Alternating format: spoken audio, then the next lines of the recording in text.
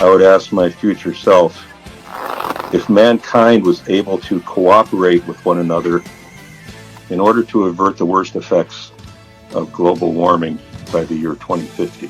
So Tony Iommi, the guitarist for Black Sabbath, the press comes down on his two fingers, his middle and ring finger. And in that moment, as he pulls back, he pulls the ends of his fingers off.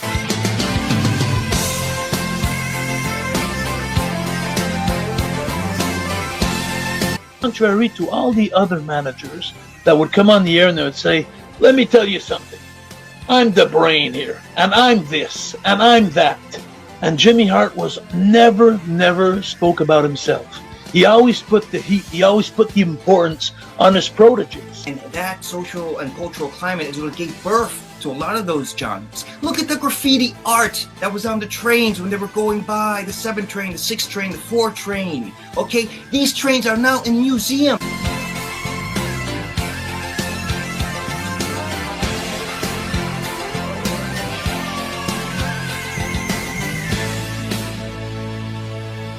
For Secretary of State, I will go with JFK. And the reason I go with Kennedy is that Kennedy understood the international scene.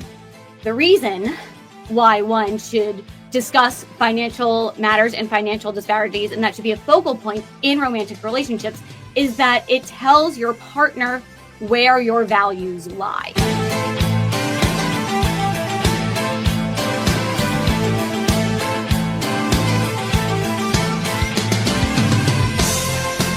I picked that really stood out in my life and really made an impact on me in many ways was space travel and the moon landing. I was 12 years old.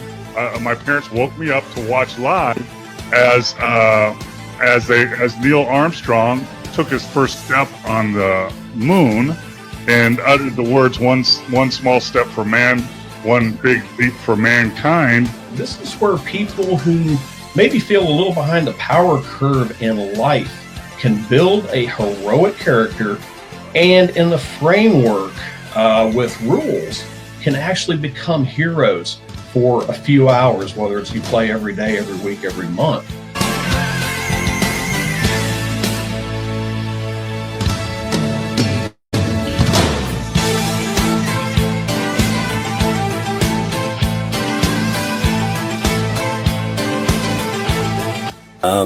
Most people have more of an inclination to play sports than they do to be more cerebral or whatever. And so I think a lot of people, I know I did, I thought I was going to be a professional athlete. That's a very good point. But why would higher life forms come and mutilate our cows or go after random farmers throughout the world? It makes zero sense.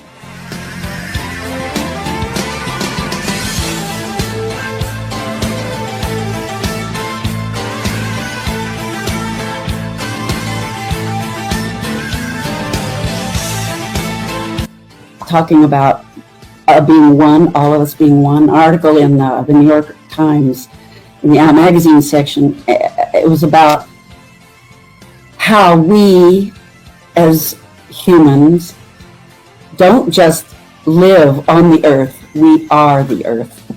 Women also want to do things for their significant other as well, and to be seen as they can provide to the relationship and they can offer that protection, even if it's emotional protection, to their significant other.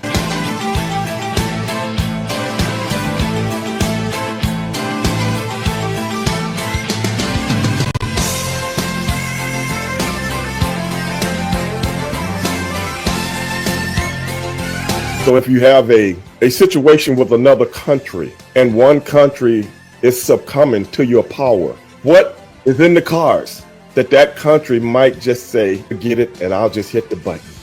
When March Madness comes around, who's the one team that every single person knows on the planet is always going to be in that group represented no matter what happens?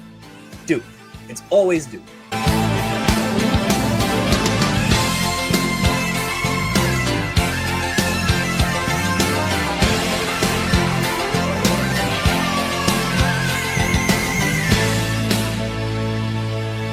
But to remind people of who Stagecoach Mary Fields was, that she was born a slave, and when she was 30 years old, that's when slavery was abolished, and she took straight off. I mean, she was out of there as quickly as she could be. Even left family behind, left her parents behind, left everybody behind. What is good leadership? For me, it is selflessness. It is selflessness, and it's being able to reach in the dark and inspire someone when they are surrounded by fear and anxiety.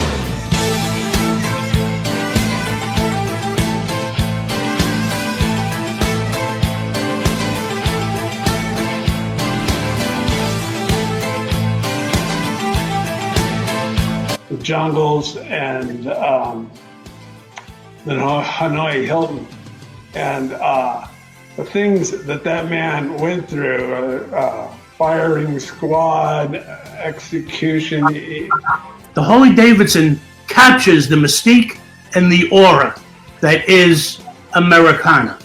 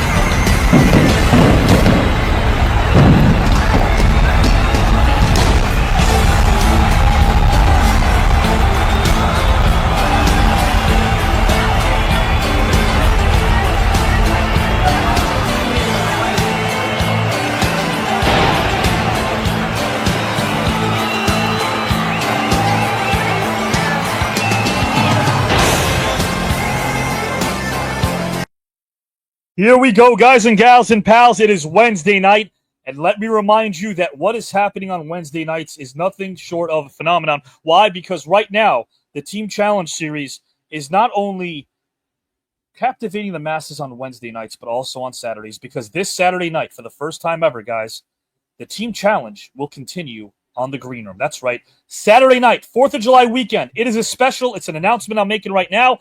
Of course, the celebrity tournament will be returning, as it has been every single Saturday night for 2.5 years without a break. But this 4th of July weekend, you guys and pals can let your friends know, the friends who watch on Saturday nights, the friends who watch the big celebrity tournament can find out what happens on Wednesday nights, because a Team Challenge matchup will be exclusive Saturday night, a brand new matchup. Tonight we have Jacques Rougeau and TK and host Howard. We have former NBA GM Pete Babcock, TK and host Giselle. They'll be going at it. And guys, as you know, the way this thing works is it's the regular season right now.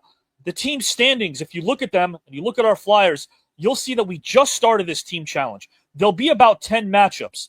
Every team will eventually face every other team multiple times. And after 10 games or matchups or series, if you want to call them that, have essentially already been on full display and have aired, we will then go into a playoff round. The playoff round will feature 8 teams out of 10. 10 teams in total in this Team Challenge. 2 will not make it to the playoff round. 8 will make it to the playoff round.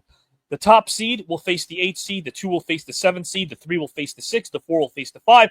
But we are months away from that. So, that being said, guys and gals and pals, again, thank you for joining us. Let your friends and family know that this is absolutely free. This is a place where we have philosophical fun, and all the while, strangers do leave as friends. We give you limitless edutainment. That's where you take entertainment and education. And unlike my previous relationships, this is a marriage that works. So guys, thanks for tuning in. Thanks for being here. Thanks for inviting us to your living room. And let me remind you that no one, and I say this with great pride because I take great pride in this, hats off to everybody that produces any content.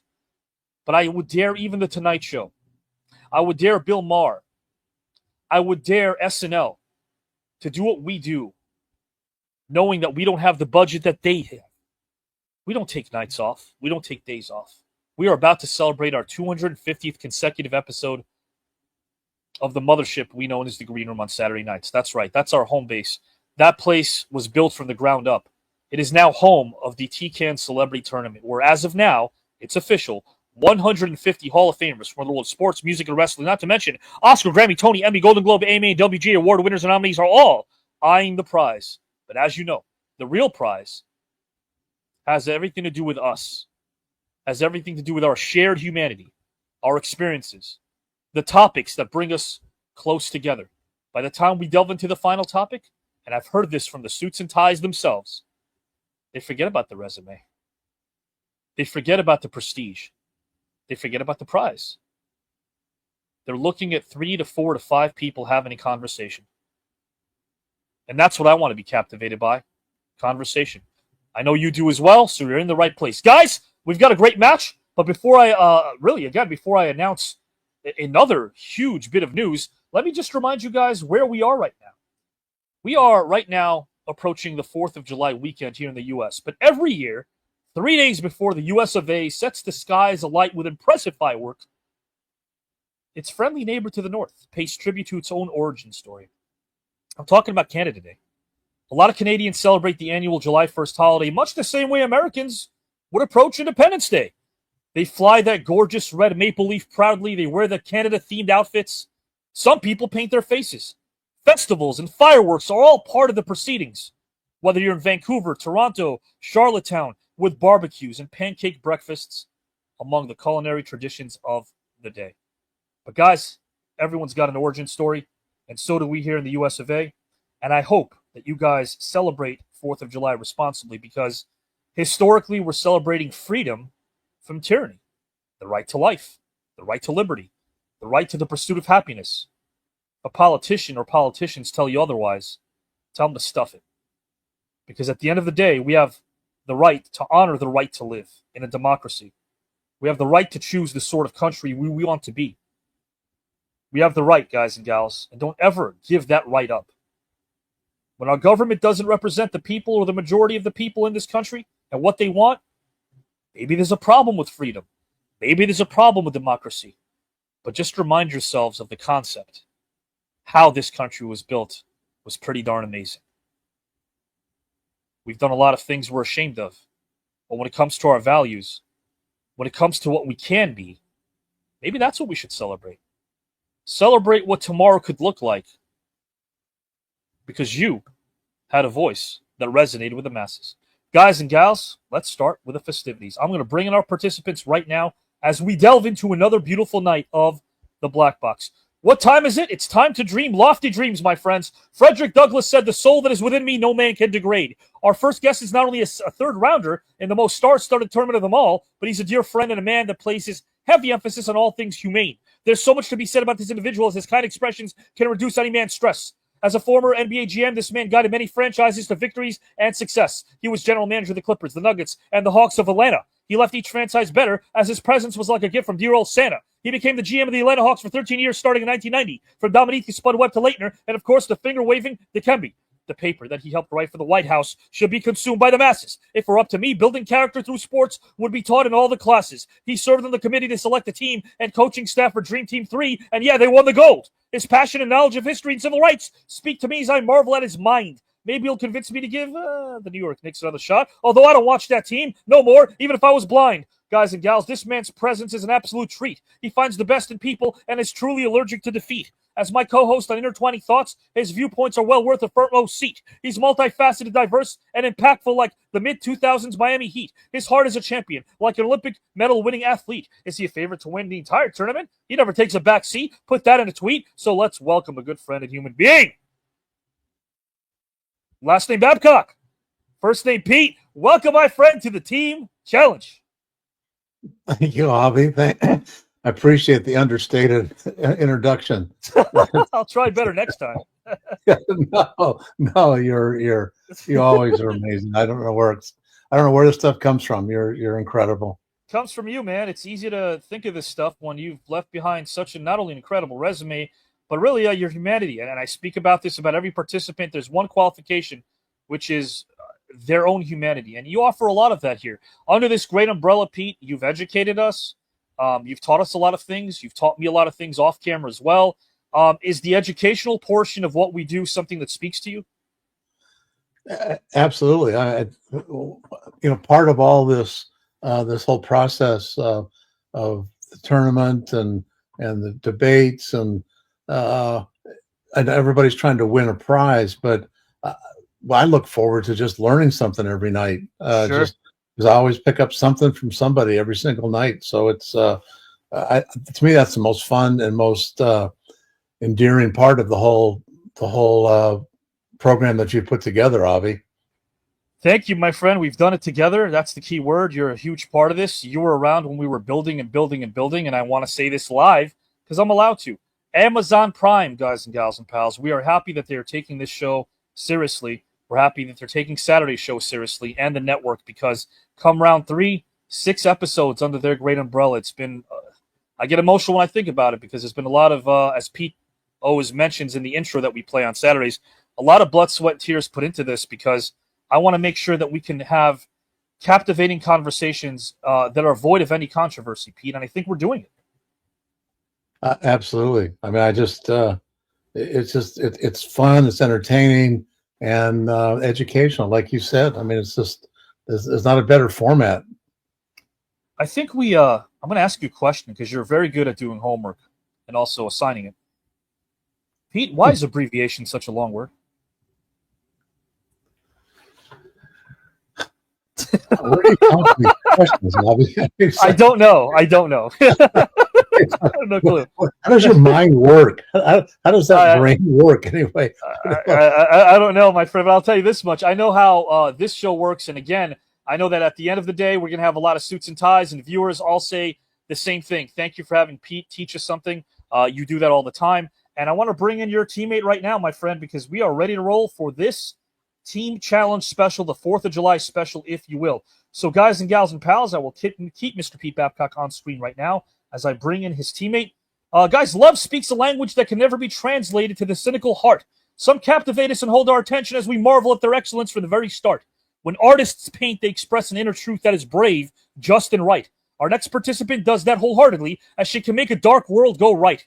She's a Renaissance woman that can do it all, yet remains humble and helpful, and that is a fact. Her presence is always a plus, a grateful addition, as she will never detract. As a co-host, she takes us through her vast array of experiences in this journey we call life. To know more, all you have to do is tune into her own show, Paper Knife. She swims oh so well, as she will never sink in any sand. I'll eternally be honored, guys and gals, as we all should, to embrace her and hold her hand. As a third-round participant, she's here to give us her 2 cents. So let's ring the bell and welcome in a wonderful storyteller, and artist, and human being, none other than Giselle. Welcome. Hi. I don't know if I should laugh or cry after that. It was beautiful. Thank you so we much. We haven't found out the result of your match yet, Giselle. So let's hold our horses here. But we welcome you as well. And Pete and Giselle, anything you want to tell each other? You guys are such a great team. You guys already had one official team challenge match here on the Black Box. Are you guys looking forward to working again together tonight? Yeah, I definitely am. I'm definitely, because Giselle carries me, so it takes the pressure off quite a bit. Well, thank you, but I feel the same way. I think I do my best when I'm paired with you, and I'm very grateful for this. So, yeah, thank you.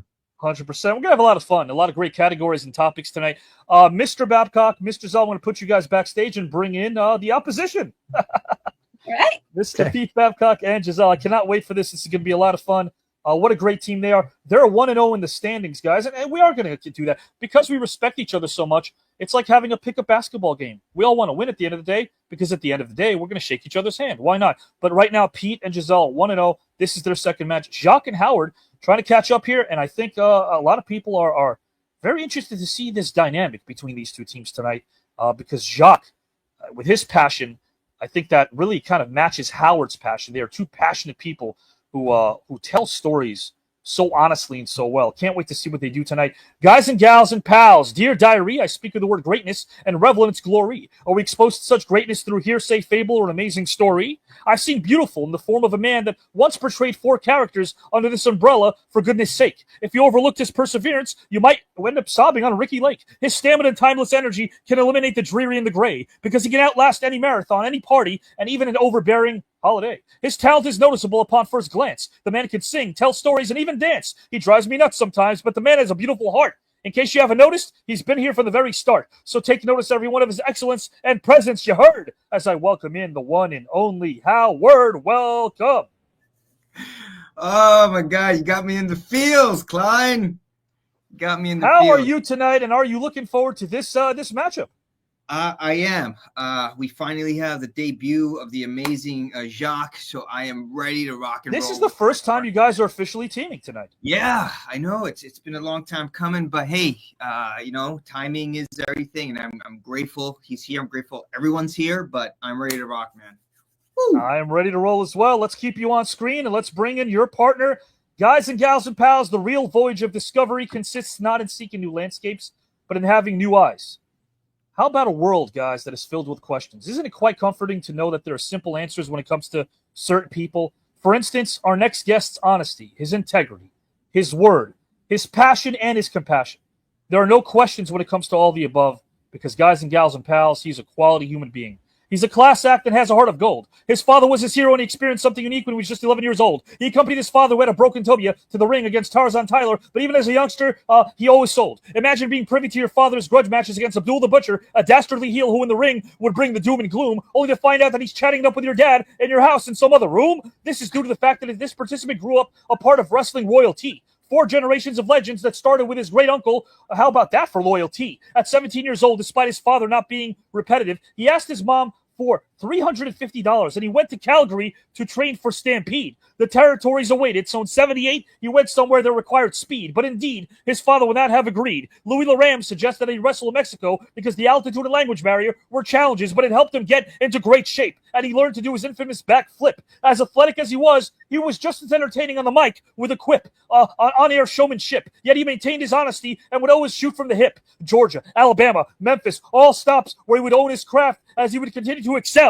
Whether it was his brother Armand or Raymond, he would gel with just about anyone and go bell to bell with athletic stories in the ring, which were quite the stories he would tell as he would help others propel. In 85, the WWF came calling during their heyday. For nearly a decade, he would become a top talent there, a definite mainstay. He won the IC title from the great Bret the Hitman Hart. He always knew how to reinvent himself and have a clean start. Legendary feuds with the Big Boss Man included a storyline stint at an NYC jail. Later on, he and his partner Carl would win the tag titles 3 times as they always seemed to prevail. Around the time we remember him in WCW, he would do what only a handful of human beings on Earth ever did in history. He pinned Hulk Hogan clean in the Molson Center. The reason for this is no mystery. It's because he's a class act, and he and his family are so respected, and that is well deserved. Let's not forget something that many who have seen the man behind the persona have personally observed. He's helped many kids, as his fight against bullying and discrimination is one reason why he's an absolute gift.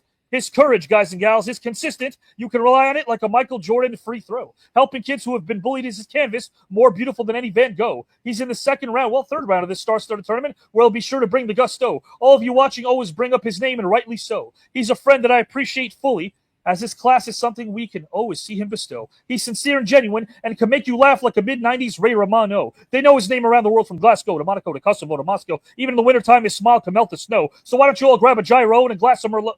I may not be a good combo, but regardless, I can tell you that you're all feeling quite gun-ho, as his impact is quite the presence, like Arnold kicking butt in Commando. Who am I bringing in? The mystery will be history. In a second, you'll know. You all might have figured it out already. This isn't a whodunit like Hitchcock's Vertigo, so get up and enjoy this ride like a Texan in a rodeo. Have you put the pieces together? You probably have. We figured it out, guys. It's as simple as a game of dominoes, and all the love to overflow as this Scorpio welcomes back a legend of a human being.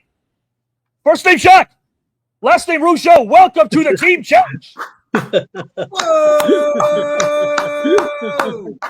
Jacques. How are you feeling? Jacques, you look good in blue, my friend. I like blue on you. Man, I'll tell you, you have me. My cheeks were hurting the whole time. I got to tell you, where did that guy go? He's right here. He's kicking butt in life.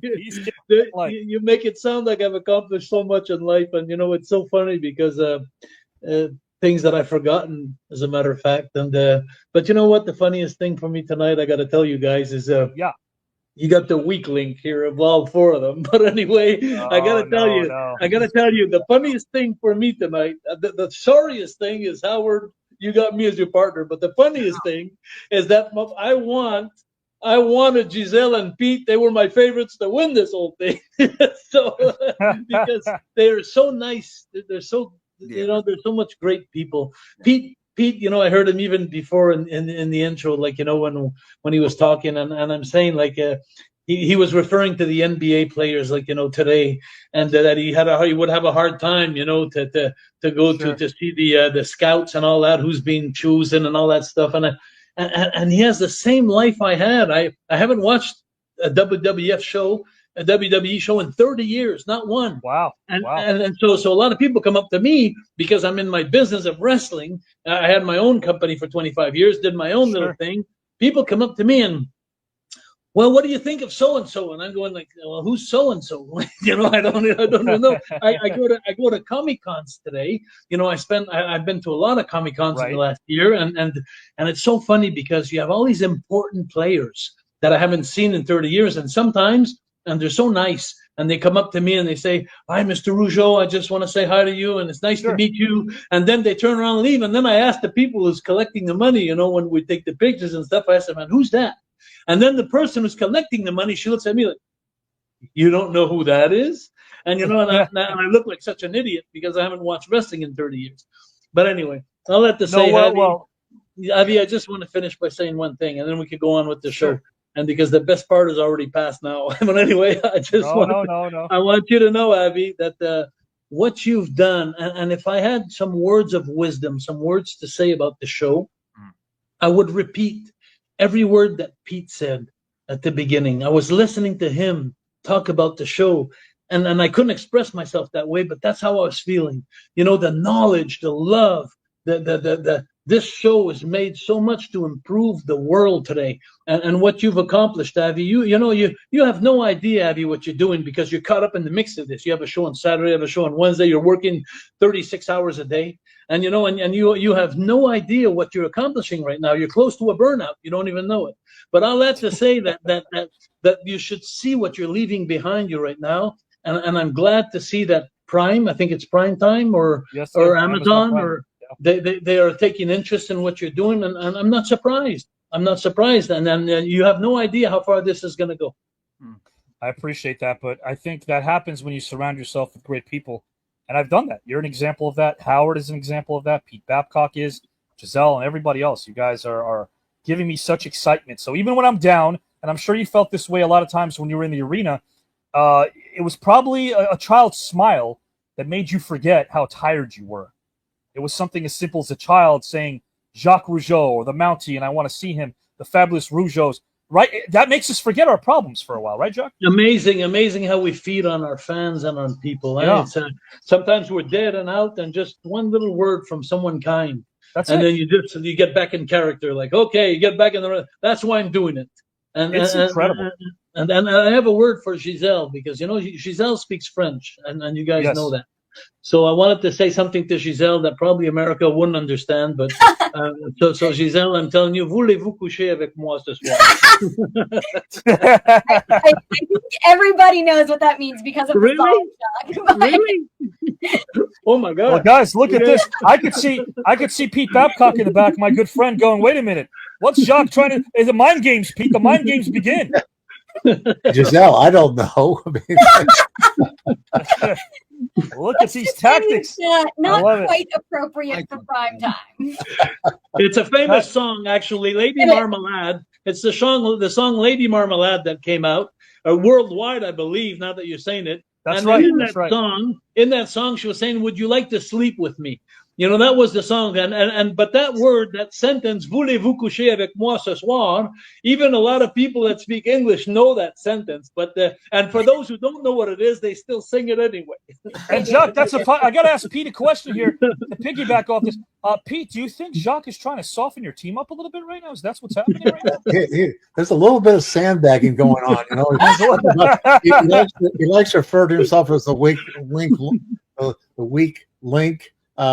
I'm not so sure about that. I mean, I just, in fact, I'm pretty sure there's no weak link in Jacques anywhere. So give it a little time. Give it a little time. Give it one show, and you'll see.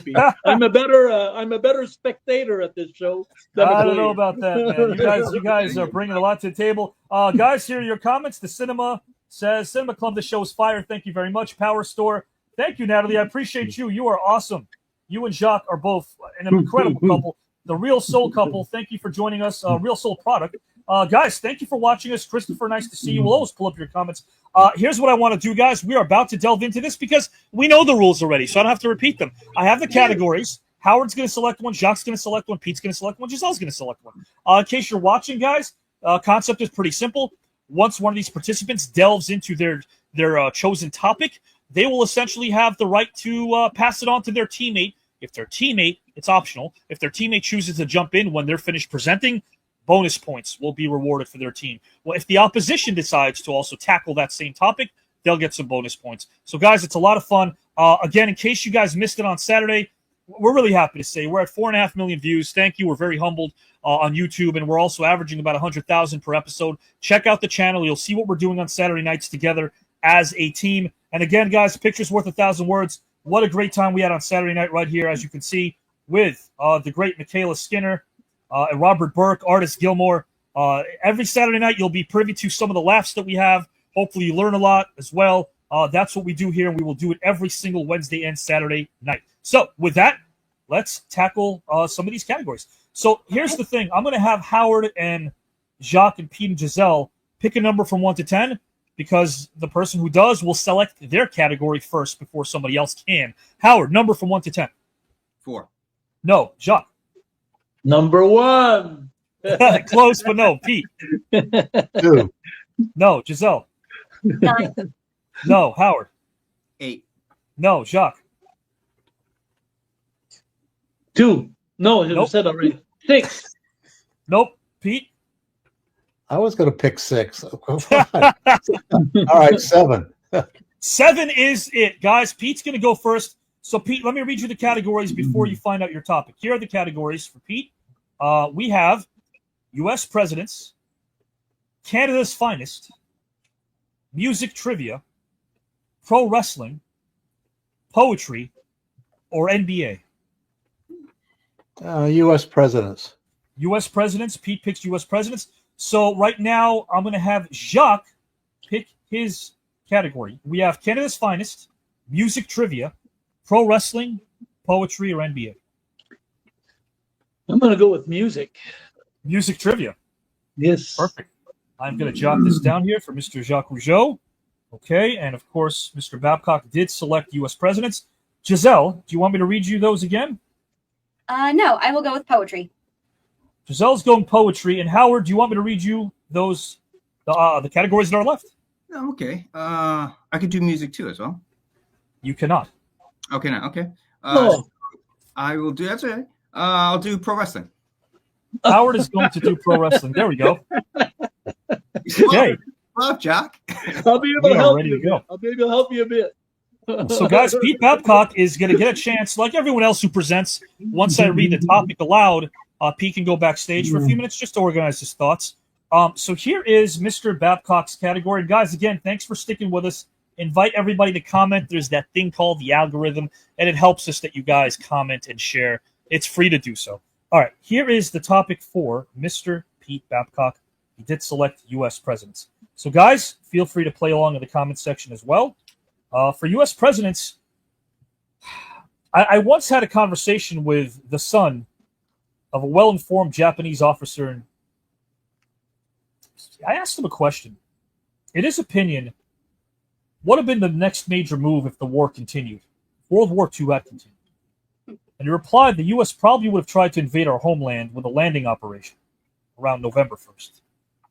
He thought the attack would have made probably a lot of headlines, and it would have. I asked him, would you have repelled this landing? And he said, it would have been a very desperate fight, but I do not think we could have stopped the U.S. Guys, it's easy now after the event to look back and say that Japan was already a beaten nation. To ask what, therefore, was the justification for the use of the atomic bomb to kill so many thousands of helpless Japanese in this inhumane way, we should have a better understanding about the weapon itself. So there's been an argument that's been advanced often, but it seems to be utterly futile. The facts are these. On July 26, 1945, there was an ultimatum called on Japan to surrender unconditionally. July 29th, Premier Suzuki issued a statement. He scorned at the notion of the surrender ultimatum, and he emphasized the increasing rate of Japanese aircraft production. 8 days later, on August 6th, the first atomic bomb was dropped in Hiroshima. The second was dropped on August 9th in Nagasaki. The following day, August 10th, Japan declared its intention to surrender. My question is as such: should these bombs have been dropped because the belief that Japanese surrender would have been imminent, or can you justify Truman's decision to drop the bomb twice? Again, should those bombs have been dropped? Could they have possibly not have been dropped because you feel like Japan's surrender would have been imminent? Or do you justify Truman's decision to drop the bomb twice? Guys, remember, one particular location, I won't give it away, there were a lot of civilians. Was that done intentionally? Again, that's the topic for Pete Babcock. The whys, right? Who are we to answer the whys? Historical context plays a role in this question. Where were we back then? What was our mentality? Are we privy to some of this information? Did we know that Japan was going to surrender? Many say yes, some say no. So, Pete, that is the topic for you, my friend. Were we justified in dropping those bombs, plural? And, of course, guys, Giselle, his teammate, once he's finished presenting, can jump in if she wants to. And then Howard and Jacques can do that as well. What I'm going to do now is put everyone backstage so you guys can kind of organize your thoughts, look up the topic, and I'll bring in our judges tonight. We'll have a conversation with them. So I'm going to put Pete Babcock backstage. I'll put Mr. Rougeau backstage. Howard is going to go backstage. And, of course, Giselle. Let's bring in Phil. Phil, how are you, my friend? Hello, my buddy. How you doing tonight? Good. You're ready for the 4th of July, I could see. Oh, yeah. Let's do. Absolutely. We have a special judge, but you have to unmute your mic, Time, if you can. Just unmute the microphone because you are muted. There we go. Let's see if we can unmute that. Time, this is your first time judging. How are you tonight? Great. How are you? I am doing well. Thanks for asking. And Miranda. There we go. How are you, Miranda? I'm doing okay, besides... Oh, Phil over there. Yeah, well, you guys have a heated contest coming up soon. I want to bring up a question here for all of you. If you were to pick one of those categories, which would you have selected and why? While Pete and Jacques and Howard and Giselle can kind of do some research, organize their thoughts. Again, I call the Black Box the Wild West of TKN because unlike the celebrity tournament on Saturday nights where there's weeks of research being done, this is more, you have to be able to think on your feet. Now, starting with Phil, which of those categories do you think you would select? I think I would have gone with the music trivia. I'm a big fan of music, so I'd wing it. Yeah. Music trivia, yeah. Hopefully, in your case, you probably would have hoped that there would have been some 70s. You love 70s music, right? 70s was the best. Why is that? Why do you think 70s music, in your opinion, was the best? There was a big change in music where the creativity really blossomed, and a lot of great new subgenres of rock and roll came out. Of course, the blues came from the 60s and the 50s, right? Like the Allman Brothers and stuff like that. But then you had progressive rock, Rush, Yes, Kansas. You had heavy metal, Black Sabbath. Really, the introduction of punk music in the U.S. as well. CBGBs. I was down there a few times in the 70s. Sure. Couldn't beat that scene. Some of the mainstays there were Deborah Harry in the 70s. Yeah, the the late David Ramones. Johansen, who we just lost. David Johansen, we lost him. Just lost him, yep. Yeah, that's right. Yep. Of course, the Ramones. Yes. The Ramones, the Dictators, Talking Heads started down there. You know, there were a lot of... speaking of Talking Heads, we're glad that we can delve into these topics that are not controversial because look at the humans who are presenting them. People who lead with kindness, the Pete Babcocks, the Jacques Rougeaus, and you guys as well. Yep. Miranda, which category would have spoken to you? Which do you think you would have selected? These ones are kind of tough. I mean, I hate to agree with Phil, but I love music also. Poetry would have been very interesting also, I think. I love poetry. Well, how about this, Miranda? Is there a topic you would have stayed away from? A category you would have stayed away from? Probably the U.S. presidents. U.S. president. Well, again, not much time to research. You're right. Time, what about you? It's so great to see you on screen for the first time judging. Time, which category would you think you have selected? I was going to go with poetry, but Miranda just stole it. So, so I'll have to. I don't know. So she took that one.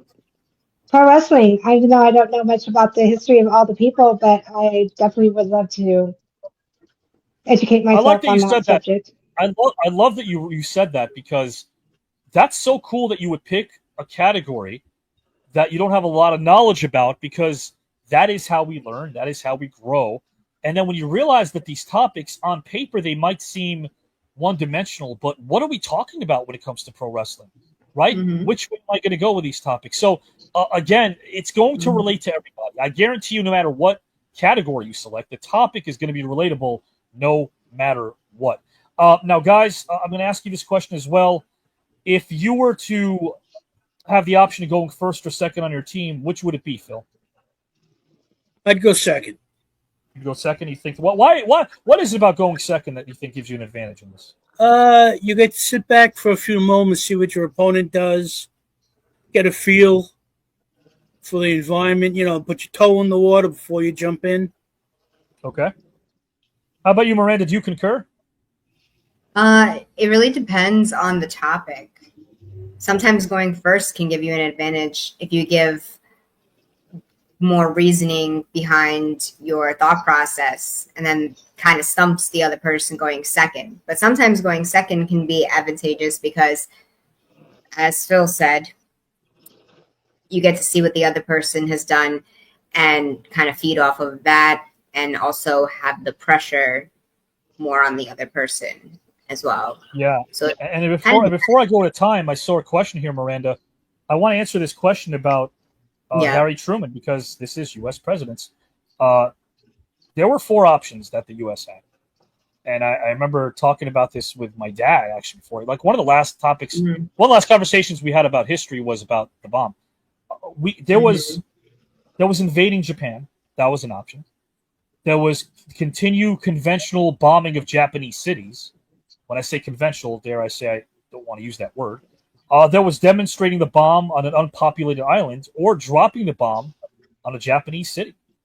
So he had 4 options. And that's my question here. Was Harry Truman justified? Now, time, going back to you, if you had the option of going first or second, what would it be? Would you go first or second if you had that opportunity? Definitely second. Second as well? Yeah, I got you. Yeah, to see what the other person says, yeah. I got you. I'm going to bring in Mr. Babcock in a couple of minutes. We'll see what we have over here. Let me just say this to our viewers. You guys are the judges as well in the comment section. We need your votes. Again, when you vote for someone, unlike out there, voting in here is a good thing. It means you're telling the participant that they resonated with you, right? You want to make them feel good. You want to make them feel good because they're giving you their time.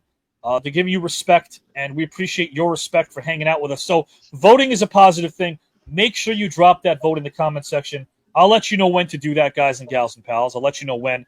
But right now, I think I'm going to bring in Mr. Howard Colato. I'm going to bring in Jacques Rougeau. I'm going to bring in Giselle. I'm going to put in Pete in about a minute. The way to work is Pete will present with the opposition on screen. So Jacques and Howard will surround Pete on screen while he's presenting.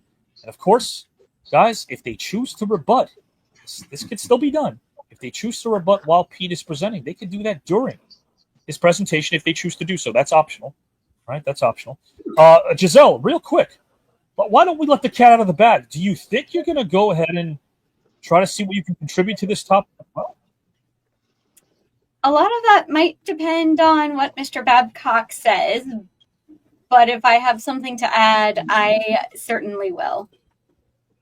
Well, guys and gals and pals, I'm going to bring in the aforementioned Mr. Babcock.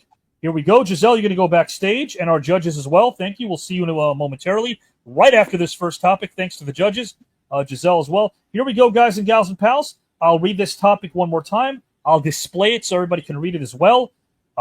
This is a very, very controversial topic when handled incorrectly, but we're not going to. This is who we are, guys. Let's present this. Should the bombs have been dropped because the surrender was not imminent? Should the bombs have been maybe not been dropped because we felt as if Japan was going to surrender? We'll see how Mr. Babcock approaches this. My friend, the floor is yours whenever you're ready to go. Get. All right. We're dealing with one of those theory versus reality dilemmas. I think Harry Truman had a pretty impossible decision to make of whether to drop the bomb or not. you look at that time, and sadly, in our country, there was a tremendous amount of discrimination towards Japanese Americans. In fact, I've got a good friend of mine who lives here in Newport who grew up in a relocation camp, and talking to him about his experiences and how his family never lived in Japan, but they were Japanese Americans. They had a successful business. The business was taken away from them. They lost their home, and they were forced to go to a relocation camp till the war was over. And he was born in the relocation camp. And it's just, so I'm prefacing this with the attitude in our country was sadly fairly anti-Japanese. When Truman became president, when FDR died and Truman became president, he inherited really an impossible situation. The war was winding down, but the decision was going to be how many American lives will be lost if we invade Japan. I think the prevailing thought historically was that we were going to win and we could invade, but how many lives would be lost, American lives would be lost, versus how many Japanese lives would be lost if we dropped the bomb.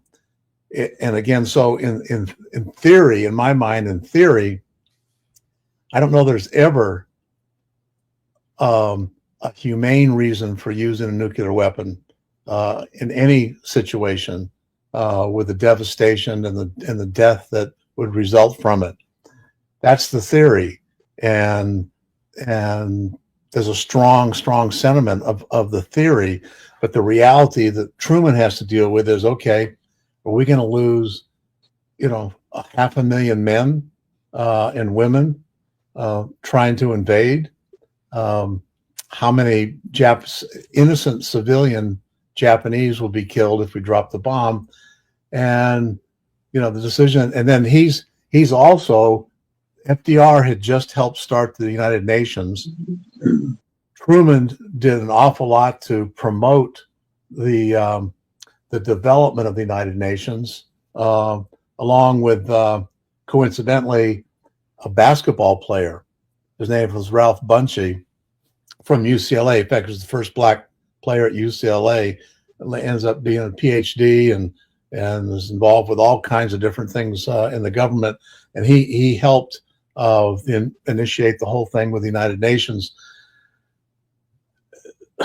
I don't know that there's a good answer. All I can say is that the decision that Truman had to make, I don't know how he slept at night trying to make this decision, because you have the theory versus reality, and he's responsible for the lives of all these Americans who would be charged with invading Japan. And even if Truman says to himself, we're going to win, is it going to take a month? Is it going to take 2 months? How long is it going to take? How many men and women will we lose in that process versus ending this war quickly with the mass destruction of innocent civilians? So I just think he had one of the most impossible decisions a president's ever had to make. I don't know how, and going forward, I don't know how he dealt with it. But so I don't have a good answer as to what's the right or wrong. I just have, the way I look at it is theory versus reality, and you just have to decide, which one is going to play out. Absolutely, Pete. I appreciate that. Thank you guys for your comments here as well. I'm glad that you guys are really locked into this particular topic, because it should get discussed. I mean, think about how we're right now a little bit over 80 years from the end of World War II. We're a little bit of 80 years, of course, a little bit past 50 years since the official end of the Vietnam War as well. So that is Mr. Pete Babcock. Let me bring in Giselle. And guys, before we start voting, Giselle, do you want to add to that? I do. I feel like this is one of those topics, much like with literary or film criticism, where we very much look at it through a contemporary lens. And so we can automatically say there is no justification for this. But we do have to take a little bit into context the time. And I'm not saying that justifies it either, because certainly the way that the American citizens of Japanese descent were treated and sent to these internment camps and lost to their businesses. American citizens of Japanese descent were fighting for the United States of America while their families were interred in these relocation camps, in these internment camps. And according to the Atomic Heritage Foundation, the supporters do believe it would have prevented the invasion and saved more lives than it took, specifically American lives. Opponents say it was unnecessary and constituted war crimes. A lot of times when something like this happens or a natural disaster happens, we don't take into account the number of lives lost after the fact. How many lives were also lost due to radiation poisoning? How many lives were lost due to depression? How many lives were lost based on not being able to find their families or rebuilding these structures? And then knowingly bombing cities and inhabited populations as to dropping it as a show, which was a choice that he could have made as well, dropping it more on a deserted island type of place. I think there is a bit of an argument that he felt he was justified because he did, and this is according to the Truman Library, he sent out the Potsdam Declaration and he received no reply to that. And he didn't wait one day before he dropped the bomb. It had been, I believe it was about 10 days. After receiving no reply to that, that's when he decided to go ahead and make that call. Whether or not we should drop two, I'm not going to get into that right now today. But that is what I have to have to that. I don't know if there's, much like Mr. Babcock, I don't know if there's a right or wrong answer. It depends on which lens we're looking through this and criticizing this, and did he make the best decision he could have with the information he had at the time? Well, I'll float a question to Mr. Babcock and Giselle before I ask Howard and Jacques if they want to jump in. This is not something that gets glossed over too often. When I write these out, essentially, these are my words.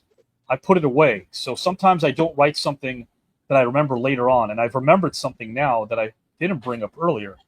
It was the fact that, I can't remember the dates, but in early August, there was a Soviet invasion of Manchuria.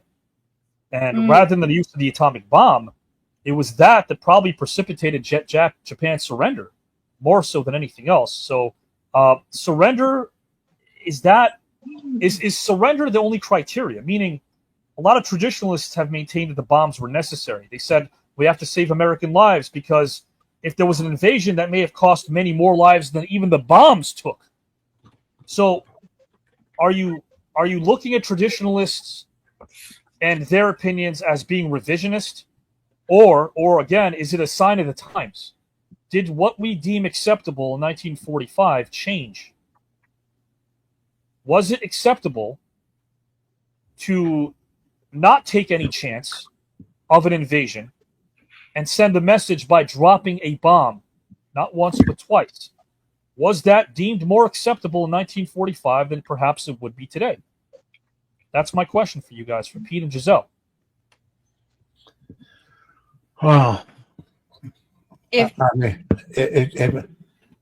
again, you have to go with theory because I wasn't alive in 1945, but what we know about our country in 1945, I would say probably you say that the time was so different than today. When sometimes it's almost like comparing. People will ask sometimes who the greatest player in history is, in your given sport, and it's like it's an impossible question to answer because every generation is different. The parameters are different. Everything's different. So what about the historic rationale? Because I always like to say, even to storytellers and actors, we have to ask the whys. So the rationale being, why are you doing this? The motives for dropping the bomb. Were the motives crystal clear, whether or not we agree with them, Pete? Were the motives crystal clear? Well, I don't know if anything was crystal clear. I think that's why Truman had such an impossible decision to make. I mean, put yourself in his position. It's like you're one person in the world that's going to make the decision. Do you say yes or no? I mean, it's like, and again, you're weighing what you know at the time and what you theorized at the time, and so you're theorizing if we invade. And I forget the other parts of this, Manchuria and anything else, but if we were to invade Japan, how many people are we going to lose? How long is it going to take? How many families will be destroyed because of it? And is it all necessary? the ramifications. So is and so is it something that has to be done? And again, I would say any weapon of mass destruction is horrendous, and that's why JFK worked so hard to try to end the nuclear standoff with Russia and just cut back rather than continue to build. And if you think about it, Pete, like they were, or I hate to use this term, against the ropes, but they were hampered prior. I mean, their losses at Iwo Jima and Okinawa was staggering. Their Navy hadn't existed at that point because of that. Their Navy ceased to exist, essentially. So were they reeling? Yes, they were reeling. Was it a political statement? A lot of people, some say yes, and some say that we didn't want to take any chances as a country, not more or less because we felt like Japan was a threat, but they felt as if they wouldn't. And I remember Truman saying this when they had asked him, and again, these are documented sources that I would love to bring up if someone were to ask me where they came from. But Harry Truman was quoted as to saying that he never necessarily felt that the U.S. was responsible for being the first to use the bomb, but he felt as if they wouldn't, that they would be susceptible to an attack because they didn't use the bomb, meaning other countries would see that as a bit of a weakness. It's so interesting that Pete led with, can you imagine being Harry Truman and having to make this decision? Jeez Louise, being Harry Truman. I will ask Howard and Jacques if they want to jump in and contribute as well. So, Miranda, if we can tally back there, thank you for tallying, because right now we already know that due to Giselle's participation, there are bonus points. Howard and Jacques can get bonus points if they jump in. Do you guys want to jump in? Yes, we do. I'm sure we do. I can't wait to jump over the top rope. Now, let's see. Howard, is it okay to give Jacques the hot tag so we can start? Okay. Yeah. I'd rather start, Howard, because you're going to come up with the smart things to say. I'm just going to come up with that. So let me put this into my world. Okay. Like Pete, you were trying to bring it into the best player. I'm going to go there somewhere like that. And what I know, and the only thing I know in life is wrestling. So I'm going to go and I'm going to compare things. In my younger days, my dad was a wrestler. And my uncle was a wrestler. My great uncle were wrestlers. And I remember being very young, going to the Montreal Forum. And the best matches that I've seen was against, like my father against Tor Kamara, or Gypsy Joe, or Saito, and because there was always those Japanese wrestlers that would come in. Now we're talking another era. Now we're talking an era where there's a lot of prejudice, a lot of countries going against countries. It's a different time. But I was brought up in there, and what I want to share with you is pretty funny. But the Japanese, I hated them so much because they were so hypocrite. They were so sneaky, and they would have their salt will bags in their pockets, and they throw into the eyes of the opponent, when the referee wasn't looking. But they were known to be so sneaky. And when you look at wrestling, the best character you could bring into a wrestler, if he goes into a persona or a character, is bringing it closer to what he is in real life. If you portray a character that you're really like that in life, but you're just changing it a little bit, you're going to be really good at it, because you're going to go find some emotions and things that are deep inside of you, and you're going to bring them out with a little bit of exaggeration. So that being said, me being watching all these movies of Pearl Harbor, and the way they came across, and the way they sneaked, the way they were cheating, and the way you couldn't trust them. So I'm saying that Truman did the right thing, because if they were like that in real life, if they were sneaky like Pearl Harbor, and if they were like that kind of people, then you can't take a chance on just taking the word, because so many times Saito, Kamala, and all those guys looked at my dad and they went like, oh, yes. But they didn't mean it. So for me, it's easy choice for me, narrow-minded like I am. I'm going to say it's a good thing that he dropped the bomb on them. Well, guys and gals and pals, again, everyone's perspective, we respect it. Howard Collado, do you want to offer yours? Yeah, and it was something you kind of hit on a little bit, actually, Avi. Shortly thereafter, we entered the Cold War with Russia. And, I think there's something to be said about the fact that the world was watching, and one of the superpowers that was watching that was one of our allies was Russia. So that argument about, you have to show that you got to show and exert that kind of strength. There's something to be said about You're that. saying that there were two superpowers left at that point, is what you're saying. Yeah. And that perhaps if you don't flex your muscle, then the other superpower might perceive that as a weakness.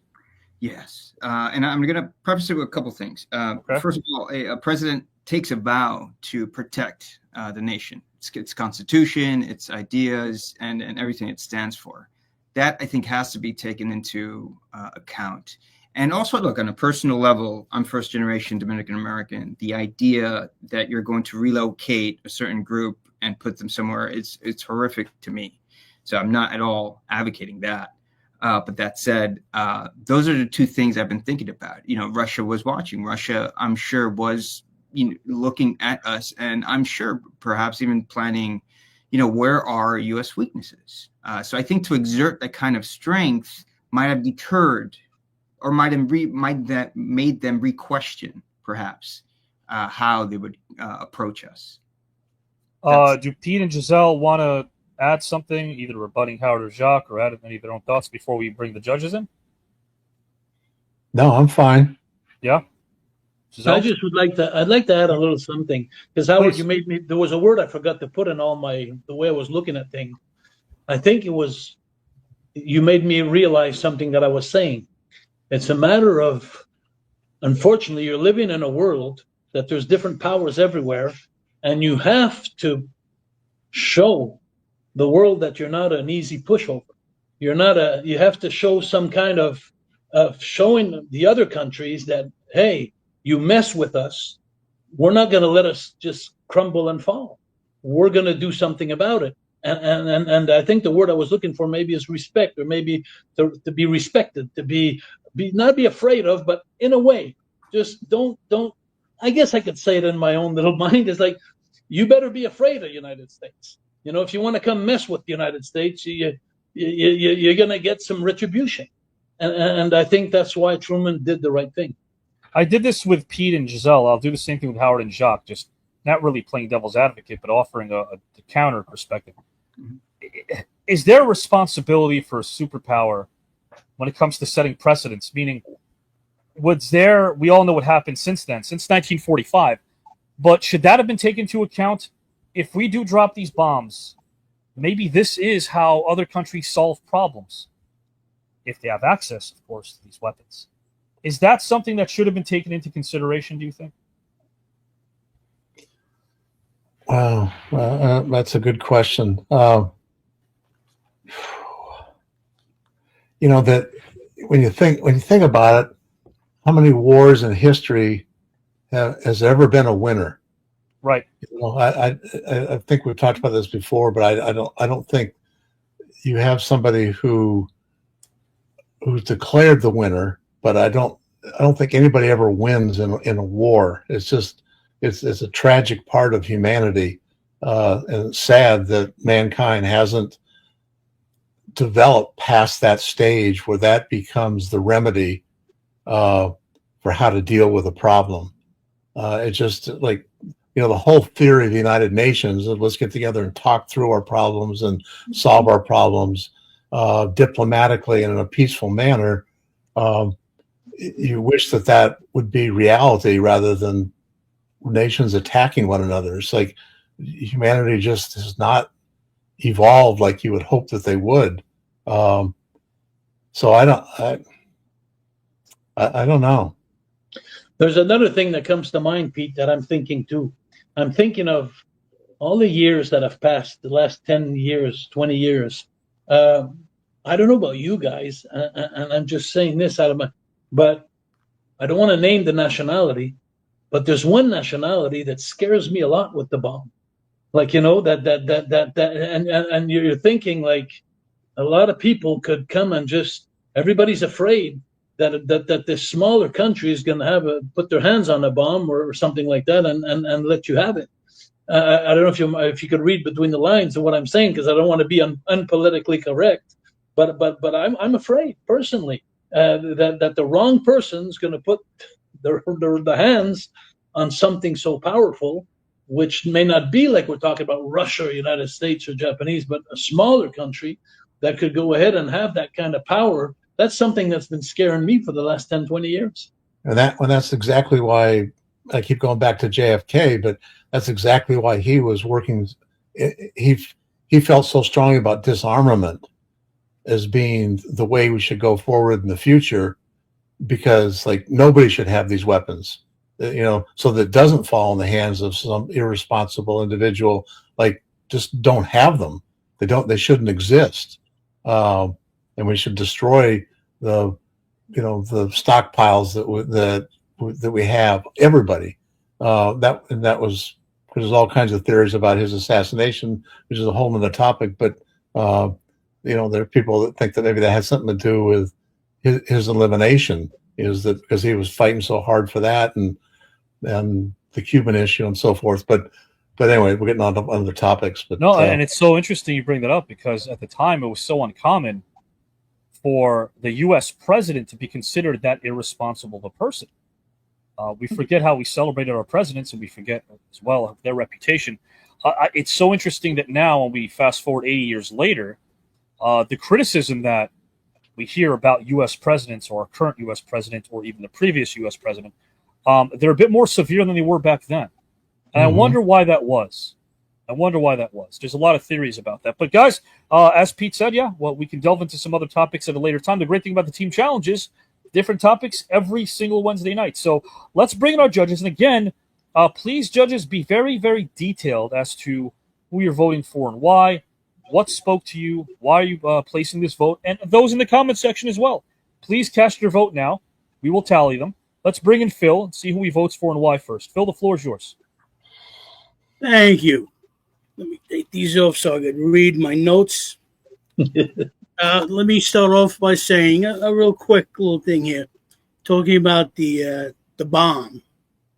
I had an uncle-in-law. He married one of my Sicilian aunts, was a scientist, and he got called by the government to work on the Manhattan Project, working on the bomb. It almost cost him his life. He couldn't tell anybody where he was going. Sure. He just walked home a couple of months later, and all my Sicilian uncles with the knives, then he told them what he was doing. They were very proud of him. In any event, they say the two sides to every story. This one has about 12 sides. Starting with Mr. Babcock, to say that it was an impossible decision is an understatement. And of course, the relocation camps was a horrible, horrible thing.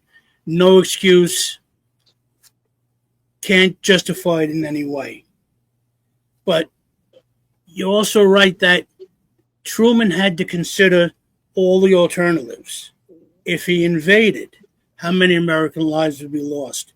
And the estimates, from what I remember from history classes, the numbers were staggering. The numbers of Japanese that would have been killed if the U.S. invaded was staggering, because they were not the type of people that would have given up. They would have died fighting or taken their own lives. Giselle brought up some very good points. Looking at the events of the past through today's lens, in other words, hindsight is always 20/20. That's a brilliant, brilliant point. And Jacques bringing up his experiences in wrestling with Japanese wrestlers and what he knew of the Japanese people, with Pearl Harbor, all these other things, the sneak attacks, all this other stuff. Could you trust them? No. And Howard, absolutely. At that point, the world was watching, Russia in particular, and a show of strength, I agree with you, was necessary. Unfortunate, but necessary. All in all, my vote's going to go to Mr. Pete Babcock. He really summed up everything in total honesty. There is no answer. And I really appreciate that. So my vote goes to Pete Babcock. Appreciate that, Phil. Thank you. We will tally in the back, Pete Babcock and Giselle. And let's bring in Time. If you could unmute your microphone. And I know it's your first time, so no worries. You could always leave it unmuted when you're backstage. Not a problem. Who do you vote for and why, Time? Gosh, this was so hard. Pete has some really good points at how he couldn't make that decision. What would you feel like if you were in his shoes? I mean, how could you understand what Truman was really feeling? That was a good point. Giselle's point about how she looked through the lens of today. And then how could we know how much effect it would have? We still are having effects from the Hiroshima, from the powder and everything to this day. I mean, there's still health issues from it. People are still experiencing from that. So there's still people dying today. We don't even know exactly how many people were affected by that bomb that we did. And how upset the Japanese was over it. They would never let that go. They just would not let that go. They still hate us to this day over it. And they will never accept that as an apology either. They'll never be the same with us. They just never have gotten over it. And to make a point because everybody's watching, I could see that point too when Howard was saying, I mean, just everybody's points were on key tonight, but I'm gonna have to go with definitely have to go with Pete because there is no way that you could really make a decision either way. I mean, you could not understand what Truman was going through at that point unless you were him. And we don't know what exactly is going on back there because they're not allowed to tell us. So how would we really know what was going on? We didn't. So I have to go with Pete. Absolutely appreciate that. And one of our viewers asked a question. And to answer that question a bit earlier, you're voting essentially on who presented in a fashion that resonated with you. You may not agree with where they went, but did they resonate with you? Who resonated most with you and why? You have your own criteria. Depth might be one. Was it informative? Was it passionate? You each have your own criteria, but you're not voting based on whether you agree with the yes or the no. You're voting on who you think presented in such a way that resonated with you. Thank you, Tom. I appreciate you. You did resonate, yes, very much so. Appreciate that. Absolutely. Thank you as well. And Miranda, who do you vote for and why? Hello, Ed. Nice to see you. Hey, Ed. Hey, Ed. So this topic was very interesting for sure, and what a devastating event all around that happened. I think Pete did a great job at explaining exactly what happened and also giving his perspective, Pete's perspective, his perspective on how he would have felt if he had to make this kind of decision, because it is an incredible decision and affected so many people's lives. And Giselle gave some really good input too on we don't know exactly how many people's lives this took or affected because of the aftermath of what had happened, not only the people that passed away in the event, but what had happened after that. And I appreciate you mentioning depression as well and relocating and all the stress that had added too, because that is horrifying thing that anyone would have to go through. I also appreciated Jacques' input, how personal he went too with the wrestling, that you witnessed some of these attributes or things firsthand. And Howard as well gave some really good input. But I think overall, Pete definitely took this one. Every time Pete tackles a history topic, you nail it. So I learned so much. Thank you. Thank you, Miranda. We appreciate that. And thank you. Thanks for tallying as well. We got another vote here to tally, Miranda, from Joe, so I appreciate that. Guys and gals and pals, this is all cumulative, so we'll see how this thing goes. And right now, I am looking at the vote here in the chat. Okay, so this is where we stand. I won't announce that, but at least I can see. All right, guys, here we go. Our second category. So we're going to rotate things out. We are now going to ask the team of Jacques and Howard, who wants to go first? It's up to you, Howard. Yeah, I'll go. I'll jump in. You go first, Howard. So, Howard, you chose pro wrestling. Yeah. Okay, so here is your topic, Howard, as I read this out loud. Howard, if you can, just remind our viewers, you weren't privy to these categories, let alone the topics. No, not at all. So, again, let's give a hand to these participants who had no idea. Pete and Giselle and Jacques and Howard had no clue. And they were giving it their all. Howard, here is the topic as I unpack pro wrestling. I don't like having to choose, but I want you to make a case for one. And let me explain. In the world of pro wrestling, you have referees. And they often act as the unsung heroes. They ensure the fair play. They maintain the order. They contribute to the flow of the match. The referee is like the third wrestler in the ring, if you think about that.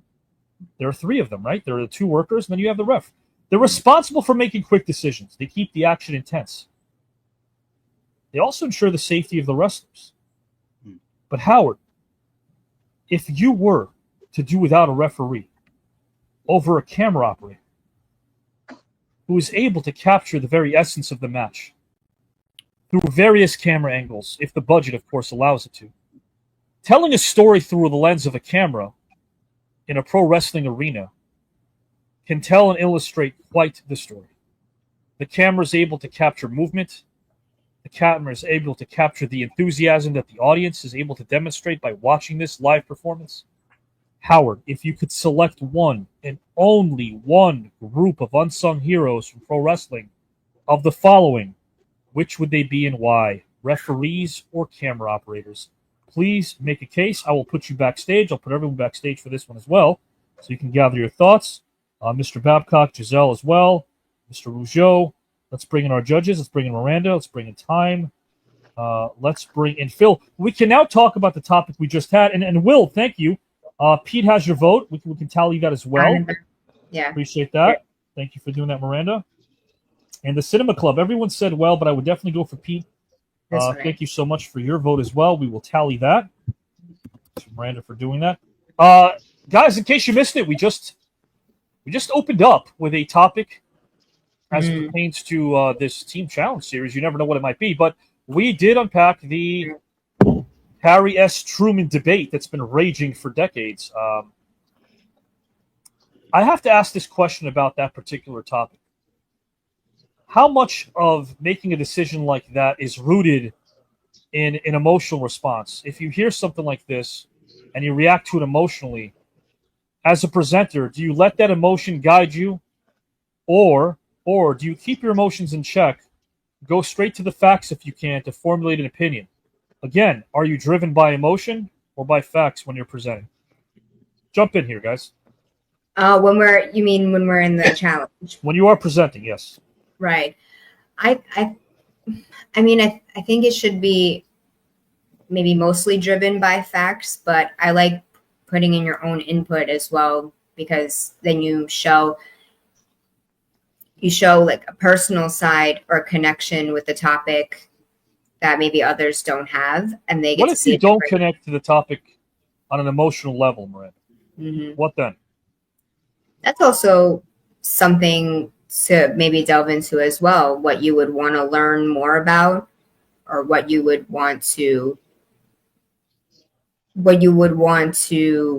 try to understand about this topic if you don't connect to it. I think that facts should lead the way, but just as Pete gave his emotional side as well as the facts, stating that he doesn't know how he could have made this type of decision, that it's an impossible decision. And I feel like that resonates with a lot of people. That it would be. Yeah, go ahead, Miranda, please. It would be a very difficult decision on what to do. Yeah, or it resonated with me. So I almost feel like it's easy to react emotional when we're talking about human lives, right? I mean, regardless of any human life. And I saw both perspectives. I was listening, and I listened to Jacques and Pete and Howard and Giselle, and I was, again, blown away and grateful, by the way, that I didn't have to judge. You guys did. Phil, what about it, Phil? If there's a topic presented to you, regardless of the topic, do you find yourself leading with emotion? I think as a human being, emotion plays a very big part in what we do, what we feel, and can lead us. I think you have to balance it so that it's not all emotion. Take your facts, and if it is something you are very concerned about, passionate about, emotion, let the emotion drive you. Has that ever presented itself as a challenge for you, Miranda? And we'll get to time in a second. Miranda and Phil, you've been on this stage presenting. Has that ever been a detriment? Have you ever found yourself not being able to keep your emotions at bay? Yes. Yeah? Okay. It Do you want to probably share that has. with us, guys? You want to share that? Sure. Do you remember when that happened? When I had my match, my second chance bowl match with the great Glacial Ray Lloyd and the amazing Matt Dr. Fink. Yeah. And I'm talking about my niece. Sure. Even now I can't talk. It just kills me. It's very hard to, talk about something so close. So you have to sort of take a step back. Yeah. It's hard. It's hard. But that's what we do. We love it. Time as a viewer, let me ask you this, Time. When you're watching these shows, and we appreciate you commenting, what do you look for? What do you look for when you see a participant presenting? Definitely the emotional side that resonates with them the most. How they generate that into the factual. It's the emotion that gets me. Yeah. Like the other day when we had, what was the Olympic name? The girl that we just had last week. Michaela. Oh, Michaela Yeah, Skinner. Michaela just, oh my gosh, her emotions, I could feel them, I could see them. I just was there with her, and I just, that's what got me. Yeah. Well, it's interesting to get your perspectives, guys. You're doing a great job judging. I'll put you backstage and bring in Mr. Howard Collado. He's ready to present this topic. Of course, guys, Howard is going to be on screen opposite Pete Babcock and Giselle. So let's bring in Giselle and Pete Babcock. Howard, here you go. Mr. Babcock. Of course, Howard, this is the question I have for you. I'm not talking about who's more valuable than the other. That'll be a silly question. But in your case, if you could select, and that's your choice, if you could select one and only one group of unsung heroes from pro wrestling, who would they be and why? Referees or camera operators? Howard, the floor is yours. Okay, so first and foremost, I'm going to make an argument for a referee. Now, while yes, I understand a camera operator is visually bringing you the story, and that's very important, because if you can't see it, then, I guess you could hear it through some other means, maybe audio, but to me, the referee is almost like the assistant director. They keep cohesion in a match. There's in-ring communication that has to happen at every moment between, the people in the back in the gorilla position and the referee. And that referee has to make sure that he is hearing all the directions that, someone in the back is asking him to do. They keep safety, right? They're the safety monitor. God forbid a performer deals with an injury live. The referee has to find a way to communicate that in the back. And also, sometimes the back might let them know to call an audible, and he has to find a way to communicate that to the performers, the wrestlers in that ring. If you don't have a effective referee that's able to do that, then you're putting the person with the injury in harm's way, and also the other performer. So they keep safety. They're very much the enforcers of safety. And also they are the rule enforcers, meaning they add a realism by making a count by when someone gets pinned, they do a counting. Sometimes they add to a story. There's many matches where the hero's winning, and all of a sudden he gets thrown into the referee, and the referee is down for the count. And the whole audience pops, and oh my God, what's going to happen now? The referee's not watching the match. The bad guy's going to win, or is he going to win? So the referee becomes also a very crucial part of the storytelling of a match. Ultimately, a referee is there for safety, communication, and also the pacing of a match. If a match is perhaps going too quickly, maybe the performers are nervous, and the individuals in the back want them to slow down a match, that's going to be communicated through a referee. So the referee to me is so vital, so important, because they're there for the storytelling. They're adding to the storytelling every moment. Sometimes, again, there might be a decision to change a finish, because they're also taking in the crowd. Right? Sometimes a crowd might not be supporting the quote unquote good guy, right? They might turn, they might be supporting the bad guy. And you have to be able to read a live audience and tell a referee, hey, we're going to be changing this. So this is what I want, the two performers to do. And the challenge of that, right? Because it's you never see a referee just kind of, giving that direction. There's kind of a sly way that they do that. Whether it's, as they're pinning, perhaps they're talking to the wrestler themselves, there's ways that they communicate that's challenging, that they have to make sure that it comes across in a very subtle yet direct. I mean, think about that. And also take into account that there's screaming fans, right? The screaming fans, 30, 20,000, depending on the arena.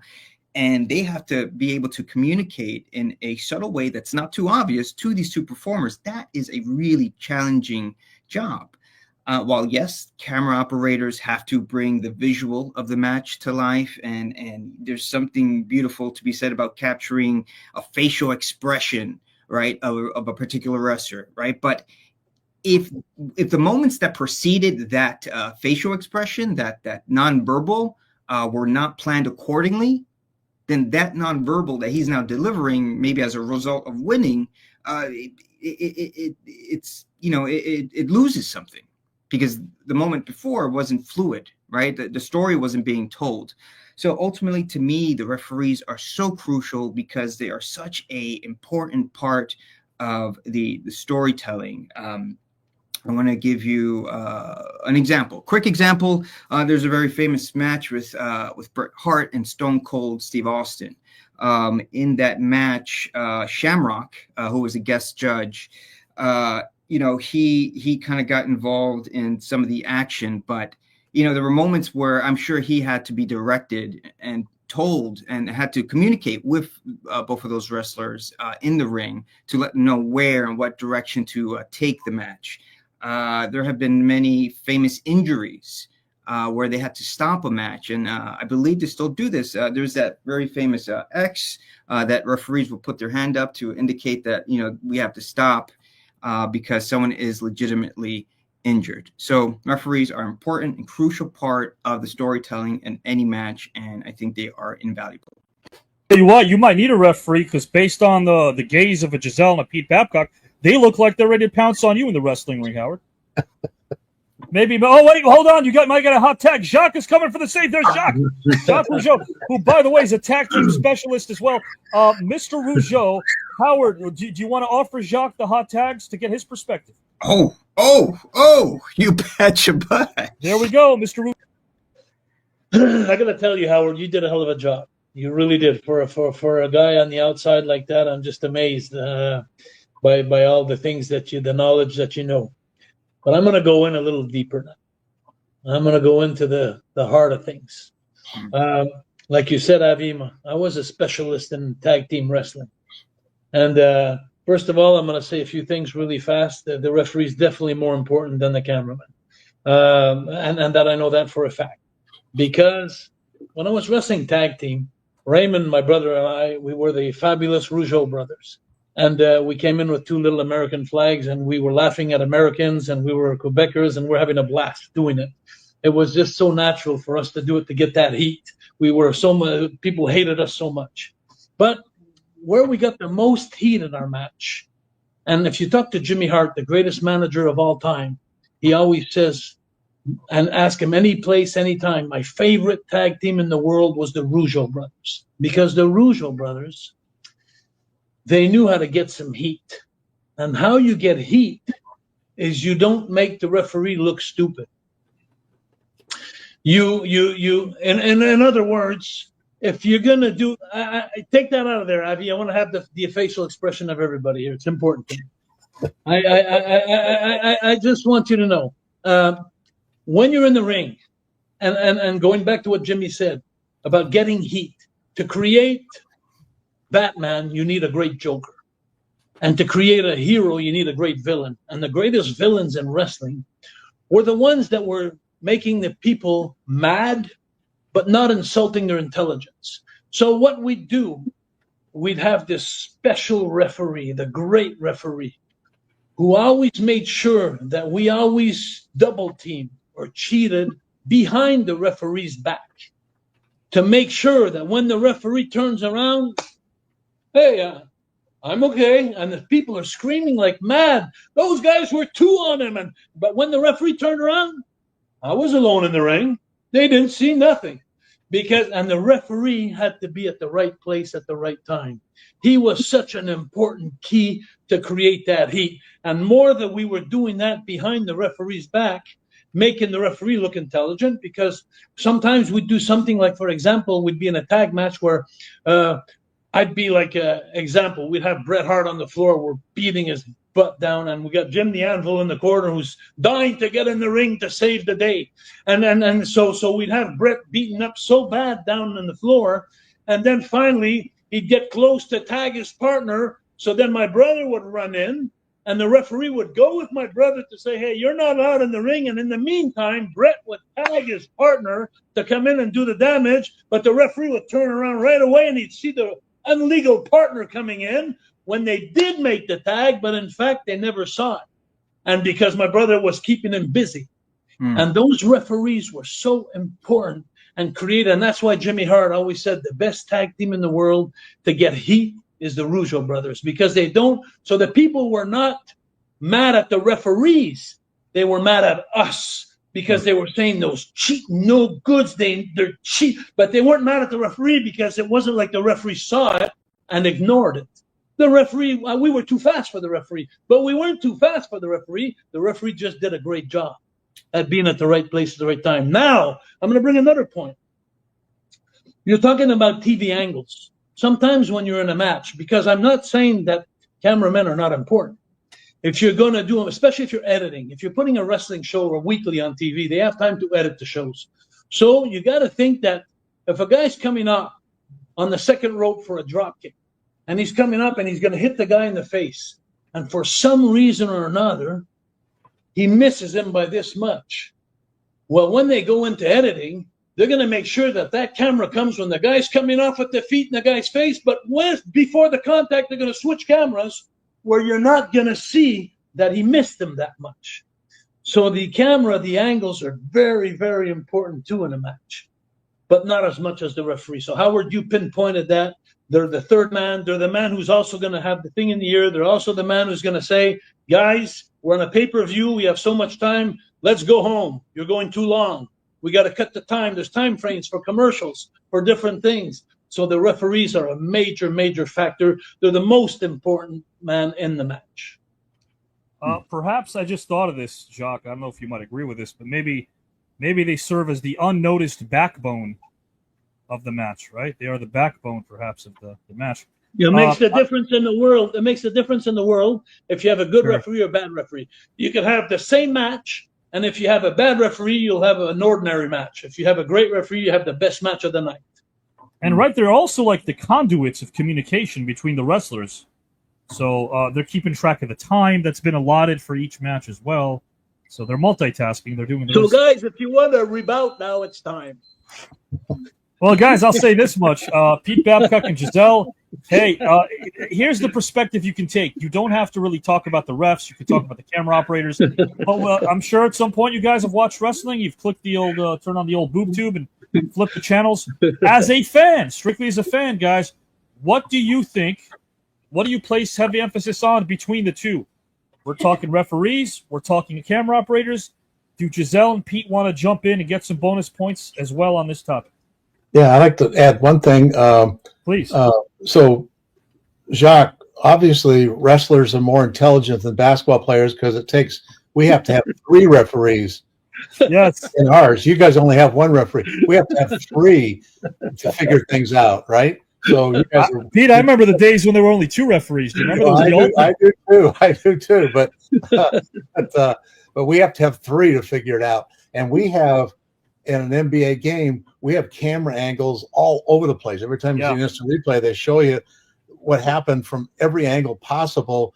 But the referees, remarkably, are more accurate than not. That's how good they are. So the referees, like in our sport, are vital to the game. We couldn't play a basketball game where you called your own fouls. I mean, it's just not. It's not going to happen, right? So, but it takes 3 in the NBA, so it's a little. Hey, Pete, I'm going to give you a question here. I just thought of. Yeah. If I'm going to give you a trio of players, which of the following, if they could call a foul on themselves, would do so because of their character? David Robinson. He's the first person I thought of. Let's go with David Robinson. Let's go with Grant Hill, and let's go with Jerry West. Oh wow. I'd go a tie between David and Grant. Jerry was a great friend of mine and very, very, very honest. Sure. But he's not gonna admit that he fouled. But the other 2, they're pretty honorable guys. I would say it was a tie between them. I just thought of this because you brought him up. Well, you responded. I gave you Jerry as an option when he hit that full court shot against the Knicks in 1970. They only counted that as a 2-pointer, but if it was a 3, they would have won that series. Exactly. Yeah, we didn't have no 3-point shot at that time. Yeah, that's so insane. Yeah. Guys, that's Mr. Pete Babcock's perspective. Giselle, do you have one you want to offer? Sure. So, Howard, I have a little bit of a different opinion on refs. You likened them to the assistant director. I say they are more akin to a hybrid stage manager and storyteller. They are fully participating in the match, as you did bring out, and they're there to keep the kayfabe intact, which in storytelling is similar to the verisimilitude. Now, since you chose the referees, I thought that Avi would tell Mr. Babcock and I we would have to make the choice of going with the camera operator. So I was preparing for that. And a lot of that argument stems from what Mr. Rougeau brought up at the end. No one's saying the referees aren't important. We're asked which one is more of an unsung hero.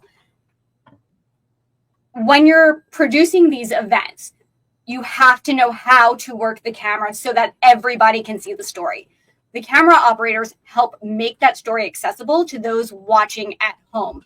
They make it so that you want to come back and see it. If they don't know how to work that camera with angles, with movements, are they in the right position at the right time? Do they need to be higher, lower? Which cams are they working at which point? How many cameras are there? They need to work in conjunction with the other camera operators. It's a production in and of itself. But then the people at home are going to miss something. They're not going to realize what happened and what was done. If you have a bad camera operator, people will end up tuning out, and that will ultimately cost the organization money because people won't. So, Giselle, what you're saying is they can enhance the storytelling. Absolutely. They absolutely can. It's much like when you're shooting a pro shot. It's different when you're shooting a film and when you're shooting a pro shot from a Broadway show. When you're shooting a pro shot, you're shooting a live event. When you're shooting a wrestling match, you're shooting a live event, whether or not an audience is there or not. The people are physically on a stage, in a ring. You have to know where they are. You can't change the set. You can't take a break for a scene change and come back to a new location. You don't shoot at one location one day and one location the next day. So you have to know the setup. You have to know the dimensions. You have to know what you see in frame and what that's going to capture. And it's much like film fighting, Mr. Rougeau. What the camera sees, that's the lens you're playing to, is what that camera eye sees. So the wrestlers also need to be aware of where that camera is and what the lens is seeing, because a move will read differently if the camera is straight on, or if it's overhead, or if it's over the shoulder. So all of those play into effect, and the camera ops need to know. They need to know the shot list. They need to know where the wrestlers are moving. They also need to know the match. They're bringing the story to you at home, and they're making it more accessible to people, which makes the sport more accessible, which makes the sport more popular, which allows for more and bigger and better and development and maturation of the sport. Yeah, and I think they're also... Go ahead, Jacques, please. Yes, I just want to say that was a great perspective, but I want to bring something else to you, Giselle. Of course. The cameras are bringing the story to the people, They are. but the wrestlers and the referee are bringing it to the cameras. They are. And so the talent brings the story, and when we go into an arena, we know where the hard cameras are. We know where the far camera is. We know where the shoulder camera is, the guy with the shoulder camera. We know all that. So if there's something that happens during the match and the match is no good, you could be as good cameraman as you want, but you won't be able to show something that's not there. But if you're a good entertainer and you have bad camera crews, you could still bring something out okay. So the referee and the wrestlers are much more important than the cameras. We're not arguing who is important. We're arguing which one's the unsung hero. But you do need, ideally, in my perfect world, everyone is working together to bring the best story possible. Absolutely. Except you and me right now. But yes, and so, yeah, no, I'm looking to bring my best story possible. I tell you, Jacques, hold on, Howard. Jacques and Giselle making great points. And I thought Jacques might be a little flustered because, as you can see, since I'm on screen and you see the flyer, and we can see Giselle's flyer behind her, and Howard, it looks like there's 4 Pete Babcocks on screen right now, doesn't it? I can't believe it. There's Pete. I mean, I'm saying this, Giselle. One Pete Babcock. If your entertainer messes up, Giselle, hold on, you're killing the punchline. I was going to say one Pete Babcock is intellectually intimidating enough, but that four Pete Babcocks, I would tap. Go ahead, Giselle, please. Oh no! If your entertainer misses a move, if they forget how the direction of the fight is going, if they get lost in the choreography, if they get lost in the story, and something happens, the camera operators can also adjust that so you don't see what you're not supposed to see. But more likely, the referee's going to come in there that knows the storyline and is going to remind the wrestler. Most likely. So the referee is closer to the wrestler than your cameraman. Okay. Mr. Pilato, I saw your finger up there. You have something to add? Stage manager. One of the most iconic visuals in any match, a lot of the times, is the finale, when the good guy or the bad guy, heel or babyface, puts up that belt, and he is the winner. And you see these beautiful, angles, right? The wide shot, the close shot. That's gorgeous. But that moment means nothing if the victory that led up to it, which was coordinated by 2 performers and a referee, if they did not do their job, that moment means absolutely nothing. And the audience will see that in their homes as well. So who's going to see that moment if the camera operators aren't there to catch it? Now, Giselle, if you beat me in this topic, I'm quitting right now. I'm not even continuing. Giselle's not giving up here. Hey guys, speaking of referees, let's bring some referees. Hold on a second. Hold on. We got to get some referees in the form of the judges on here. So, judges, let's ref this thing. Bill, who do you vote for? What? All right, that was fun.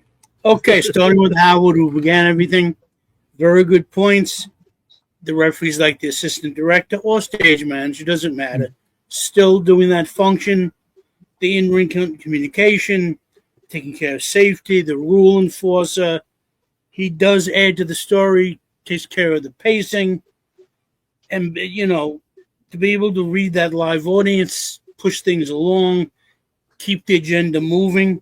I like the example of Bret Hart going against Stone Cold with Shamrock as the guest referee, and how he played an important part in that match.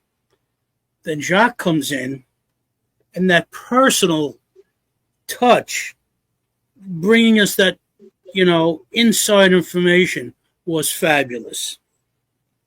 The ref is very important, and it's important for the wrestlers and the ref to work together. Don't make the ref look stupid. I like the way you brought up how you don't want the crowd to be against the ref necessarily. If you do something not quite legit, you don't want the ref to take the heat. As you say, your brother would distract the ref and you do your thing, bada bang, bada boom. Beautiful. I've been watching wrestling since the 60s.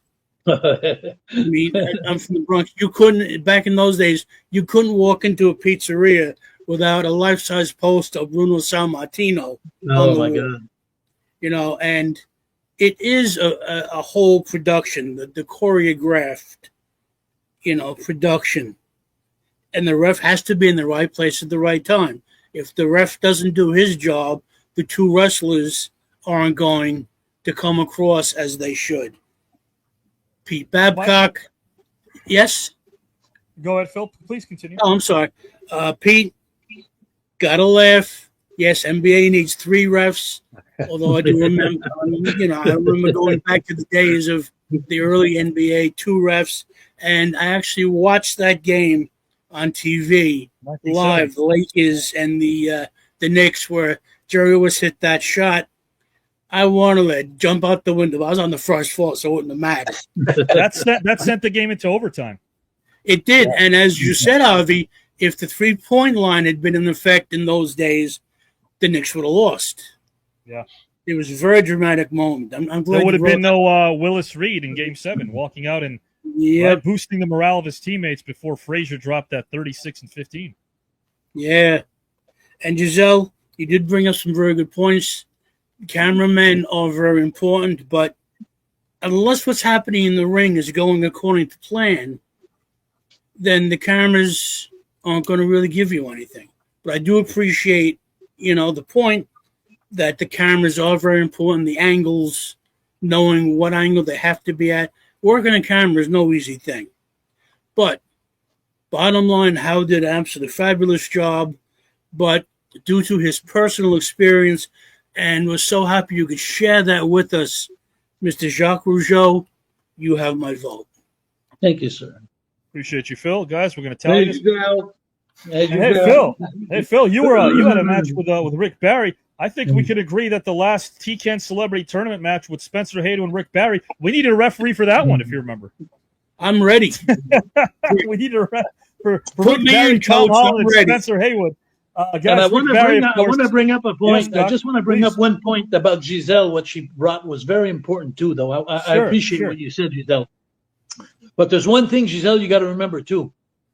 Behind all those great cameramen, there's one that's backstage that has all the cameras in front of him. He's the editor, he's the one going, go on 3, go on 4, go on 2, go on 1. He's very, very important in a show for TV. Also, I wanted to. Yep. Absolutely. Good stuff here, guys. Phil, of course, gave us his vote. Let's bring in Time. Time, who do you vote for and why? Well, I'm definitely going to go with Jacques because of how he team tag that he had with his brother, and how the referee had all to do with that to make the whole scene go down the way they wanted it. But everybody else, I think Howard, he definitely has some good points too. He hit the point where he's here. He's the back of the show. He's the front of the show. He's helping them on the side of the show. Basically, he's the assistant director, and the communication. He's the rule enforcer. He was the crucial part of storytelling of the whole scene. Without the referee, we wouldn't have a show. So I'm going to go with Appreciate Jack that. and Howard. Okay, Eric concurs, and so does Eagle John. Eagle, nice to see you. So that's good. Miranda, thank you for tallying in the back. Time, we'll put you backstage. And Miranda, who do you vote for and why? So sorry. I really appreciated Pete's perspective on the NBA and their referees as well. And Giselle put up a really good fight for the cameramen. I appreciate that also. But I'm going to go with Howard and Jacques. This time, Jacques, you took it away all the way. You were so passionate about this, and Howard gave a great explanation in leading up to opening the door for you to tell your story about how your experiences were with the referees and your brothers and everything. That was so interesting to hear kind of what was happening behind the scenes that we didn't even know about. I mean, we saw it on TV, but there's a lot going on that we didn't know about in coordination and all those types of things that gives us a really good performance. And your passion was really, really great. I can see that you love wrestling. And Miranda, if you noticed, if it was going to go any further, Jacques was going to take out the shock stick. Well, I love the rebuttals for Giselle. Giselle was coming, and, Giselle was going hard, but then you went harder, Jacques. You were like, no, Giselle, it's like this. And I really like that. What's funny of all this is when you ask for the topics, I took singing, I took the music topic. Music, I yeah. didn't want to have any favorites. If I go in wrestling, it's too easy for me. I spent 43 years in wrestling. If anybody beats me at that, I'm a dingbat. So anyway, I'm thinking I'm gonna go music, But Howard, you lit me up, It's like you start bringing things into me, like holy shit, he's making half sense. Like holy crap, this is good. And then so you brought my passion out of me, Howard. I thank you very much. And Jacques, I gotta ask you a question. You picked the music, and for the wrestling fans out there that'll get this.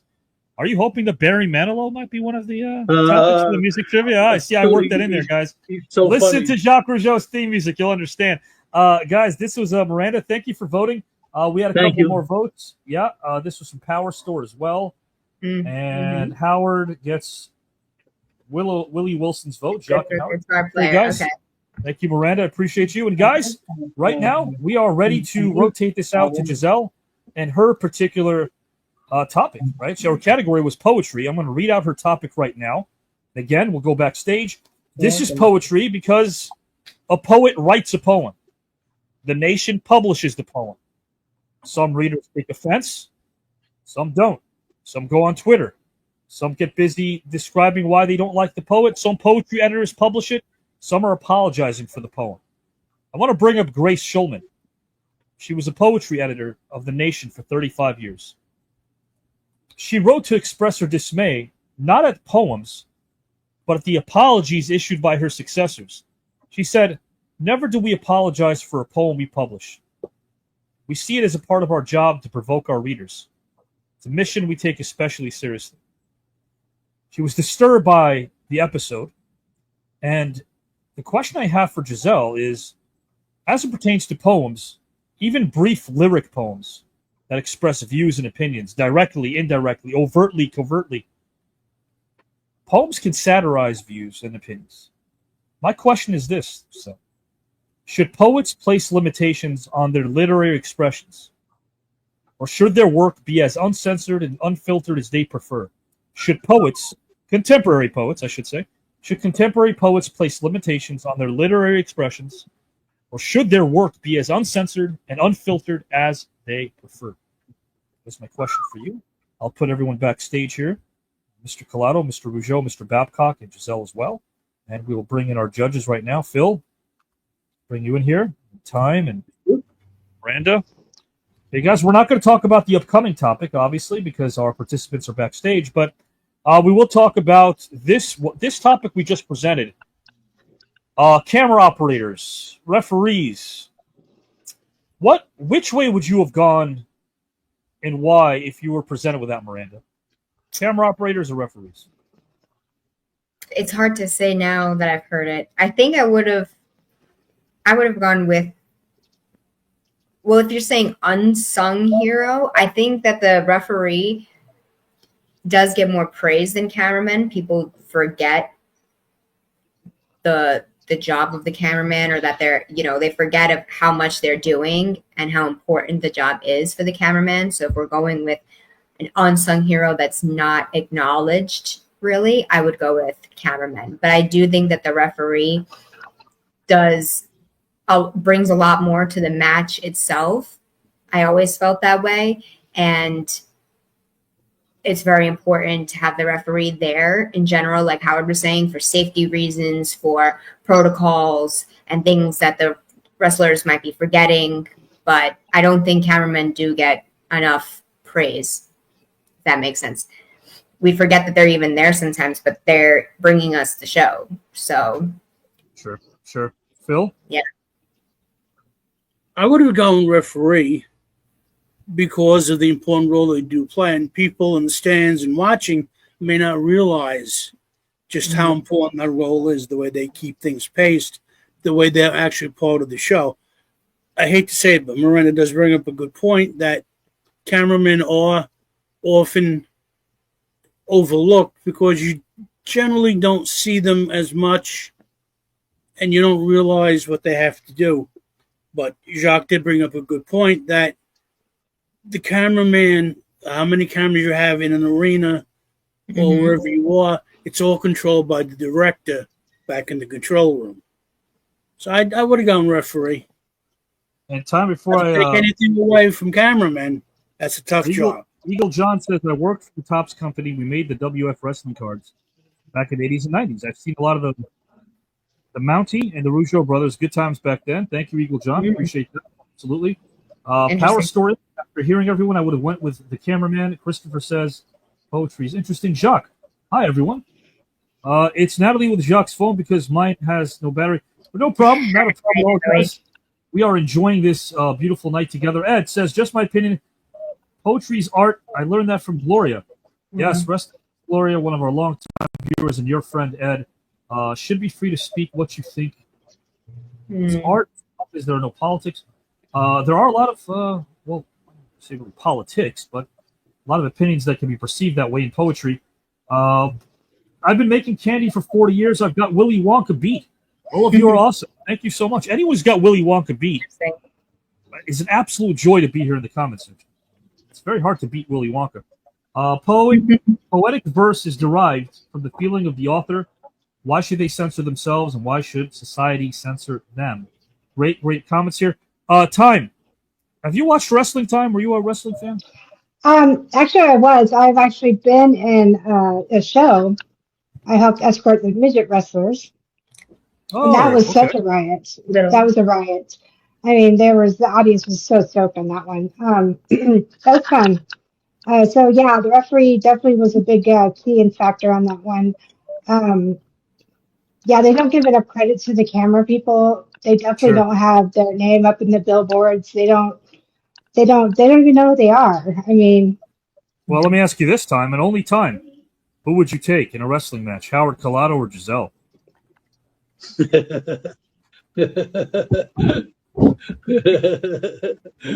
I'd like to after see that. After that last exchange, I'm going with Giselle there. Guys, we're all on screen here, so here we go. Right now, we are going to ask Giselle to delve into this topic. Of course, I'm going to read this out again. I'm not going to read the entire thing. But my question is, should poets, contemporary poets, place limitations on their literary expressions? Or should their work be as uncensored and unfiltered as they prefer? Right now, Jacques and Howard will be on screen with Giselle. Mr. Pete Babcock, Phil, myself, Miranda, in time, we're going to go backstage. And Giselle, whenever you are ready, the floor belongs to... Sure.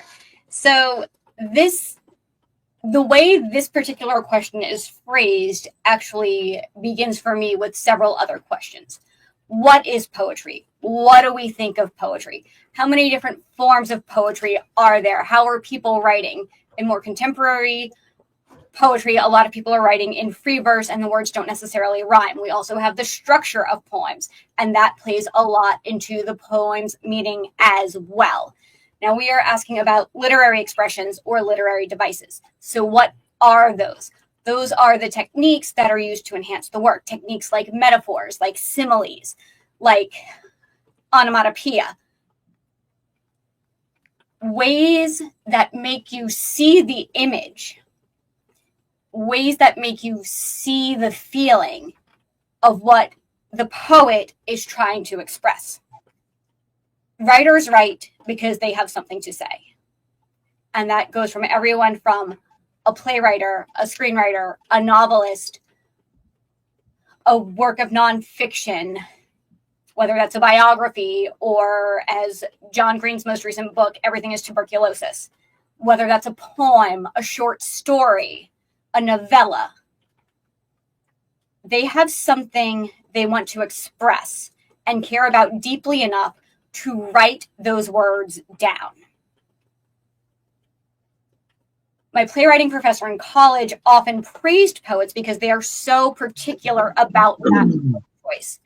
That word choice is so very specific to poets because they're looking for the exact right word of what to say.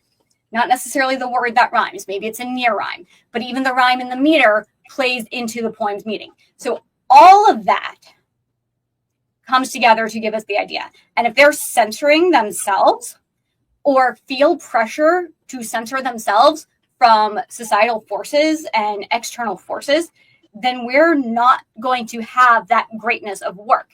Editing is different from censoring. I'm going to repeat that. Editing is different from censoring. If you have a draft or you're working on any type of work, you do need to edit that. You don't write it, declare it one and done. That's not how any piece is remembered and added to the classics, added to the canon of literature. It goes through drafts. That's why you have many people working on it. That's why you have editors like Grace Schulman. That's why you have contests. People are pouring their literal heart and souls into the words they're putting on the page. They're using these devices to explain the esoteric, to explain the way they see the world. And that's not something that can be censored because everyone sees that differently. Jacques, you and I can go out to the park and we will see 100 different things. We would have two very different poems that arise from that experience. You might concentrate on the sky. I might concentrate on the grass. You might concentrate on the sounds. I might concentrate on the sights. And pouring those words in doesn't make it better or wrong because it's different from mine. People, like any art, it is subjective. So people aren't necessarily going to like what you write, whether it's the content, whether it's the phrasing, whether it's the meter, whether it's the imagery. Someone will always have a problem with it. That doesn't mean you should try to please everyone when you're writing these words that you feel so passionate about, that you need to put down on paper. When you start self-censoring, you lose the story. You lose the passion. What are you writing about if you have to censor yourself in the first place? Is that really saying what you want it to say? Are you really conveying the ideas that you feel like you need to convey if you're centering yourself? Are you able to bring those ideas to audiences the way you want to? Constantly thinking about what they think about you. Or is someone going to have a problem with what I said because they don't understand it? Because maybe they haven't had the education, the background, the experiences to understand that. Maybe they haven't been fortunate enough to grow up the way you did. But then maybe they can learn from your poem. It opens their eyes. You see you see the world in a new way. It forces you to do some research. It forces you to understand why they would use this term, why they would use this phrase, this metaphor, this simile, this alliteration, this assonance, this consonance.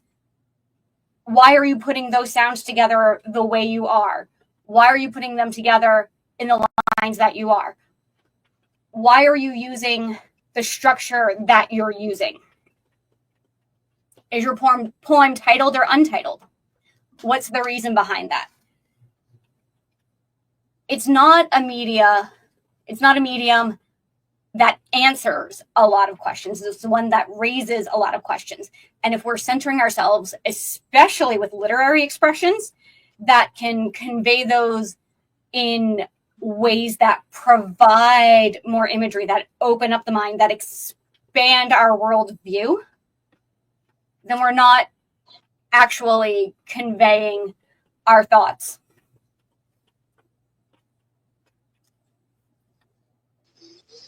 Thank you, Giselle. I appreciate that a lot. I really do. Hey, guys, real quickly, whether or not you're interested in some of these topics or categories, and I appreciate the fact that you guys seem to be, how amazing is it, dare I say a miracle, that we're all here, we're all in different locations, different countries, we're coming together to learn about people that we may not have heard of before, through people that we've never met before, and we're seeing on screen every week. I think it's a miracle.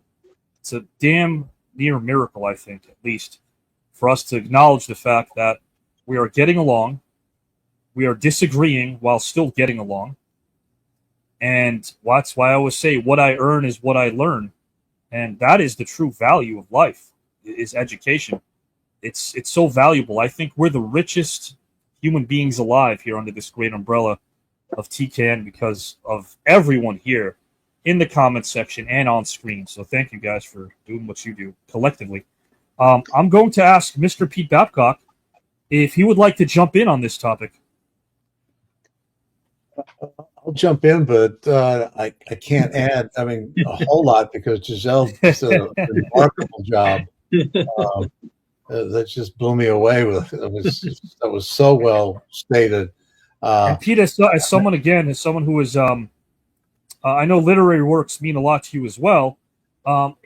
Just to read this to you, just to make sure our viewers who are popping in right now live, the question is, Pete, should contemporary poets, place limitations on their literary expressions, or should their work be as uncensored and unfiltered as they prefer? Yeah, I can't really add to what Giselle said because you covered it so thoroughly and so well. My opinion is censorship is a dangerous thing, and really, how do you ask a creative person to monitor their creativity? If you don't agree with their creativity, fine. Don't look at it, don't pay attention to it. But you can't stifle somebody's creativity, because then you're taking away that creativity. It's so. I think I'm a basketball guy, right? I'm just a guy. Giselle just did it so well. I just my addition is. You rhymed that. You said Giselle did it so well. You're a poet. Right. Turned into hobby. Pete, let me ask you this, and of course you're much more than that. History is something that you value. We both do. And, as a professor, Pete, what? Let me ask you this question real quick before I ask Howard and Jacques if they want to jump in. What value do you place on poetry, Pete? Whether it's contemporary or classic, what kind of value do you place on it? It's just I think it's valuable because it's a creative way to express an opinion, express a view, express feelings. We had a player, Alex English, who published several books of poetry, and I just love to read his work because it gave you a feeling of his inner thinking and how he viewed the world. So I think it's a great value to it. Without question. Yeah, Alex English, who now is in the second round of the celebrity tournament. We will be seeing Alex very soon, a very dear friend of Pete Babcock's. Look at this. How about this? An early vote from who's this? Jacques the Mountie Rougeau. For me, Giselle equals poetry. Power Store Inc. The audacity that you're She's sleeping in the living room tonight. A very undercover, covert vote. Power Store Inc. The audacity that your opinion even matters when it comes to someone else's creative thoughts. Eagle John Jim Morrison was a misunderstood poet, from a time when mind-altering drugs brought out a lot of great songs, but weren't accepted because the main actions often on stage, but lyrics were poetry. Eric, poetry in its most basic form is a message. A misunderstood poet, Eagle John says about Jim Morrison. Okay. Sal, sometimes all we got is LOL. I'm with you right there. Why not? Makes the world go round. We need more LOLs in the world. Right now, I'm going to ask Jacques and Howard if they want to participate and jump in as well. Howard, if you want, I'll go first because I'm going to be a lot shorter than yours, I'm sure. Go for it. Congratulations, Giselle. I just actually learned a lot about poetry. I'm amazed by all the things where you brought us around the world, around the planet, around the globe about poetry. It was just amazing. I didn't even think I understood the question correctly, so I'm going to say by uncensored. I thought when you were saying at the beginning of that is if the lyrics or the things where the poets talk about should be censored, like, in other words, PG, or should be like, because there's poetry could be very, very portrayed in different ways. Adult poetry, kids poetry, and so I was thinking, yes, it should be uncensored because of that. But since I was on the right train but the wrong track. So now I'm just going to go ahead and say a few things that I wanted to say. We had a wrestler in wrestling, Randy Macho Man. You know Macho Man? Oh, yeah! Macho Man's brother was Lanny Poffo, the poet. He was actually doing a poet every time he'd come to the ring. And I was always amazed. I was always amazed by his poets. And it made me laugh. It tickled me because, it rhymed. It was fun. And another thing I wanted to bring up, too, which has nothing to do with poetry, but it's because you were just so amazing. I'm not going to try to beat you on this one, Giselle, but you were so amazing. But I want to say something. I want to bring up something that I like is in this show and Saturday Night Show and all the shows you bring, Avi, I've always been fond and impressed and falling to pieces when I hear Morgan Freeman narrate. Sure. And I know it's not the same thing narrating and a poet, but Morgan Freeman, when he comes on, his voice just like brings me somewhere. It's sure. Like I think poetry, it could be the same thing. If you have a good poet, I think, which haven't met many, and my girlfriend on the pillow at night sometimes, but then it doesn't rhyme all the time. But anyway, I say it, poetry could bring you somewhere. But you explained poetry so amazingly and different. You dissected it so well. You were amazing. You were amazing, Giselle. Well, thank you. If it helps, I do believe in that intro on Saturday nights. Morgan Freeman is narrating Invictus, which is a poem. So you're both right. And also knowing your audience, as you said, that is a really great way. Who are you writing for? Are you writing for yourself? Are you writing for children? Are you writing for adults? Are you writing for an academic setting? Are you writing for a creative setting? Are you not writing at all? Are you not writing at all? Which is a travesty. There is such a thing. There is such a thing as poetry in motion. Sometimes you don't have to pick up that pen to create poetry. I'd like to go back to what Pete brought up about the NBA. I can mute any Michael Jordan video I've seen in my life, and it's a poem. When I see a lot of those Jordan or Dr. J highlights, or even back in the day, Connie Hawkins, that's poem to me. That's poetry to me. Would you concur, Pete? Absolutely, and not to change the subject here, but Jacques, you mentioned a name that registered right away with me. When I was with the Denver Nuggets, I was in my office working late one night, and our office was in McNichols Arena, and all of a sudden a maintenance man comes down the hallway, and he's got two guys with him, and he says, "Hey, these guys want to know if you'd open the weight room because they want to pump up before they go out and perform. It was Randy, Randy Macho Man. and Hulk Hogan. Wow. They both want to know if it let them in the weight room so they could pump up before they went out into the ring. So I got can ask you, did you proceed to say no and slam the door? No. I walked with them down to the weight room. They were both very, very nice, very gracious.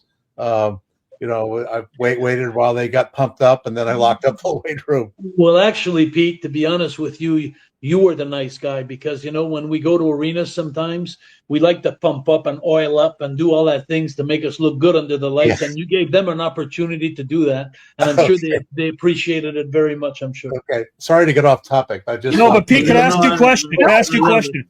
We're speaking about a lot of moments in time that have been important. 80 years ago, the end of World War II, 50 years ago, the end of the Vietnam War. 40 years ago, would either Randy Macho Man Savage and Hulk Hogan been helpful in your matchup against the Lakers in '85? Oh, yeah. Hey, you guys won in LA. You won in LA. We won game 2 by 20. Yeah. Then we went home and we lost an overtime game, and Alex broke his hand, and That's right. We weren't going to beat them anyway because they were Showtime, but we did scare them just a little bit.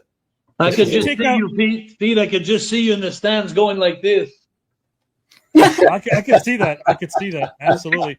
Hey, Pete, didn't you guys go through San Antonio that year too?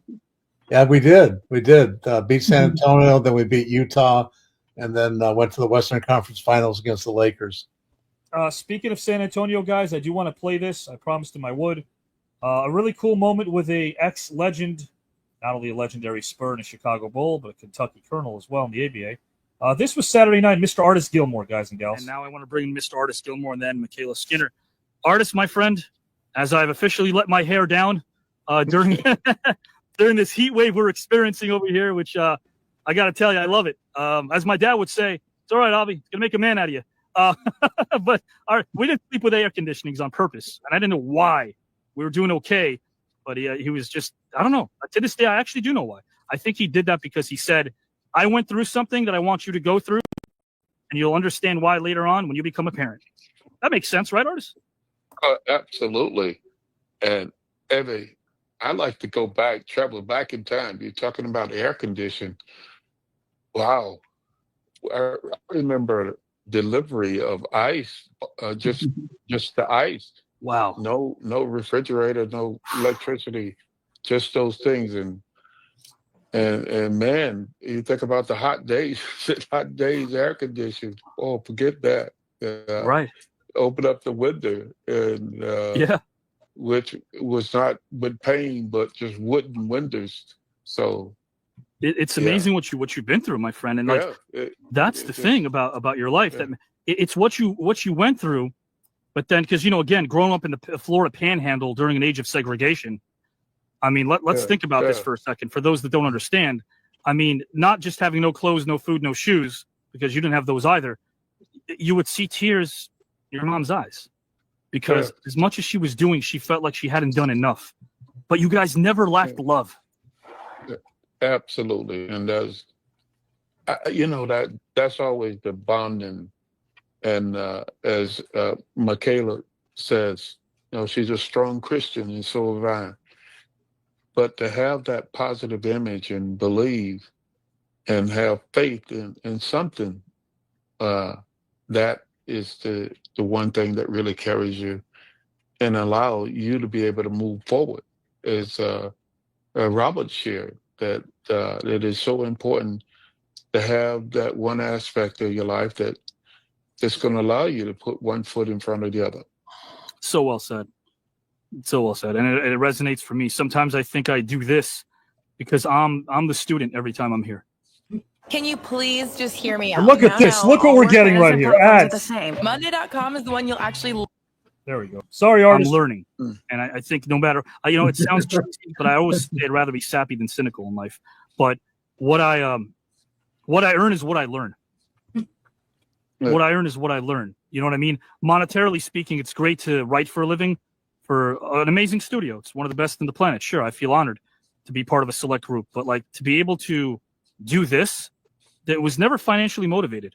I did this because I didn't want to be some podcaster, but I wanted to be able to remind people that you're not in a box just because you're an NBA Hall of Famer, an ABA Hall of Famer, and Robert's an award-winning actor, and Michaela is a many times over a medalist and just incredible talent. You guys are like not in a box. You're not under a microscope for the world to observe through their lens. We have stories we can share that are similar.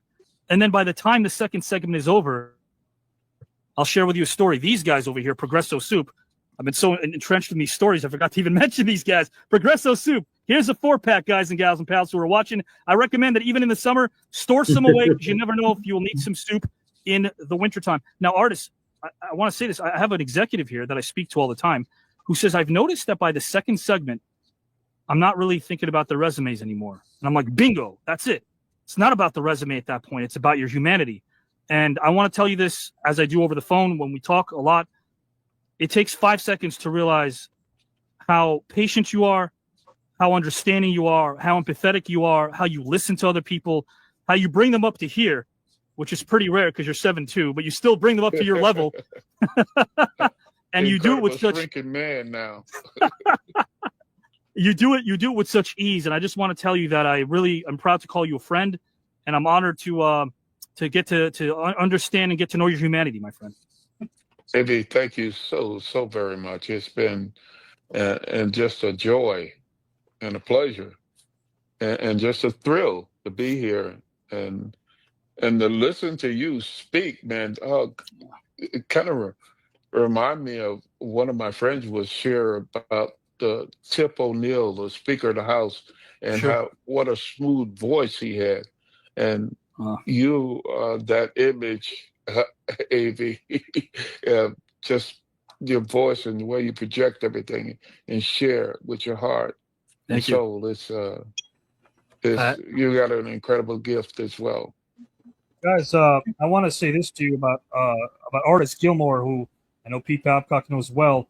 I played that also because Artist will be here on Wednesday nights, guys. Artist is going to be part of our team challenge, and he will be a permanent fixture as a judge because that's what he wants to do. He will be judging a lot of these matchups from now on. Glad to have him here. And Pete, it'll be kind of cool to reconnect with Artist, right? That'd be great. That'd be fun. Yeah, he's a wonderful person. Absolutely. So, Artist, welcome to the team challenge. Glad to have you here as a judge, starting as early as next week. Howard, nice. Anything you want to do to jump in on this topic? I didn't ask you, my friend. And then, guys, we got one more and we're out of here. The music trivia goes pretty fast because it's a music trivia thing. So self-explanatory. I ask questions there. You got to answer them. Howard, do you want to jump in? We were doing poetry, right? Yes. Do you feel as if, Howard Collado, in your particular opinion, do you feel as if contemporary poets should place limitations on their expressions, or should their work be as uncensored, unfiltered as they prefer? Sure. Great question. I'm going to play devil's advocate. Now, Giselle, would you consider rap music poetry? Yes. Okay, as well, right? Yes. And there was a famous song in the 80s by a band called NWA. Now, it's a song by the title of F the Police. Now, I completely understand why they wrote this song. What was happening to the African American community in California was horrific. And I understand the rage that song has. I understand the angst of that song. And I do believe that we should live in a country that allows you to create that song. My worry, or here's more of the question. If there is a child listening to that song that can't put it in the proper context and just completely adheres to, yes, F the police, and I'm going to take action too because I saw my friends get beaten up and blah, blah, blah, blah, blah. What do we do with that individual? Now, before you answer, there was something called the PMRC in 85 by Tipper Gore. And it was a whole hearing where they decided to put essentially, labels on certain CDs. Parental control, Howard. Yeah. Parental control. I'm sorry. Yes, thank you, Avi. Parental control. But actually, it had the opposite effect. The minute that a consumer saw this on a CD. It's like, oh, now I want to buy it because this is taboo. Ooh, I'm not supposed to hear this. So I guess my question is, that child that's not being given, that's not being told, no one's coming around and putting the song in proper context for them. What happens to that kid? Were you referring to Rodney King? No, not particularly. I'm talking about just in general. That child who's listening to this song and is advocating for it, but they either are too young. Or... So, Howard, correct me if I'm wrong. You're saying it might be irresponsible. You're saying this. I'm not saying I am or anybody else is, and maybe you're not even saying this. But what I got out of that is that you're saying the poet is at least partially responsible for what they put out based on how a child might interpret the poem? Yeah. If that child decides to take actions on their Giselle? own hands, is NWA. Okay, so we propose that to Giselle. If you want to respond, feel free. Ratings aren't a new thing in media. The MPAA has been rating movies and films for decades, but that's a whole other can of worms. We also have these ratings on video games. They are there to guide people as to the maturity level of what that content is. And there are some people who are going to say no matter what label is on that, it's going to be a hard no matter what. And many children are always going to rebel against that no matter what. I rebelled in a literary fashion in high school. This is the kind of rebel I am. They removed a book from the reading list the year I was going on. The year before me read a certain novel. They removed it from the reading list when my grade was moving up to that year. And I was like, got to go out and read this book. My junior year English teacher wanted to add a book to the required reading list. Administration told her no. I said, I'm going to go out and buy that book.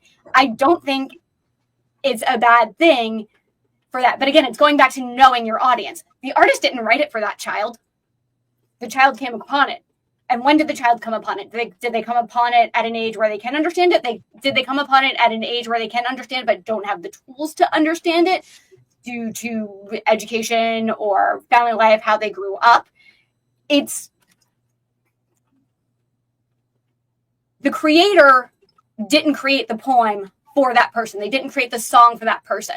They didn't create the media for that person. They created the media either for themselves or for a certain audience and to reach that. The fact that it reaches other people is a good thing because then it makes people question. It expands their minds. It opens their worldview.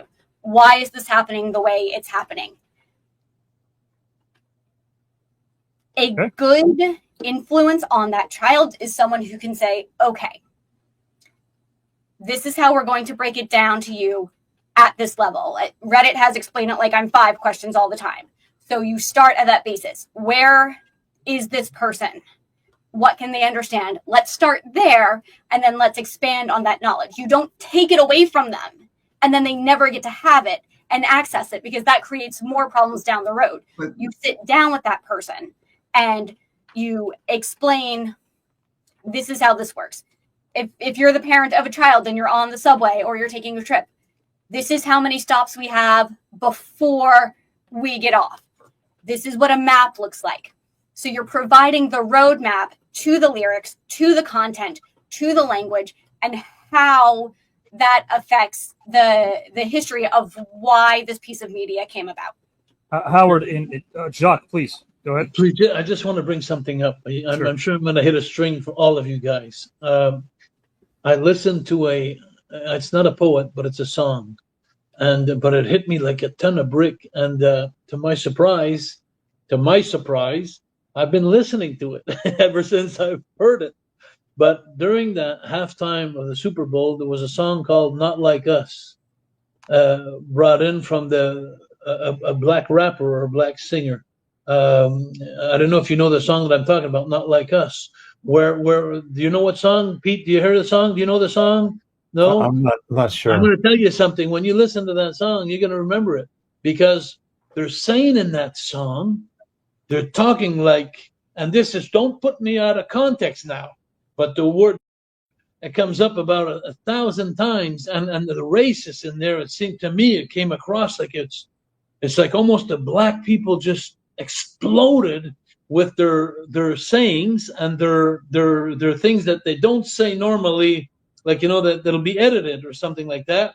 I think you need Pete to listen to that song, not like us. Go on YouTube, and I love the song. I love it. I dance on it. I had my Montana, my 3-year-old grandson today. We're dancing on it. But I'm glad he doesn't understand all the words. But it's like, Giselle, do you know what song I'm talking about? I don't know this song, but also what a wonderful teaching moment for your grandson. And if he has questions about this, now you can tell him this is a word that people used. This is how they used it. This is how this group is trying to claim that word. Whether or not we agree with the use of that word, they have the right to use it in their song. It's not only the word; it's the philosophy, it's the story. You need to, Howard. Did you know that song? Not like us. They're putting in the comment section. Sal, I believe it's by Kendrick Lamar. And It shocked me. The song shocked me. You guys, I love it. I love the beat. I love everything. But am I wrong here, Howard, to say that I'm shocked by that song? Yeah, and I think it's meant to be constructively shocking. And like Giselle said, when you put that song in its proper context, there's a particular reason and justification why the use of that word is occurring. But see, my concern is when there isn't that person in the household who's able to give that context. Historically, statistically, in the inner cities between Latinos and African Americans, we're coming from a lot of single parent households. I did too. I'm grateful I had sisters. What makes you think I didn't? I don't know. We could talk about it as well, right? I didn't know that necessarily, right? I'm working at a school. Okay, I'll give you a quick example. This is something new to me because my group of kids didn't do this, but we have 2 schools that are now formed. My co-teachers are dealing with some of their kids that are throwing crypt gang signs.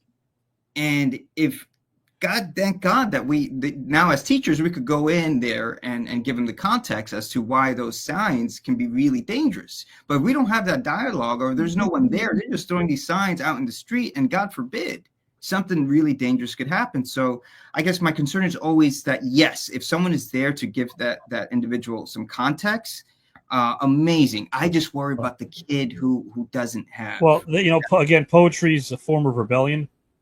And maybe what we should do is understand what a person's rebelling against. Maybe it starts from that.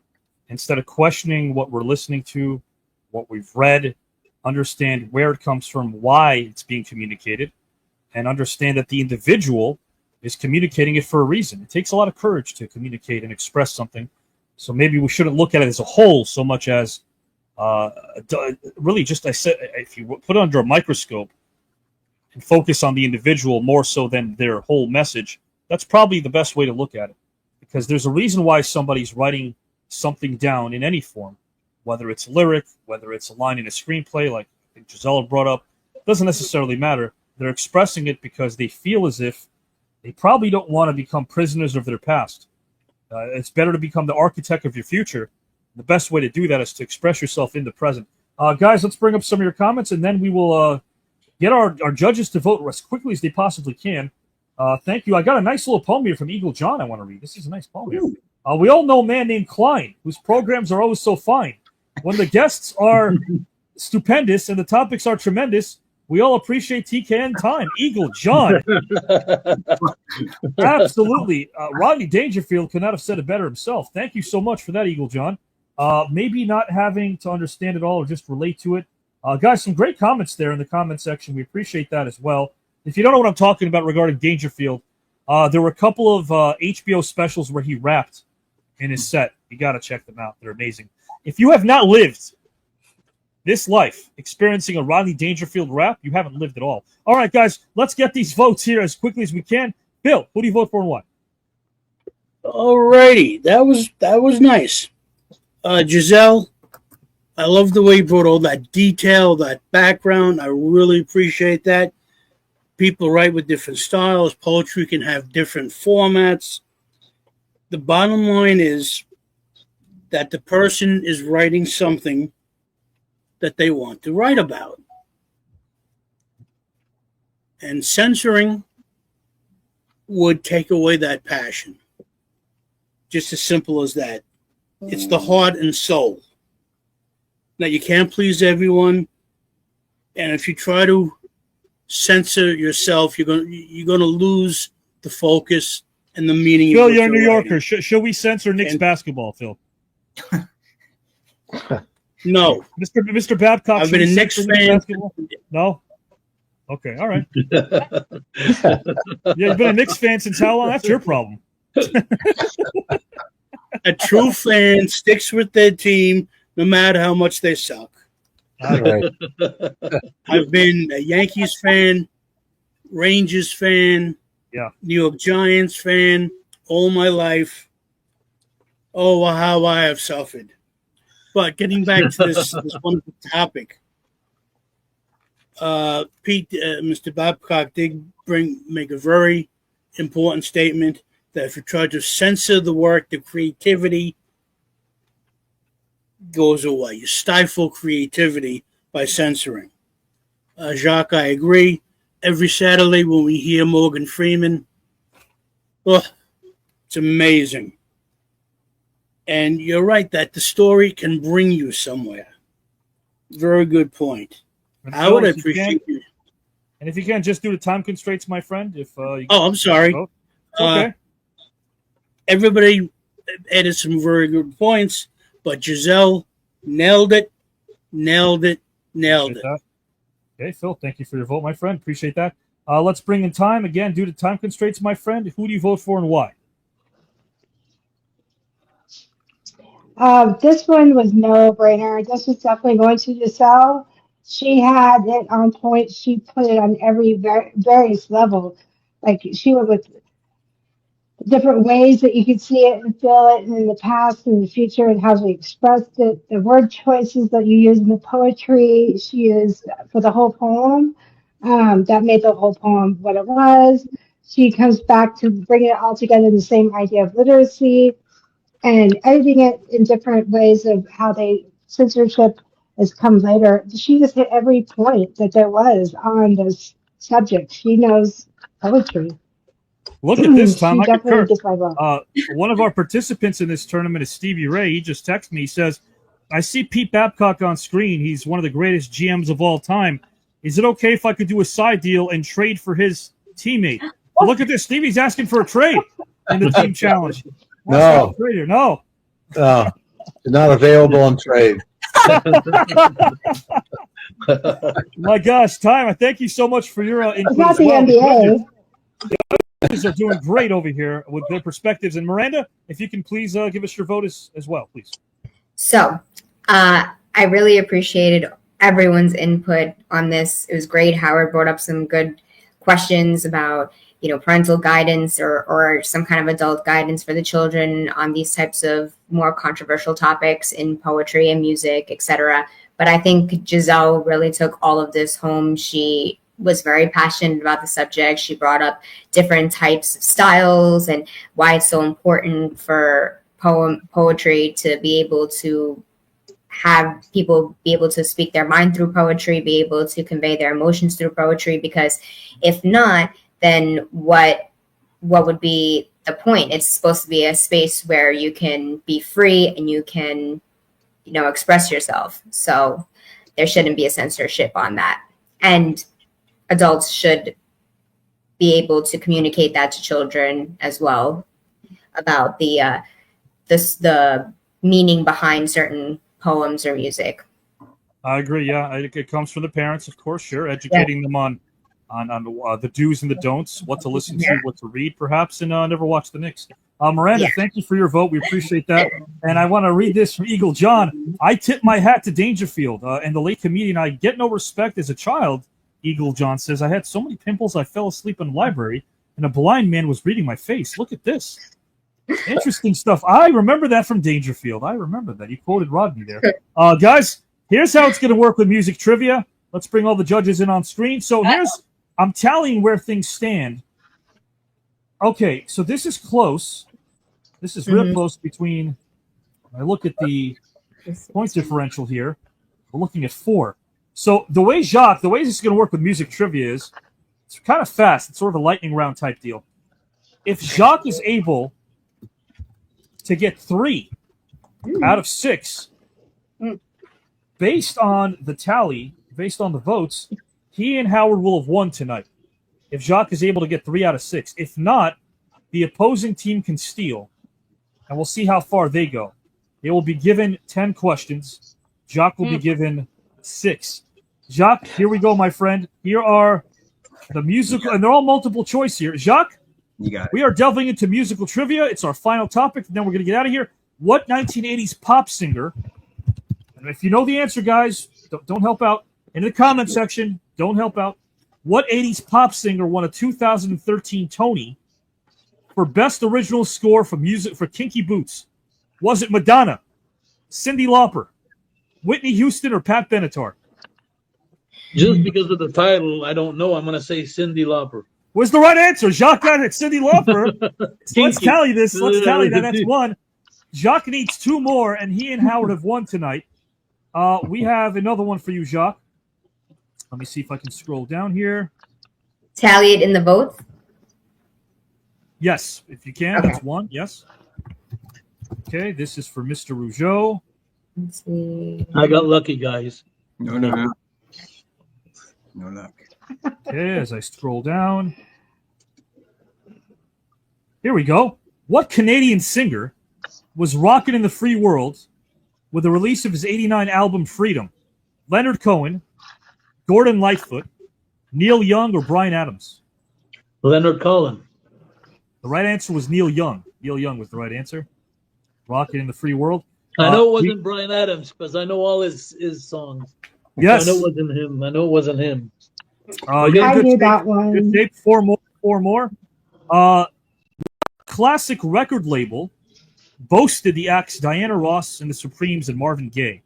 Was it Atlantic Records, Capitol Records, Sun Records, or Motown Records? Motown would be the right answer.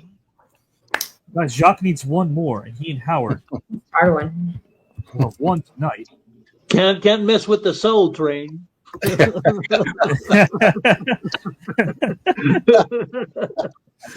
What pop singer refers to her fans as little monsters?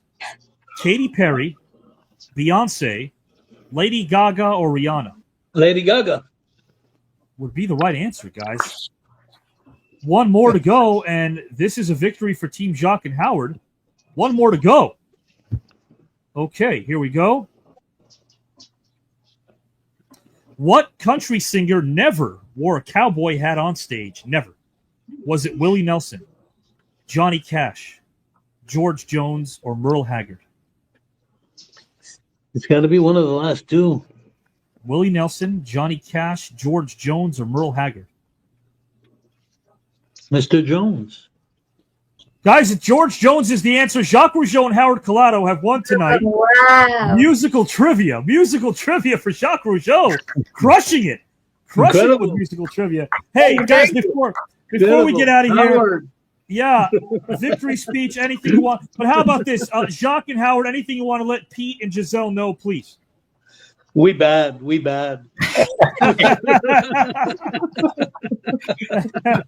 mean, come on, we all saw it. You know, Pete, Giselle, we're a lethal theme. There's a reason Stevie Ray was texting you what he did. Yes, right, exactly.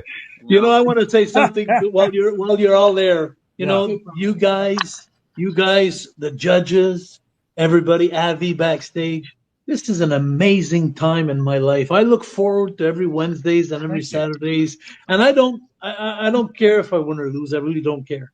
I'm just having such a great time in history, learning, and it's amazing. You guys are just amazing. I want to say that. Thank you so much, my friend. Pete Babcock, any thoughts, my friend, to the panel or anyone you'd like? I was going to ask you, Avi, a trivia question. Yeah. Okay. Music trivia. Jan and Dean, the longest song title. The longest song title? Wait, you're asking me what is the longest song What title? was the longest song title? I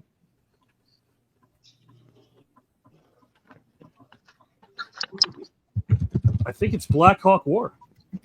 No. The title of the song, Jan and Dean, the Anaheim Azusa Cocamongo Sewing Circle Book Review and Timing Association. That was the title. That was the title of the song. Guys, I'm talking to my own judges here in my headphones, my earpiece here. Pete Babcock just got 87 points. So Pete Babcock and Howard. I did not know that. Pete, my friend, did you have a nice time tonight, my friend? I had a great time. I love seeing everybody every time we're on. It's always fun. I learned a lot, like always, and Giselle carried me again. So it's she's untradeable. Giselle, so let me tell kick it over Stevie to you. Ray, Stevie Ray, no, there's no chance. There's no trades going to be made. Not Not going to happening. happen. Even if there's some first-round draft picks being offered, right? Nothing. No. Some people can't be traded.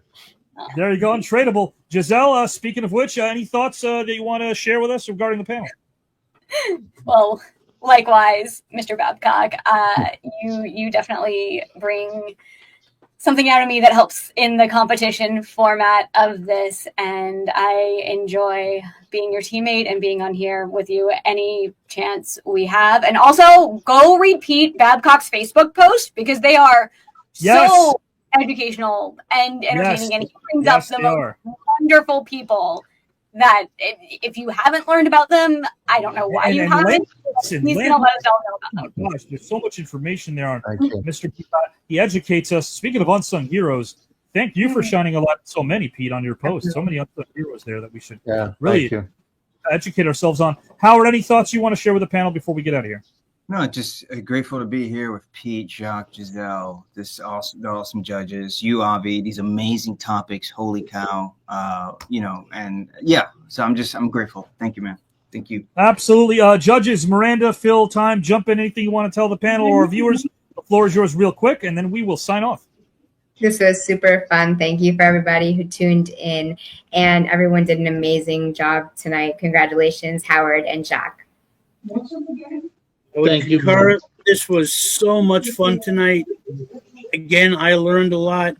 Watching you four, do your thing was so satisfying. I agree. I thank you very much.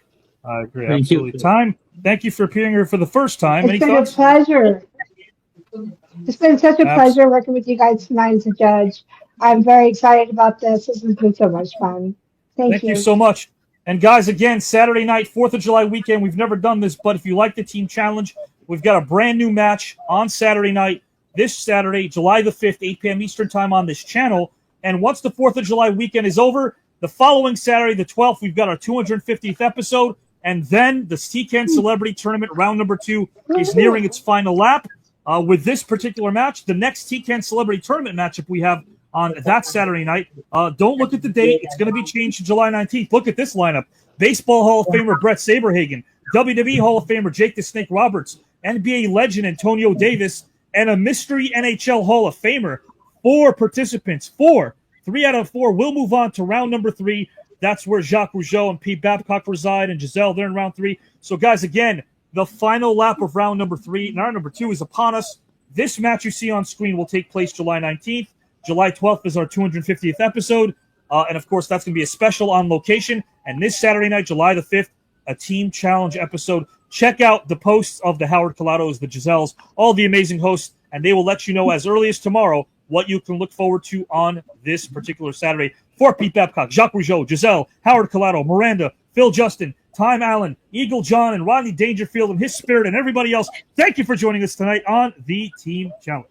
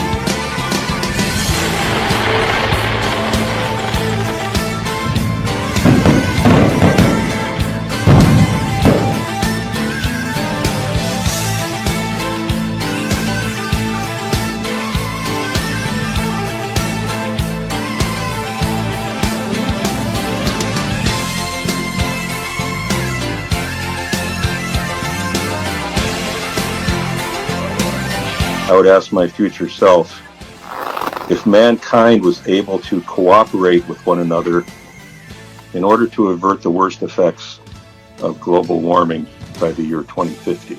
So Tony Iommi, the guitarist for Black Sabbath, the press comes down on his two fingers, his middle and ring finger. And in that moment, as he pulls back, he pulls the ends of his fingers off.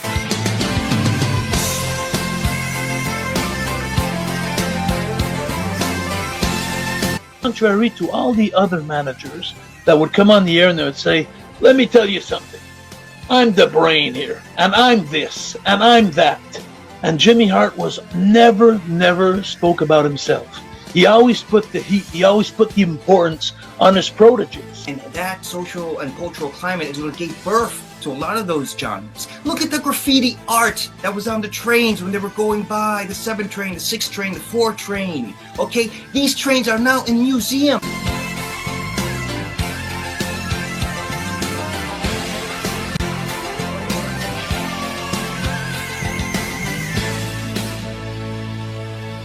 For Secretary of State, I will go with JFK.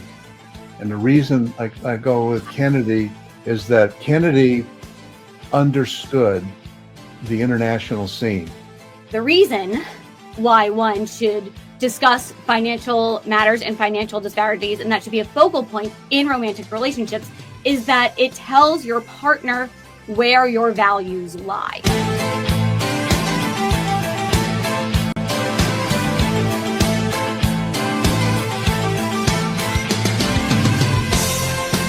I picked that really stood out in my life and really made an impact on me in many ways was space travel and the moon landing. I was 12 years old. My parents woke me up to watch live as Neil Armstrong took his first step on the moon and uttered the words, one small step for man, one big leap for mankind. This is where people who maybe feel a little behind the power curve in life can build a heroic character, and in the framework with rules can actually become heroes for a few hours, whether it's you play every day, every week, every month.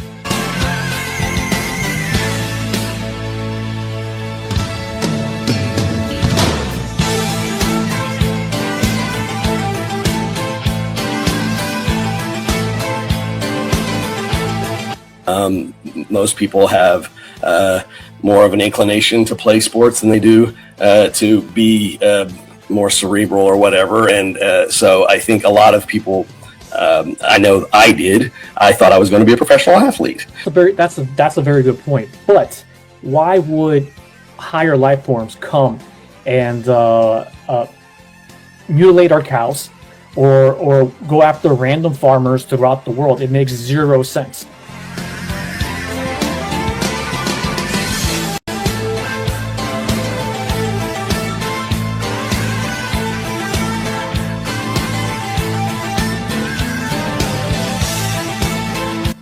Talking about being one, all of us being one. Article in the New York Times, in the magazine section, it was about how we as humans don't just live on the earth, we are the earth. Women also want to do things for their significant other as well, and to be seen as they can provide to the relationship and they can offer that protection, even if it's emotional protection, to their significant other.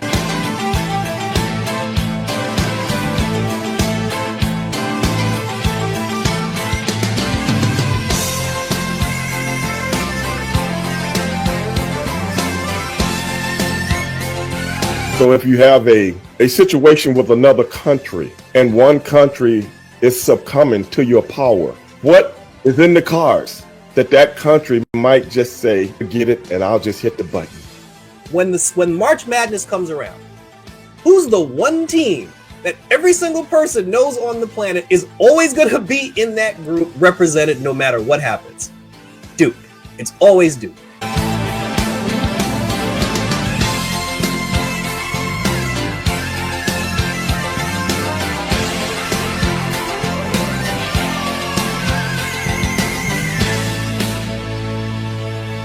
But to remind people who Stagecoach Mary Fields was, that she was born a slave, and when she was 30 years old, that's when slavery was abolished, and she took straight off. I mean, she was out of there as quickly as she could be. Even left family behind, left her parents behind, left everybody behind. What is good leadership? For me, it is selflessness. It is selflessness, and it's being able to reach in the dark and inspire someone when they are surrounded by fear and anxiety.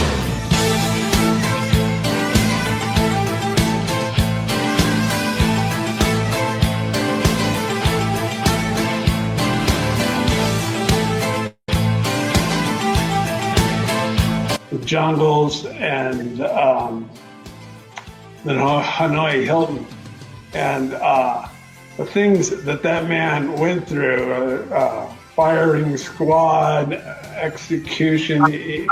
The Harley Davidson captures the mystique and the aura that is Americana.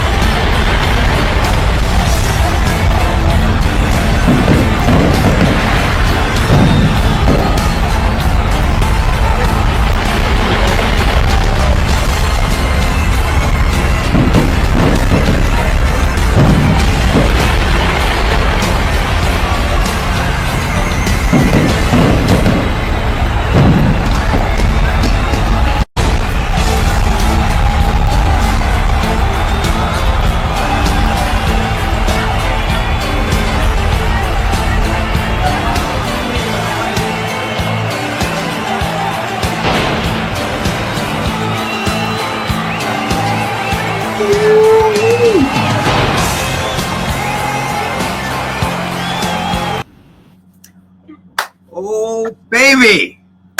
On the stage. Yeah, Howard, are you excited? I'm super excited. Why are you so excited?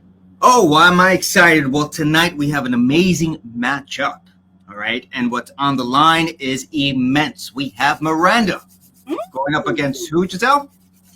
Bill Justin. Damn. And we on Saturday brought you a little taste of the Celebrity Team Challenge to the green room. And tonight you get a celebrity challenge, a celebrity tournament match on the black box in the version of the best of 7 series between our very own Bill Justin and Miranda. And why is this happening on this occasion, this very evening? Because this is a round 2 celebrity tournament match. And if I'm not mistaken, Miranda is up 2-0 in this series. It is. But we're bringing you this particular match tonight because very soon, as in this Saturday, we have the 250th live consecutive episode of the Green Room. So we are celebrating it all week long. That is right. 250 consecutive episodes coming to you this Saturday. That is an amazing accomplishment. And that is going to be also an amazing, amazing night. Oof. But I don't know if you feel it in the air, Giselle. The tension. It's definitely there. Because again, let's be real about this. Let's be honest, right? Miranda is up 2-0. If she wins tonight, that's how many wins she got her done? 3, which It's means 3. she would only need 1 more. And yeah, that's it. And a 3-0 deficit. I mean, might as well just, start calling it quits. But who knows what Phil's going to bring to the table tonight. I'm excited to see what he will be doing tonight. So I am too. And we know the topics are always unbelievable. They always spark the best conversations and discussions.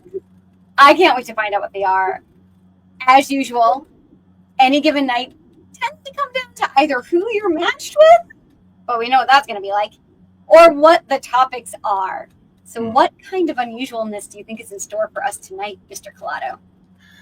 Who knows? I mean, from the amazing mind of Avi Klein comes so many topics, a diversity of topics. It could be politics, it could be art, it could be drama, it could be film.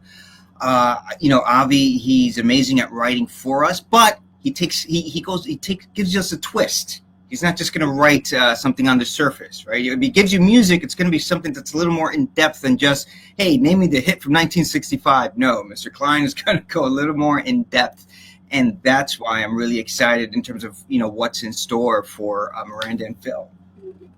I am ready to see what is in store. So why don't we get Mr. Avi Klein on screen with us now so we can begin this. How fitting is it that we have an actual TCAN Celebrity Tournament matchup on a Wednesday night, when on Saturday night we had a Wednesday night Black Box for the first time air. In case you didn't watch Saturday night, guys, Jacques Rougeau, formerly known as the Mountie. We also had Paul McKeskey, NBA great, UFC legend and soon to be in about a week's time Hall of Famer, David Tank Abbott, all joined us. Phil Justin was part of that matchup. Guys, the team challenge, it will return next Wednesday. Tonight is a TCAN Celebrity Tournament match, which is amazing because you don't see those too often on a Wednesday. Miranda and Phil drew each other in the Celebrity Tournament.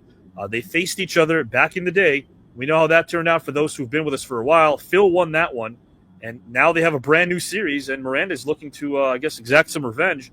She's up 2-0 in a best-of-7. If she wins tonight, dare I say it's insurmountable for anyone to come back from a 3-0 deficit. If Phil somehow can squeak out a win, then it's 2-1 in the best-of-7.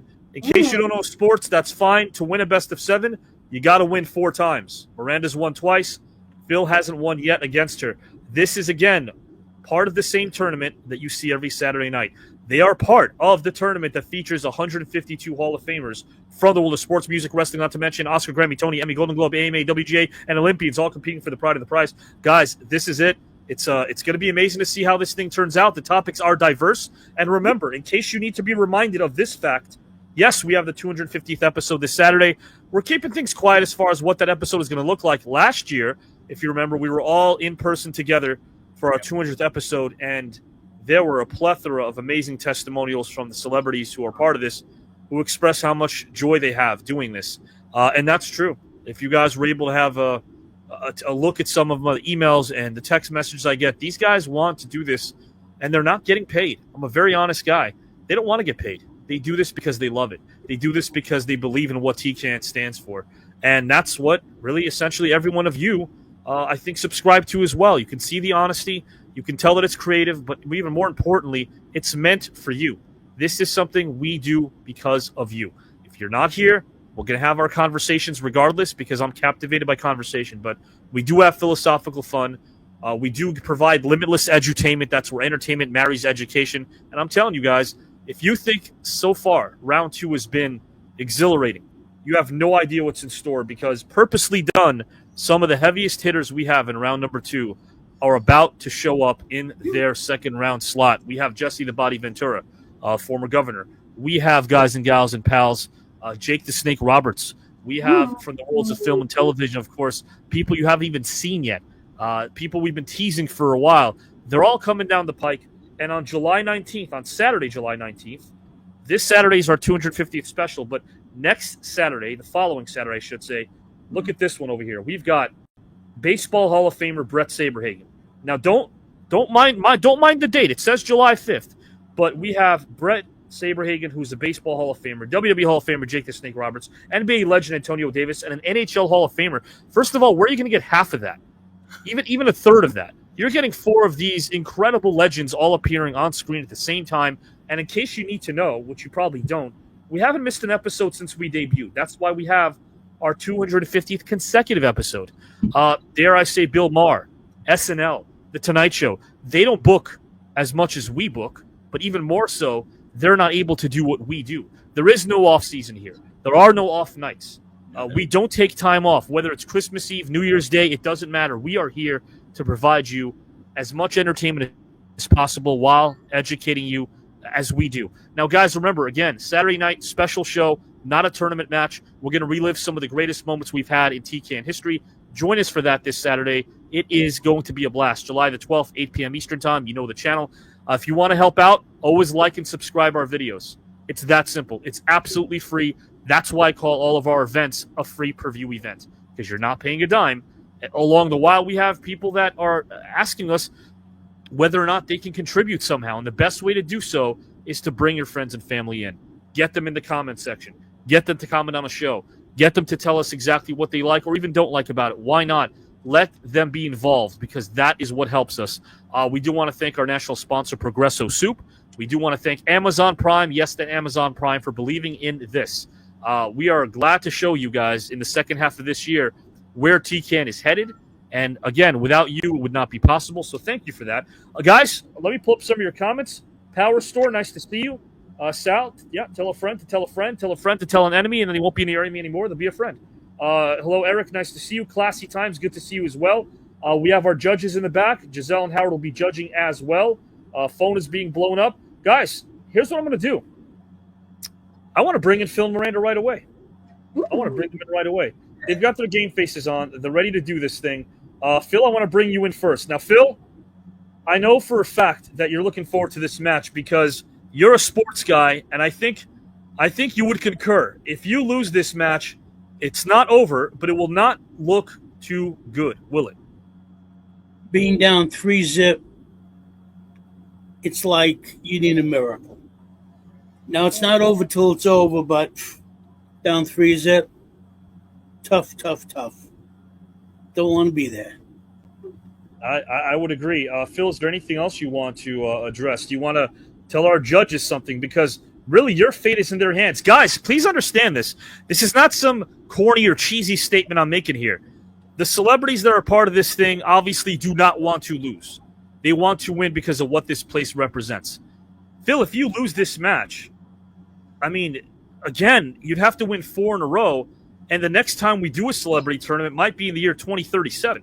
I mean, this, you got to show us, brother. I know you behind the scenes. How badly do you want to win this thing? I want this with all my heart, all my soul. I want this. I'm going to take it. I'm going for the gold. Don't get in my way. Well, guys, I'm sure we're going to find out either way. Phil is going to probably demonstrate his elation or maybe devastation when he loses or wins tonight. Either way, we're going to see something from Phil. I guarantee you he's not going to be as calm and as cool sitting in the seat the way he is now when this match ends. We might hear an eruption of some sort. And speaking of eruption, guys, I know that she was quite ecstatic to know she went up 2-0. She could go up 3-0. Miranda, you don't want to give, for the sake of this tournament, how do I put this? You don't want to give Phil Justin any sort of life in this tournament right now because you're up 2-0. Do you want to close the door on Phil, or do you feel like you have nothing to lose if you lose this one? What's your mentality going into this, Miranda?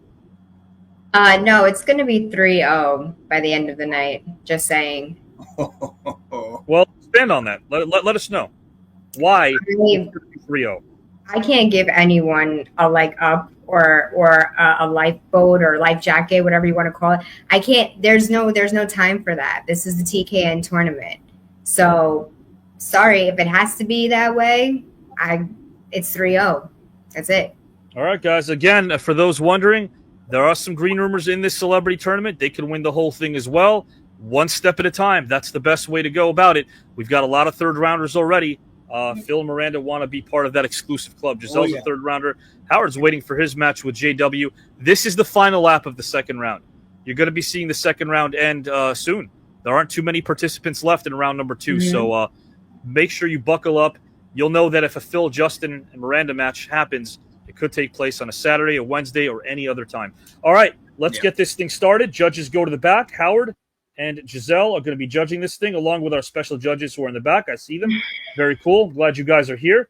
Hello to Mr. Rougeau. Hello to all of you watching. All right, guys. So again, here's how we're going to start things off with our first topic. I want to explain this to our new viewers or our new judges. We're not voting based on whether or not someone takes a stance that you agree with. How did they present? How do they present?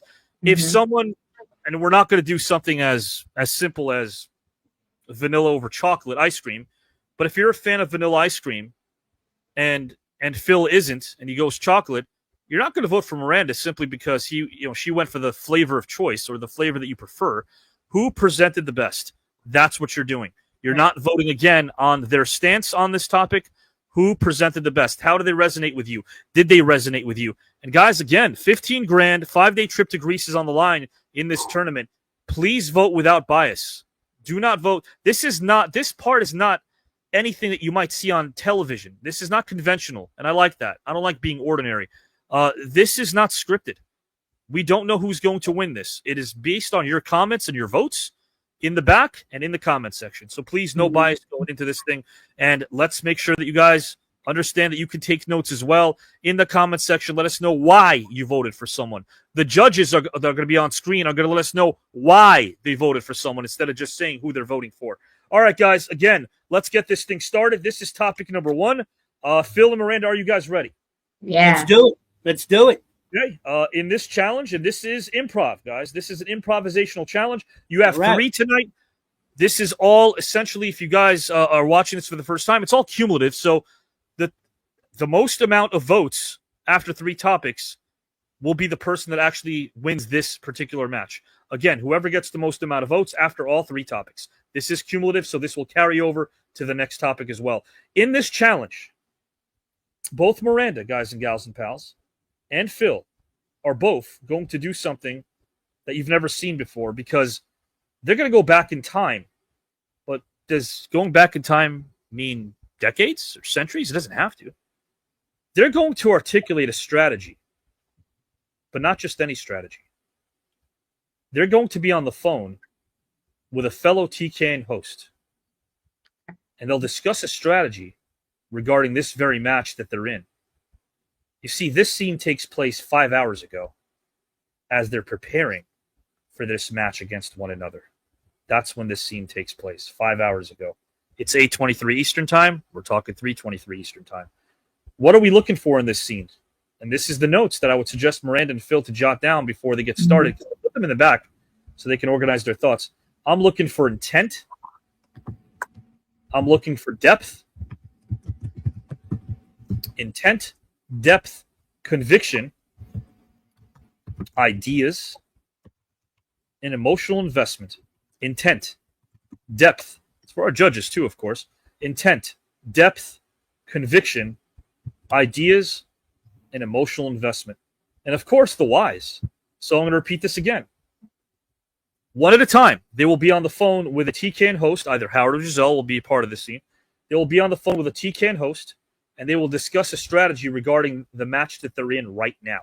The scene takes place 5 hours ago as they're preparing for their match against one another. They're on the phone. You can use a phone as a prop if they'd like to. What are we looking for in this scene from them? Intent, depth, conviction, ideas, emotional investment, and the whys. So they're strategizing. It's almost as if they're taking us into their living room as they're strategizing how they're going to approach this very match that they're in right now. All right, Miranda and Phil, I'm going to put you guys backstage. Let's bring in Howard, and let's bring in Giselle as well. You guys are going to be a part of this scene. Giselle's going to be paired off with Miranda. Howard's going to be paired off with Phil. You will be on the phone with them. Of course, you're going to be listening to them discussing strategy. You will not be giving them any strategy. You will not be providing any strategy for them at all. You will be listening, and you can ask questions.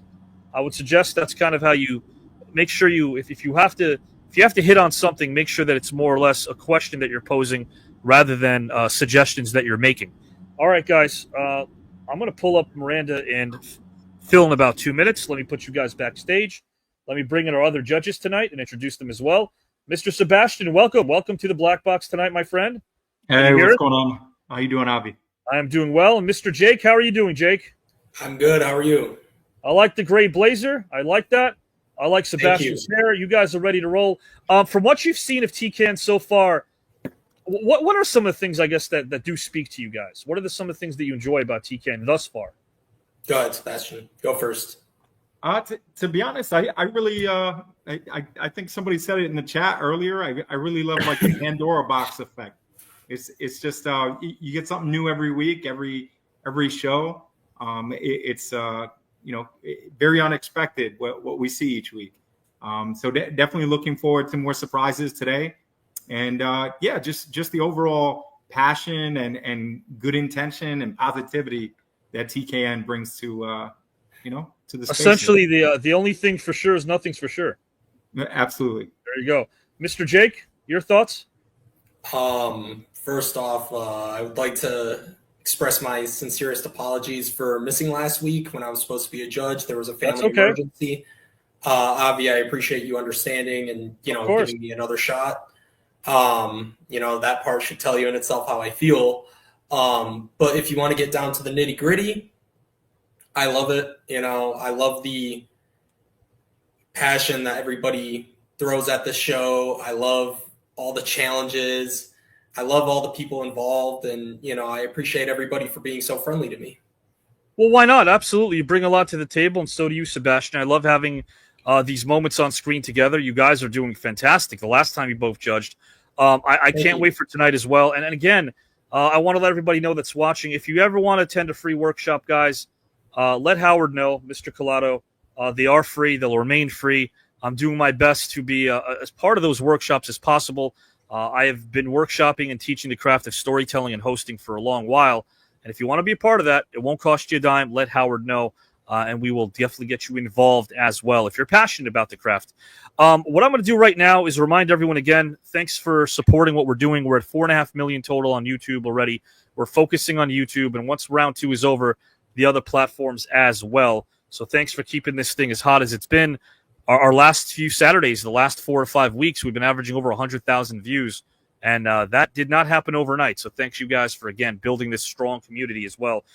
Jake and Sebastian, one last question before Phil and Miranda go on screen and give us what they got. What do you guys look for as judges? I'm going to start with Jake first. What do you look for as a judge? I'm just looking for the convincing factor. Why should I have to vote for you? You have to give me a reason to vote for you. I'm not, going to favor one over the other without a reason. You got to give me a reason. You got to sell me in, man. Once I get into the wrestling business, I'm going to sell you in on why you should love me or hate me. I'm not going to say you're going to do one or the other. I'm just trying to tell you and give you an idea. You're going to react and you're going to feel some kind of way. So authenticity speaks to you, Jake. Bingo. There you go. Mr. Sebastian, your thoughts? Yes, so I just like the preceding weeks here, I'd like to see, comprehensive answers, just kind of considering all factors, different perspectives. If it's with passion and conviction, I definitely appreciate that as well. So, and here's some help for you guys. Well, go, Jake, the authenticity. You can't forget that, man. Come on.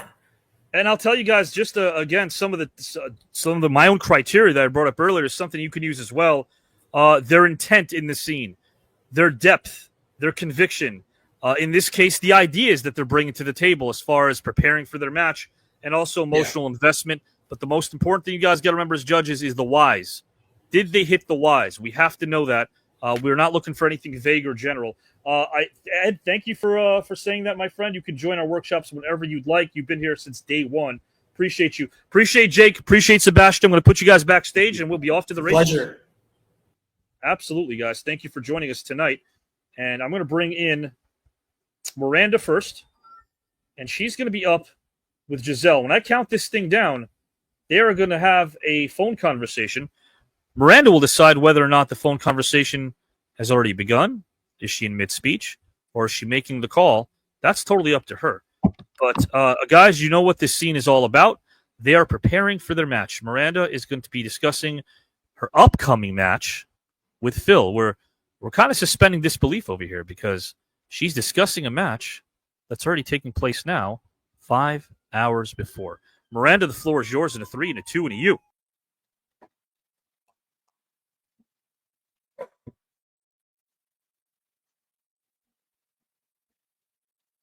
Hi. Giselle, hi, Hi. how are you doing? You sound nervous. Aren't you ready for tonight? Yes, I'm at work right now. It's almost 3:30. And I'm just racking my brain about tonight. I'm very excited. I'm a little nervous because I really need this win. I know I'm up 2-0, but I cannot let Phil get past me.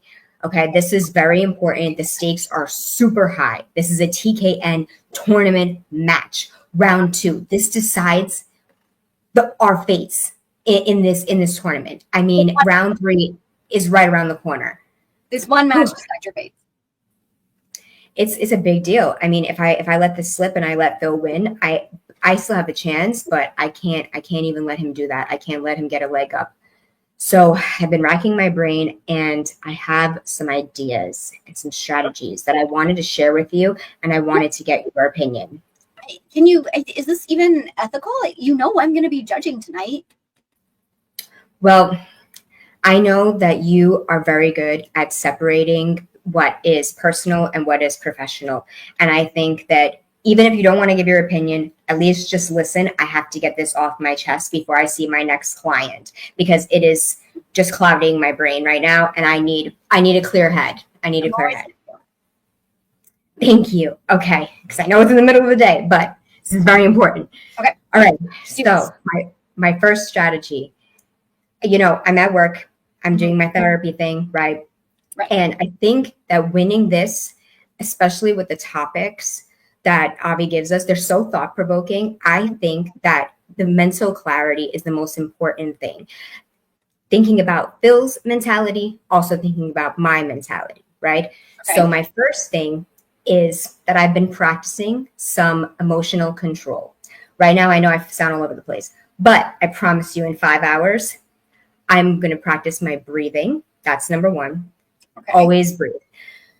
Breathing is good. Okay. I'm getting started already. Breathing, right? Eliminating negative self-talk.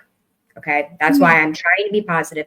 Positive self-talk is very, very important. Knowing that I have the capability to win this. I'm already up 2-0 and I can continue going. I know I can continue going. Any doubt that I have in my head, pushing it to the side.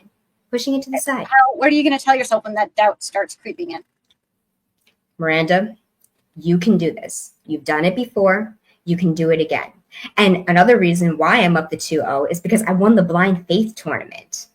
That was a whole tournament, and I won that, right? I even beat Kelly White, the unbeatable. It is so to be the king of the black box. Yes, the king of the black box himself, and I'm the one who beat him. I mean, that just gives me such a boost of confidence, and the positive self-talk is just, that's helping me a lot right now, because you have to be in the right mind state to win a tournament or to win a match, anything. The right mindset is very important. Okay. I would agree with that. I think those are great points for anyone. Breathing and staying positive. Awesome. So I don't see how I could possibly be biased with agreeing with you that those are good strategies, because I would say the same thing to anyone else. And I would probably give that advice myself and try to convince myself to take it. Right. Okay. Right. What another else one running around in that head of yours? Right. Another one that I have. This one is important. Like I said, thinking of Phil's mindset as well. Trying to get into his head, right? What are his weaknesses? Thinking about your opponent's weaknesses is very important. And we know, of course, Phil has a ton of weaknesses, right? So I think that one of the weaknesses is the depth, right? Can he be deep enough? Can he go deep enough in this tournament to get to the other side, right? Because we need to be very clear about our intentions. We need to have depth. We need to have organization, right? And the ideas and the focus. And I think the depth is not there. Can he go deep enough? That is what I'm going to try to target, is the depth. How can you target that? Well, I need to go deep enough for sure, right? Because if I don't go deep enough, that gives somebody else the advantage to try to go deep enough before I can. So I have to be very clear about what I am doing, what I am saying, and my mentality has to be laser focused. So the details are very important. The organization is very important. So like I said, help you go deep. Yeah. The details in the organization. Yes. So the first thing. 60-second warning. 60-second warning. So the first thing, breathing, emotional control. Second thing, positive self-talk. Get my mind in the right place. Third thing, try to target his weaknesses as much as humanly possible. And I think all of that wrapped up into one, there's no way I can lose. All right. If you think of anything else, let me know. I know you've got your client coming in very soon. I would love to hear you out. and a great book tonight. Thank you so much. All right, I appreciate it. Bye-bye. And scene, guys. That was Miranda. That was Giselle assisting. Let me bring in Phil and Howard. Same thing, Phil. Same thing, Howard. Now, again, you can extract more out of Phil if you want by asking questions. You can extract more, sure. You cannot offer suggestions, Howard. You cannot offer ideas at all. Phil, again, this scene can start any way you'd like. It's either in mid-speed or you're calling. That is a choice you can make. Guys, the floor belongs to Phil in a 3, in a 2, in a U.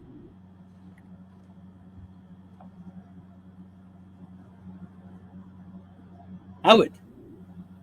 Hey, what's up, Phil? Hey. ¿Qué pasó, mi amigo? Hey, dímelo, coño. I have no idea what you said. That's okay. How you doing, brother? I'm doing good, man. How you doing? All right, got my big match tonight with Miranda. Yeah. Going over some stuff in my head. I just want to use you maybe as a sounding board, because you know what you're doing in this. Obviously, this is a huge match. Sure, yeah. Miranda is up 2-0. Yeah. Best of 4. I lose tonight, brother. I don't know what I'm going to do. I mean, yeah. Then you got to go up. You're up against 3-0 disadvantage. Got to win 4 in a row then? No. I got to win tonight. Yeah. Got to. I must win tonight. So I've just been going over some stuff in my head, trying to, get myself aligned. Sure. Yeah. Trying distractions put away. Okay. Focus forward. Okay. What am I going to do? No, we obviously have no idea what the topics are going to be. Well, yeah. So how do you prepare for that, not knowing what the topics are? By having a completely open mind. Okay. Nothing else to think about. When I get the topic, I start working. Okay. Putting together my thoughts and put them out there, Okay. But Miranda, man, she is good. I have to give her credit. Sure. She won the Blind Faith tournament, which was no easy undertaking. So got to give her credit, but I got to get to her somehow. Well, let me ask you a question. What do you think might be one of her vulnerabilities? Sometimes she gets a bit emotional. You know what I mean? Okay. And it pulls her away from what she's doing. She might stray from the topic, go off on a tangent. Okay. If it's something that she gets a little too emotional about. So if I see that, push her even further to go off on that tangent, I could completely disrupt her whole train of thought. Okay. So how are you going to push her exactly? Well, I got to see what the topic is and how she reacts.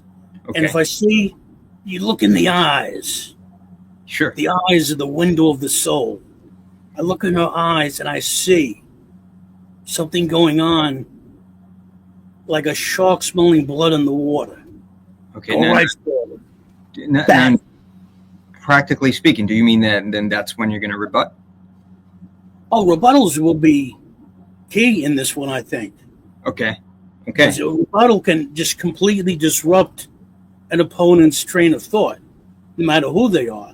And Miranda can be distracted. I've seen that before.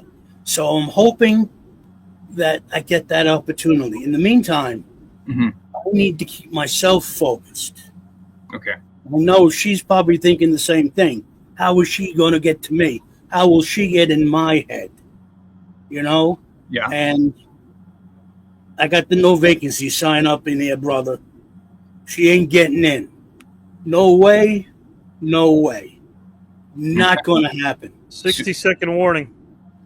So I think I just need to relax. Okay. Let it come to me when I get the topic and go deep with it. Okay. What's not there? What's something you do to relax real quick, Phil? What? What's something you do to relax, Phil? Deep breathing. Okay. Just sort of focus on nothing. Mm. Clear my head. Okay. And think good thoughts. Okay. You know? Specific thought comes to mind? Well, Holly. Your Harley. Well, gotta love my Jessica. Okay. Think about maybe fishing, something like that. Which in fishing is so relaxing and soothing. Think those things, and when I get into the match, just let it rip, brother. Let it rip. And scene. Yeah. And scene. Okay, guys. I guess I should have made this. Let me bring in Miranda and everyone, the judges as well. Miranda, Giselle, Jake, Sebastian. I guess what I should have done is made this scene in the future, because it looked like Howard was holding an invisible phone there. This was nonetheless Or in the he had past. an earpiece. It was on Or he had an speakerphone. earpiece. Yeah. Or he had an earpiece. It was definitely in the past. I don't know what that thing is. It was like a 1965 Rotacom phone. Oh my gosh. So here's how we're going to do here. We're going to keep Miranda and Phil on screen along with Howard. Now, of course, Giselle and Howard were involved in the scenes as well, but they won't. They will be very unbiased in this, regardless of the fact that they contributed as well as scene partners. Let me put Sebastian backstage and Jake backstage. They'll be up here to judge as well. Giselle, Howard, you're going to go first. Who do you vote for and why? Now, remember, I gave you my criteria. You might have your own as well. I was looking for intent, depth, conviction, ideas, emotional investment, and the whys. Howard, break it down and let us know who got your vote. But to those in the comment section, guys, all of you, Kelly, Classy Times, Power, Eric, Cinema Club, all of you here, vote in the comment section and let us know who you vote for and why. Howard, the floor is yours. Sure. So I was also looking for stakes. Like who actually has a sense of stakes in everything in each moment of their improv. Miranda, you gave some really clear, solid tools that you'll be using. When you talked about, breathing, when you talked about, focus, when you talk about eliminating positive self-talk. So you gave tools that you'll be using, which was great. Being able to remind yourself, like, I've done this before, I have gained a victory, and that's how I generate that self-confidence, was really good. Phil, I really liked it when I asked you, well, what's a positive, thought that you would have, and you talked about Jessica. And that was great. You give me I immediately had it in my mind. You're writing, Jessica. I needed a little bit more specifics again, Phil, with some of those things. So my vote goes to Miranda more for it because of the specifics. You both did great, but it was really about just specifics, and she gave more tools that she was going to use. Appreciate that, Howard. You and your invisible phone. We'll put you backstage and bring you back momentarily. Where's that phone? Show it this again. Oh, there it is. There's that phone of the future. Guys, let's bring in Giselle and see who she votes for and why. Phone of the future sounds like that's going to be a topic one day. We have several rounds of this to go, so I'm sure it'll show up in some way, shape, or form. Yes. So, Miranda, I was with you, and I was trying very hard to let you just have all of the ideas and not be very leading and not lead you on, and have that come from you as well. And I do like that you gave specifics and that you had a clear strategy of what you could do for yourself, but also maybe what you could do to Phil in the time. And then Phil, you focused a lot on focus, but there didn't seem to be a lot of variety in your reasons. I think the stakes were there for both of you. I felt a lot of intensity and passion from Miranda. Phil, where you lost me is where you said one of Miranda's vulnerabilities is that she can get emotional. And that lost me because that's what we show every week in this tournament, is that we're not afraid to go deep. We're not afraid to share the past stories. We're not afraid to have those vulnerabilities. We're not afraid to be emotional. on screen when we're telling the stories. How many of the celebrities have been on and told about people they've lost, have teared up? And I don't know why that would be different for Miranda when she wants it so much, when she wants it just as much as anyone else in this tournament, and can share those stories, and has shared several of those stories with us before. So my vote is going to Miranda. Okay, let me tally this right now, guys. And again, I'm not going to let the audience know exactly where this stands, but I will pull up your votes so you can see. We do have Power Store Inc. She voted for Miranda. Thank you for your vote. Classy Times votes for Miranda and Giselle. Okay, got that there. We have Adolfo voting for Miranda. Okay. Sal did vote for Phil Justin, and of course Howard and Giselle voted for Miranda as well. Ed, gonna go with Phil. I believed him with his relaxing techniques. Thank you, Ed. Appreciate you. Let's tally that as well. And let's have Eric's vote, which is below Ed's. I didn't hear much conviction or depth from either Phil or Miranda, but I'm voting for Phil off the emotions. Okay, Eric votes for Phil. All right, guys, let's bring in Sebastian and see who he votes for and why. Hello, everyone. How you doing? How you doing? Good, good. Phil, Miranda, thank you very much for your responses today. I could definitely see you both prepared yourselves, so kudos to you on that. One thing or a couple of things that I want to mention on Miranda's responses. You're definitely very passionate. You relayed that this was a big deal. You talked about mental clarity. These are some things that kind of stood out to me.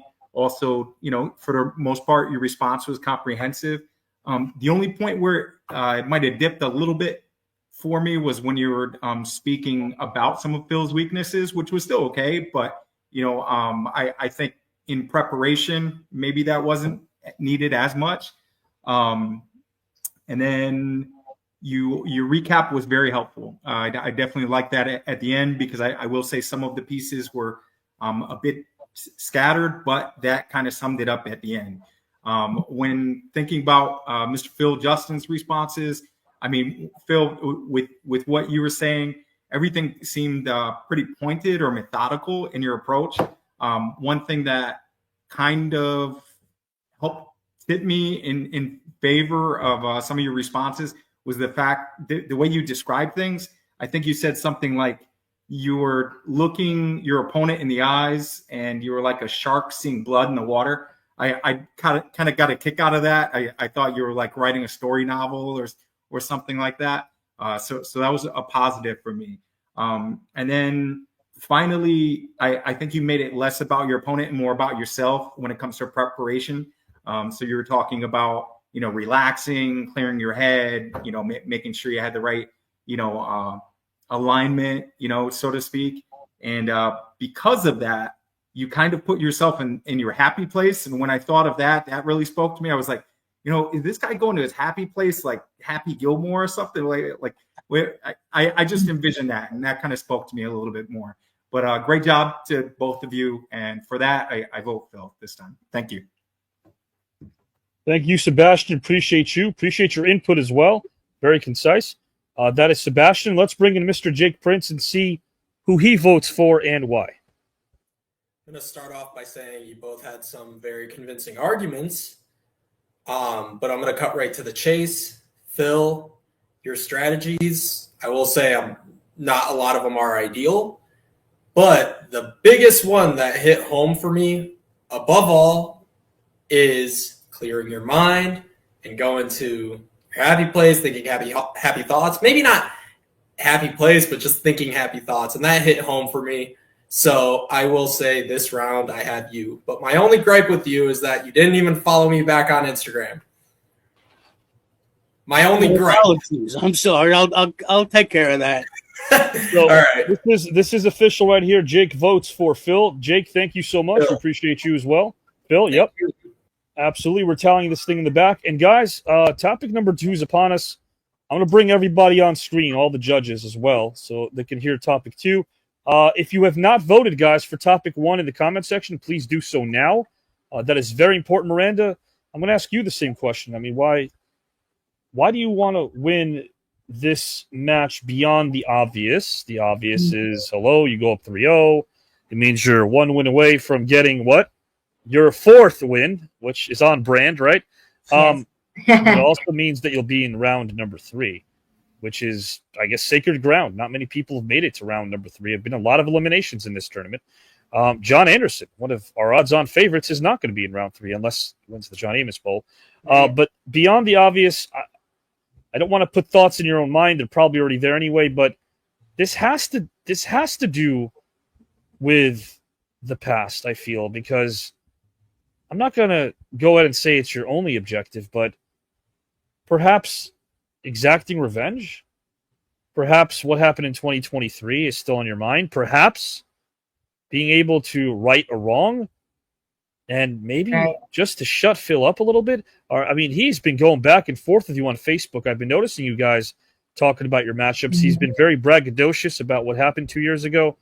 Does that have something to do with your motivation? Yeah, for sure. Because I definitely want to prove myself. First of all, 2 years ago, I think I still did an amazing job. Phil won by a hair. That match went on for like 3 hours. So the braggadociousness, it doesn't bother me too much because we still were both going head to head. We still both did an incredible job. And like I said, won by a hair, by even a technicality, but you still won, which was great. This time, I feel like I'm much more clear-headed. I'm much more ready. And I feel like I'm kicking butt so far. So I'm just going to try to keep staying on the path and just know that I am doing my best and I'm giving it 110%.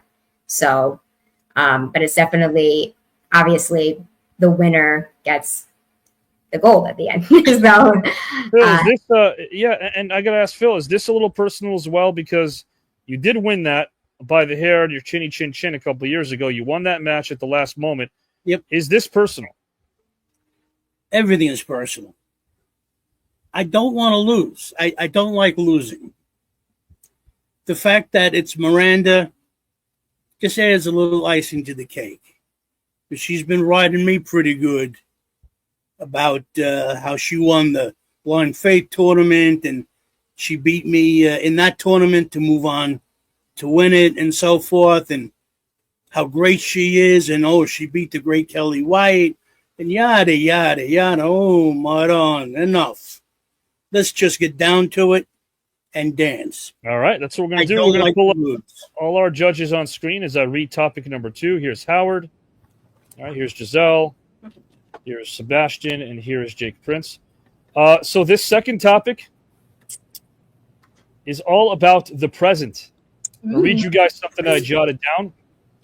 I put this in my post. Not too many people pay attention to it, so right. They always look forward to the future or the past. They should. I jotted this down earlier. Actually, I think it was yesterday when I posted. Happiness is the value of every moment. I want to read what I wrote here. Settle in the here and now. Reach down into the center where the world is not spinning and drink this holy peace. Feel relief flood into every cell. Nothing to do, nothing to be what you already are. Nothing to receive, but what flows effortlessly from the mystery into form. Nothing to run from or run toward. Just this breath, awareness knowing itself as embodiment. Just this breath, awareness wakes you up to the truth. Now, guys, living in the present, it's not as easy as reading a poem. It's difficult to stay with the now without allowing the mind to wander, to worry about any situation you might have. You could be distracted when it comes to thoughts that take you back, or even thoughts that take you into an imagined future that hasn't even happened yet. I believe happiness is the complete mindful attention. It's bliss that's found in the present moment. Right now, where we are right now, 8:56 p.m. Eastern Time, is the best moment we can be. We're alive. We're here. We're together. We're making a difference. We're learning. We're growing. And we're doing this together. What happens at 8:58 is not as exciting as what's happening now at 8:56 because it's taking place as we speak. The present moment is beautiful. I think it's fundamentally perfect. To choose to be happy right now in the present is all that exists. So Miranda and Phil, you're both going to explain how you surrender to the moment and exist within it without looking ahead or behind. You're going to explain how you surrender to the moment and exist within it without looking ahead or behind. Let me put you guys backstage. And we're not going to talk about this very topic now because we don't want to give them ideas. But what we are, thank you, Eric. What we are going to talk about is the last topic. I'll start with Sebastian. Was it a tough one for you? Was that a tough one to vote for? Absolutely. I mean, you know that for both of these contestants, I mean, there's a lot at stake here. I know that they both put their heart in everything that they do, and that shows why they've been with this team for so long. And I see there's a lot of support for both sides, which I think is awesome. So I try my best to be on the straight and narrow and always be unbiased with Sure. How I kind of look at things. But I really appreciated both of their responses. And for that last one, that one just kind of tipped in Phil's favor. I'm going to ask a question to Jake. I didn't ask him last time. I asked Jake what he's looking for. Jake, what are you not looking for? What are you not looking for? Cheap shots, low blows. If anybody's a pro wrestling fan here, just like I know you are, Howard, obviously in a normal one fall to a finish match, low blows are just no. I mean, whether on my lighter or darker side in the future, that's for the universe to let us find out. But right now, I try to just play it fair, play it by the rules. Whether I'm on my light or dark side, I'm just saying it's dirty either way. So let's just keep away from low blows and making it personal. Giselle, appreciate you, Jake. Now, when it comes to voting, Thank you. Yeah, absolutely. You've been judging for a long time. Do you allow yourself to still be surprised? I mean, do you feel like putting any preconceived notions is difficult for a judge, having that clean slate? We can't make any assumptions when we're judging, right? No, and your topics are so well thought out, but they always leave room for interpretation. So, especially on Saturday nights, maybe not necessarily this one tonight, it was a little more straightforward, but you have to allow yourself to be surprised, because if you go in with those preconceived notions, you're not going to learn anything. You're not going to find out any new information. You're not going to understand why people are thinking the way they do and what experiences they've had that led them to this point. And if you can't do that, why are you here at TCAN at all? Because that's what our mission is. That's what we're doing, is showing where those commonalities are, showing how we're more alike than different, and finding something we can all bond and believe in. So if I just go in and say, oh, I'm voting on yes based on this topic alone, that's not having an open mind, and that's going to lead to regression, not progression. Thank you, Giselle, for those for that interpretation of what it's like to be a judge, because a lot of people that watch the show, they bring up how they wouldn't want to be in that hot seat. Howard, do you embrace that? Is that something that you feel could be just as challenging as participating in a match? It is. I mean, when you're participating in a match, obviously you have an objective. Not to say you don't have an objective as a judge.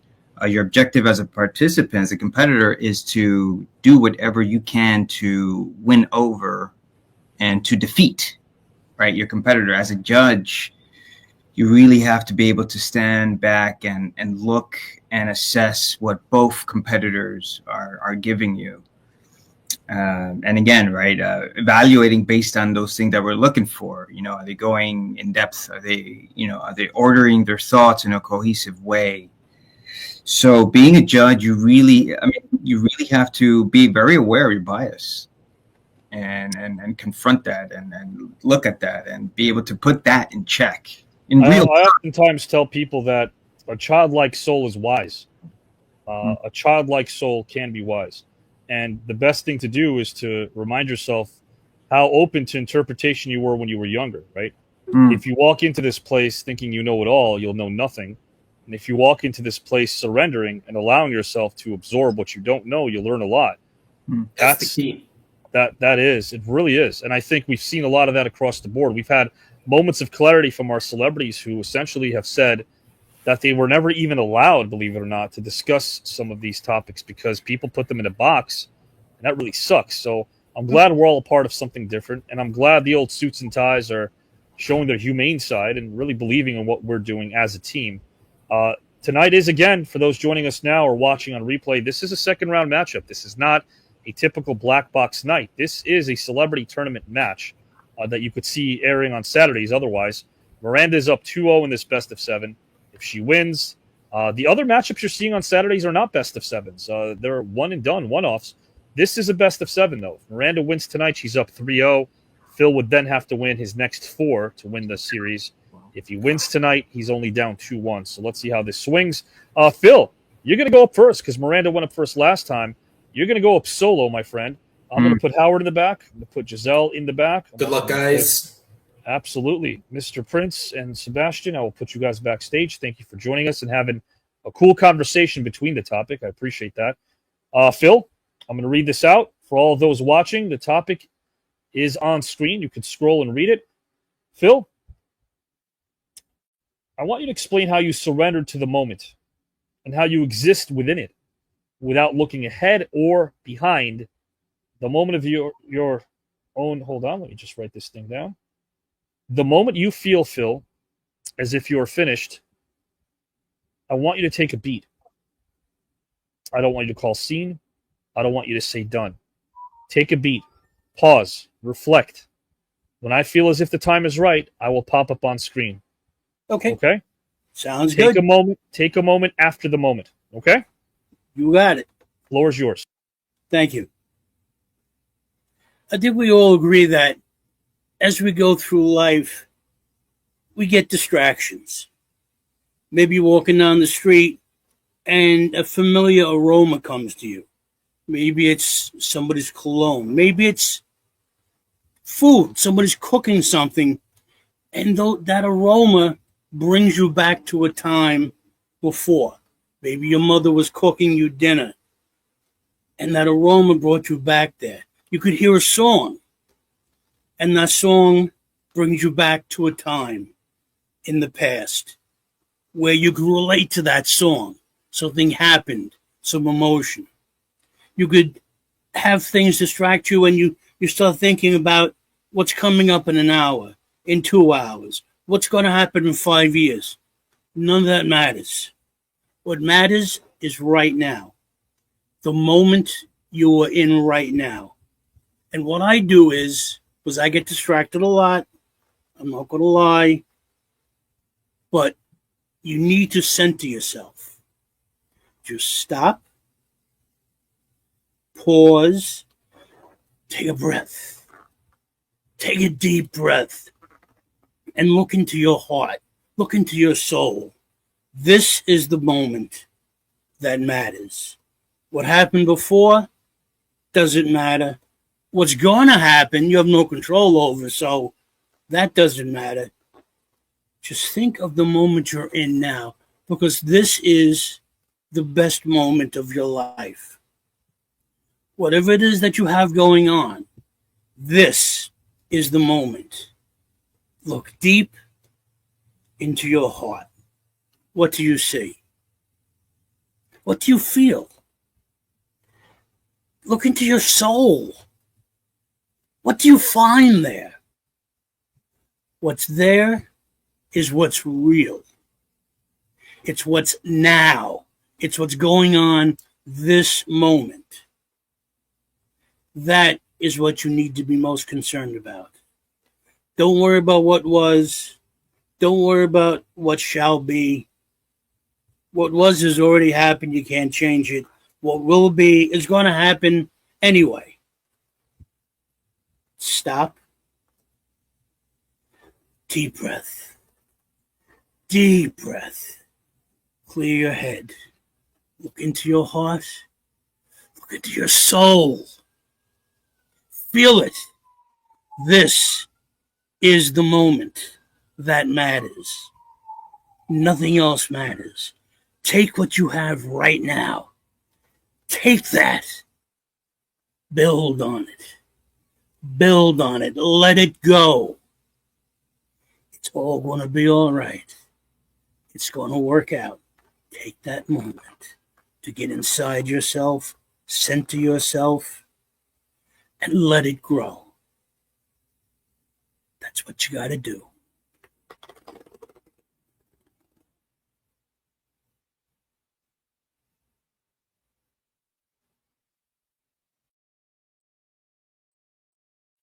That was Phil, guys. Again, if you're noticing a theme, kudos to you. Someone already has. Our last topic was about the past. This topic is about the present. Perhaps we end with the future. We'll see.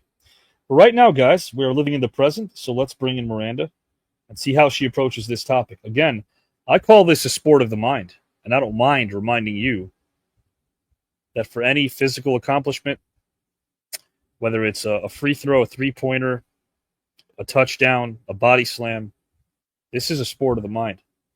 You guys have heard of my dear friends Mark Henry and Stevie Ray both say in their own ways that they are, when they're entering this virtual arena, they feel the same thing that they felt when they were about to enter the wrestling ring, because this is a sport of the mind, and you don't hear your audience over here. It's like you're in space, right? You can't hear anything. You have to trust yourself. And that can be sometimes the most difficult thing for any human being to do. To not know whether or not you're resonating with somebody. What do you have inside of yourself that you know? And what can you share with others? Are you willing to make discoveries? Are you willing to go deep? That's what this topic's all about. Guys and gals and pals, the floor belongs to Miranda. I'm going to read this again. This is a philosophical topic. This is topic number 2. Miranda, please explain how you surrender to the moment and exist within it without looking ahead or behind. The floor is yours. So, I'm going to get a little emotional and deep right now.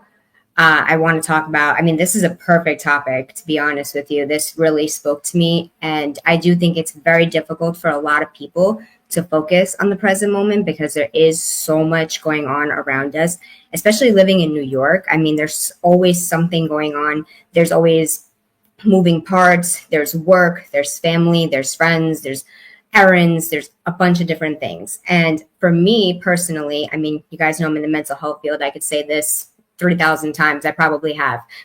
But for me, I personally struggle with anxiety and depression. I've been diagnosed. Anxiety is kind of like, looking ahead, worrying about the future, worrying about what do I need to do? What's going to happen? Looking into things that aren't even a sight yet, people not being there anymore. What if this happens? A lot of the what if, right?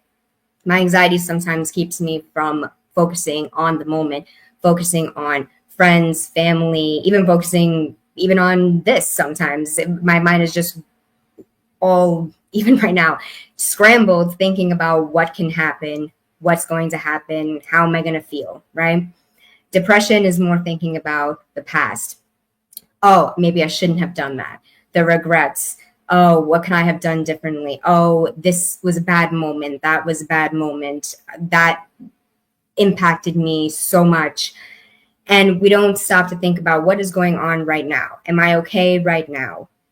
And there's a lot of things that we can do, and what I used to do in therapy as well, because I went to therapy myself. Therapists need therapists, right? So mindfulness is very important. And that's more than just like centering yourself and everything. Breathing is obviously very important. But mindfulness is more so of taking in every single second, every single moment around you. There's mindful eating, right? So when we eat, sometimes I eat fast. I just eat because I'm hungry. But being more mindful about your eating is really tasting your food, seeing what am I eating? Oh, this tastes good. Oh, there's a hint of honey in this. There's a hint of, spice. Oh, this is really interesting. I wonder what they put in here. Just thinking about what you're doing at that moment. I'm eating, I'm nourishing my body, I'm savoring all of the flavors, I'm taking it all in, right? Rather than just stuffing your face because you're hungry and not paying attention to what is in front of you. And also being grateful, because a lot of people don't have food. They don't have these things that a lot of us do have around us. When you're walking outside, right? Taking in every single breath of air, looking at what's around you. There's a tree, there's a car, right? Maybe my friend likes to take his shoes off when he walks, right? Maybe you take your shoes off, you feel the ground, you feel the earth beneath your feet, maybe there's some dirt, well, not on the New York sidewalks, but maybe there's dirt, maybe it's cold, maybe it's hot, looking at the sun, looking at everything around you. There's a bird, there's a plane, right? Also, if you get very anxious, like I do, I just walk, and sometimes I'm thinking, I don't even realize where I'm even going. Sometimes I just get home and I'm like, did I even walk home? I didn't even savor the moment. You can have a grounding technique, which is 5, 4, 3, 2, 1 grounding technique is very good. So if anybody gets anxious like I do, you could try this. Or if you're thinking about random things in the past like I do, you could try this. Is not only being mindful of your surroundings, but using your senses. So you pick something that you can smell, you pick something that you can taste if you're eating something, or I don't know, just if even feeling around in your mouth, feel something that you can touch, something that you can see, something that you can hear, right? So I hear a bird, I see a car, I can feel, the door or something. I still taste my lunch in my mouth. I don't know. You hear the rain. Yeah, someone just said the rain. Even just listening to the rain, being in that moment, mindfulness is very important, and it's a constant practice. And the more that you practice it, the easier it gets. Rather than letting your mind wander, you're bringing it back to the present. Grounding techniques are very important. Like I said, the 5 senses grounding technique, super important for keeping you in the moment and clearing out your mind. And it helps you to see what's around you and take it all in. So that's my techniques. And thank you for listening.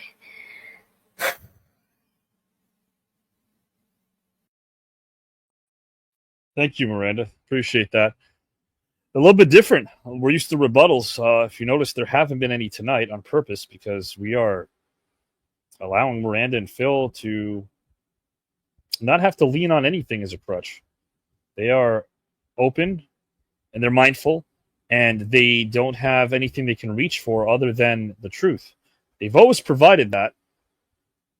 But I like the fact that there is no other alternative but to stay focused on the present in this topic.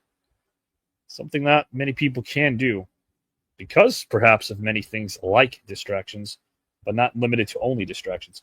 Guys, appreciate your comments. Really do. Thank you again for all of that. What I do want right now is to bring in our judges. Again, how are we voting? I think this topic resonating with you on a psychological and an emotional level, are you going to put that on a scale? Because sometimes those two things don't align. Whether you agree or whether someone resonated with you psychologically may have a different effect on you emotionally. So did someone answer the question is where I would go with. Who was clear about answering the question? Because the question was, can you surrender to the moment and exist within it without looking ahead or behind? Then we have to explore the hows. How? How do you surrender the moment? How do you surrender to the moment? How do you exist within the moment? How do you prevent yourself from looking ahead or behind, right? So who answered that? Howard, I'm going to bring you in first. And please, let's get Phil and Miranda back on screen. Mr. Collado, who do you vote for and why? Wow. You both did amazing. You both gave a lot of your own perspective on this. And thank you, Giselle. Please vote in the comment section, guys. There's a lot of you in there. A lot of you are watching. Some are commenting. Please vote in the comment section. Let us know who resonated with you most and why, who you're voting for and why. Take it away, Howard. Sure. Look, speaking personal level, being someone that deals with, always, thinking about the future and sometimes, giving that future a dark little cloud that's not even there. Yes, this topic speaks to me on many levels. That said, it was interesting because it felt like, Phil, you were doing the thing, and Miranda, you were telling us how to do the thing. You're giving us the tools. Phil, you said something really profound and beautiful. You said, once you're inside, you said, what's inside? Build on it. And you also said, let it grow. And that really touched me. I don't know why, but it did. And Miranda, you gave us a really solid set of tools of how to practice mindfulness. God, this is a hard decision. In terms of, but see here, the question is, how do you, right? How do you surrender? And again, Miranda, you gave us tools, practical tools that we could use that pretty much side me with you. I vote for you, but when you use these tools, it leads us to what Phil said, right? Build on it and let it grow. I don't know if that made any sense, but my vote goes to Miranda. Thank you, Howard. I will tally you in the back. And guys, I'm going to pull up your votes momentarily. So please give me a moment as I prevail upon you something which I can actually keep to myself for a moment. I'll announce it soon.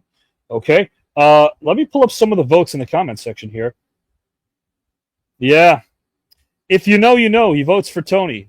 Paul McKeskey's new nickname as of last Wednesday. Oh, yeah. Absolutely. If you know, you know. Classy Times Phil, I loved his answer, but I couldn't feel his heart was fully in it. Classy, who do you vote for? Thank you for that comment. I love your comments. Just make it official and let us know who you vote for. Definitely won't be Tony. All right, Giselle? Adolfo, my vote is once again from Miranda because she demonstrated an extraordinary insight into her present and her inner life. She's also very well equipped to work as a counselor. Thank you for that. Appreciate your vote. Let me tally that here, make it official. And more votes. This is why Miranda has my vote. She had 3 responses of different points. Thank you, Classy Times. Okay, I will tally that as well. And I will bring in Giselle in a moment. And then Mr. Jake Prince and Sebastian will vote on this also. Oops. Okay. So, guys, got some more votes here in the comment section. Got to go with Phil. Thought he was on point. Ed votes Phil. This thing is real close. Okay. And there are some others that I missed as I scroll up. Eric, I didn't get your vote. The Cinema Club. Miranda gave a more in-depth demonstration, and the confidence she portrayed is 100. I'm assuming that's your vote. Cinema Club, if that was not your vote, let me know now. I'm going to make it official and say that you voted Miranda. If not, let me know. But that sounds like a vote to me. Thank you, Power Store Inc. I appreciate that. Let's get some more votes in here as I scroll up. Connie Gregory. Nope, I'm sorry. Votes for Phil. Then you voted for... Oh, okay, I guess there's 2 here. 2 for Phil. Okay, well, we're going to keep 1. Julio, wish I could vote, but I missed Phil's part. However, I'm sure it was just as beautiful as Miranda's moment was. Thank you, Julio. Appreciate that. We have more. I can't decide, says Power Store Inc. Very tough. And thank you, Sal, for voting for me. I appreciate that. It's a good topic. Eric, I didn't get your vote, Eric. I do see you commenting, so we need your vote. But you know what? You have some time because our judges are on screen.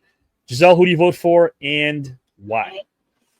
Phil, I loved your passion for this topic. You really seem to speak from the heart with this one. That was beautiful. Okay, one second. I have to interrupt you. I got the soothe me more, I need to sleep later comment about 5 minutes ago, Eric. So you might want to let us know who you're voting for and make it official. Thank you so much. Giselle, the floor. So you let us know what happens once you're there, once you're in the moment, and how to stay, or what you do to stay there, or what you try to do to stay there, which is kind of a how, but I didn't get a lot of the hows from you. I got more of the this is me, and you need to look inside and go inside yourself. But that looks different for a lot of different people. And maybe looking deep in your heart is a bit of a how, but it's not super concrete as to how that might work for other people as well. I do think it's very beautiful that you want to take that moment and hold on to it and let it grow. That's really quite lovely. And then Miranda, I like how you went back and described what anxiety and depression are into looking ahead and looking into the past. I knew you were both going to bring up breathing. It's the first thing everybody thinks of. And then Miranda, as you started giving examples of mindfulness and what they do, I immediately thought of the 5, 4, 3, 2, 1 technique. So then I was very glad you went into that. Yeah. I never remember to do it. I know it. It's there. I never remember to do it. So I am glad that you went into that, and also how practicing it makes it easier. And I do think overall you gave us more how than Phil did. So my vote is going to you. Appreciate that, Giselle. As I tally this here in the back, guys, this is a real close one. Phil might have an ace up his sleeve, but I've made a decision that he will not reveal that until he faces elimination. So he will not be able to do that this match. But if he does face elimination, if he is down 3-0, he will be able to use it the next match. I'll let you guys know what I mean. Giselle, let me put you backstage. Let me bring in Sebastian. Eric, you're voting for Phil, but I'm assuming it's more than because of this reason, right? So perhaps you want to be a bit more in depth, Eric. Would appreciate that. Thank you so much. Let's bring in Sebastian, see who he votes for and why. The floor is yours, Sebastian. Hello, everyone. Yeah, so good. Yeah, so that one was awesome. I definitely appreciate both your perspectives. I mean, it was quite the treat to have. I saw some people joking around in the comments. Phil being a yoga instructor, it seemed, and then we got free counseling from Miranda. So this was like a really good mental health night for me. I didn't even have to do the crazy stretches, which is pretty cool.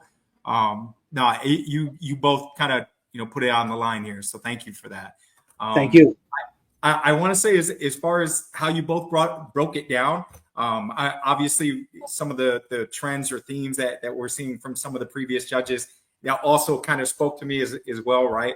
So, Phil, you definitely spoke from like a personal perspective, as far as how to kind of meet the moment and be present in itself. And then Miranda, it seems like you gave us more instructions on how to do that. I would say for this particular question, I do feel that Miranda's response was more comprehensive and she had a bit more depth for me on this one. I thought of both of you kind of listing off the 5 different senses. And in this case, Miranda actually, she covered them all. But great job to both of you. Thank you. Appreciate you. Thank you, Sebastian. No problem. Absolutely. Guys, before our final topic, we're going to have a little bit of fun. I'll let you know what I mean by that. That's before our final topic. Let's bring in Mr. Jake Prince and see who he votes for and... Not to bring up the past, coming up as a hypocrite, being a judge, but I just wanted to give a quick shout out to my friend Keon Hines. It is true, we did graduate college together, but he was also my day one when it came to being in the classroom, because when I didn't know it and kids were talking shit about me, excuse my language, by the way, I know you guys have people watching, he was defending me behind my back. He confessed it like a year later, but knowing that after being friends with him, he was a real one. So thank you for popping by, Keon. I know you're at work, so definitely taking the time during work just to watch me, a day one in our major together. I mean, that means a lot. But going back to the nitty gritty, I mean, I think this topic in particular could be perceived in many different ways. You both had very compelling, very convincing strategies to go about it. But I mentioned this last time, and I think it's appropriate that I bring it up again. Phil, for a Big, mean old biker, you showed a lot of hearts. And I will say, as you were speaking, I don't know why I felt like this was missing, but a motorcycle revving the engine, I felt like that would have been very appropriate as you were speaking. That's my only gripe with your bit, but all in all, everything you had to say, very resonating to some degree with me, so I'm on Team Phil tonight in this challenge. Thank you for voting. Appreciate you, Jake. Absolutely. And yes, shout out to your friend. I think that's really cool. Absolutely, Yeah. guys. It's solid too. It is, yeah, and I like the conversations everyone's having in the comment section with each other as well, while still remaining present. Appreciate you guys. Let me tally this here. Phil gets a vote, and right now, guys and gals and pals, again, if you have not voted yet, please make sure you do now. Here we go. This is actually, I want to pull everybody up here on screen. So let me bring in Howard. Let me bring in Jake. Let me bring in Sebastian on screen. Again, thank you guys for watching our show. Guys, I have a game to play with you guys. It's going to be very quick because, again, in every TCAN Celebrity Tournament matchup, we have moments of levity, we have games, but you may not have heard or gotten the memo. We're voting on that as well. We're voting on how detailed you are when you select one of these trio of options I'm about to present your way. You're going to have to be in depth about this as well. For this game, essentially, we're going to make sure that everybody is on screen. So, guys, Phil and Miranda are on the hot seat. This is a bonus round, absolutely. Oh, boy. Play right now. So what we're going to do now is essentially mute our mics without muting our mics. We're going to give Phil and Miranda a chance to expand on the following. This is a game called More Underrated or More Underappreciated. I'll provide Miranda and Phil a trio of options, and they will select one, and they'll provide a reason why they think one of these is more underrated and why. So, starting with Miranda. Miranda, which of the following do you think is more underrated and why? The letter Z, salt bagels, or pinky toes? I think pinky toes. Pinky toes, why? Yeah, because sometimes when I'm wearing tight shoes, my pinky toe gets stuck in the corner of the shoe and it starts to hurt. And then I realize how important it is to have a functioning pinky toe. And I don't think a lot of people recognize that, because imagine you didn't have a pinky toe. I feel like your whole foot would be lopsided. So the pinky toe is essential for the whole foot. I do take it for granted, yes. Guys, Phil Justin is going to be asked the same question. He will expand upon this. And this is a sport of the mind, which means levity matters, right? Yes, some of the greatest minds in the world are able to grace us with their humor and elaborate on the things we don't think about. Phil, which do you think is more underrated or more underappreciated? Why of the following? The letter Z, salt bagels or pinky toes? I'm going to go with the letter Z. We have such a large alphabet, so many letters, they get used repeatedly over and over and over, and there's the poor lonely Z. But it's an important letter too. You couldn't have a zoo without the Z. You couldn't have the Rush song YYZ or Z, as they say in Canada, without the Z. And you also wouldn't have been able to get this response from Eric without the letter Z, apparently. But the letter Z just gets overlooked and sent to the corner. Well, guys, again, Phil and Miranda were not privy to these topics, nor that the game was going to be played at all. They did not know. The judges didn't know either. But I like both their responses. We're going to go vote on this right after each option. So, Howard, real quickly, this is sort of the lightning round. Yep. Who do you vote for and why? Who gave you something that really spoke to you here, right? Miranda picked pinky toes. Phil picked the letter Z. Go ahead. I'm actually going to go with Phil. His reasons for the Z. He gave us good 3 specific reasons, and yeah, Z. No one picks Z, so Z. The letter Z, Giselle? Yeah. I'm also going with Phil for this one. How can you not appreciate a letter that's worth 10 points in Scrabble? That's right. There you go. I guess so. Sebastian? Yeah, on this one, I'm going with the letter Z and Phil as well. Thank you. Sebastian votes for Phil and Jake. what happened to that good old principle of every person is created equal, and now it's like every alphabet is created equal. So, like, be that as it may, Phil, I'm with you on that one. No questions asked. Phil gets Jake's vote, and guys, again, in the comment section, you're voting as well. We have Power voting for Miranda. Thank you for your vote. Okay, guys, vote now because this is the lightning round. So even in the comment section, you guys have to make sure you train your index fingers to put in those votes as fast as possible. All right, we're going to move on right now to our second most underrated category here and why, our trio of options. This is for Phil and Miranda. Miranda, what do you think is more underrated and why of the following? VHS tapes, nostril hair, or 95-year-old women owning a mosh pit of a Metallica concert? Interesting. Well, this is a tough one. I want to say VHS tapes because I love the nostalgia behind VHS tapes. I wish I still had a VHS. But how often do you see 95-year-old women owning a mosh pit in a Metallica concert? I think that's something else. That's underrated. I would love to see my grandma go into a mosh pit at a Metallica concert. Oh, yeah. Your grandma, and I say this as a compliment, your grandma's tough. It's a I compliment. wish she could go into a mosh pit. That'd be great. There you go. I would love that. Anybody would, ideally. Anybody by the would. way, Julio does give us a last-minute vote for the last one. He votes for Miranda, so let me tell you that. Thank you, Julio. He threw in a last-minute vote here for the first one. Okay, Phil, I'm going to ask you the same question and to our audience as well. Eric voted for Phil. Let me see if you voted for him. You did not vote for Phil in the game. I don't believe you did, nor did Connie. Guys, you got to be quick. You got to be quick with this because we are doing the lightning round portion of this challenge. So let's give Phil two more from Connie and Eric as I tally this here in real time. Forgive me. Here we go. Phil, which do you think is more underrated and why of the following? We have nostril hairs, VHS tapes, or 95-year-old women owning a mosh pit in a Metallica concert. As much as I would love to see a 95-year-old woman banging heads in the mosh pit, I'm going to go the tapes. It's a piece of history. Too many letters in the alphabet. I'm with you. I know. Where's the Z? They're not used much anymore, very rarely, if ever. But they are a part of history.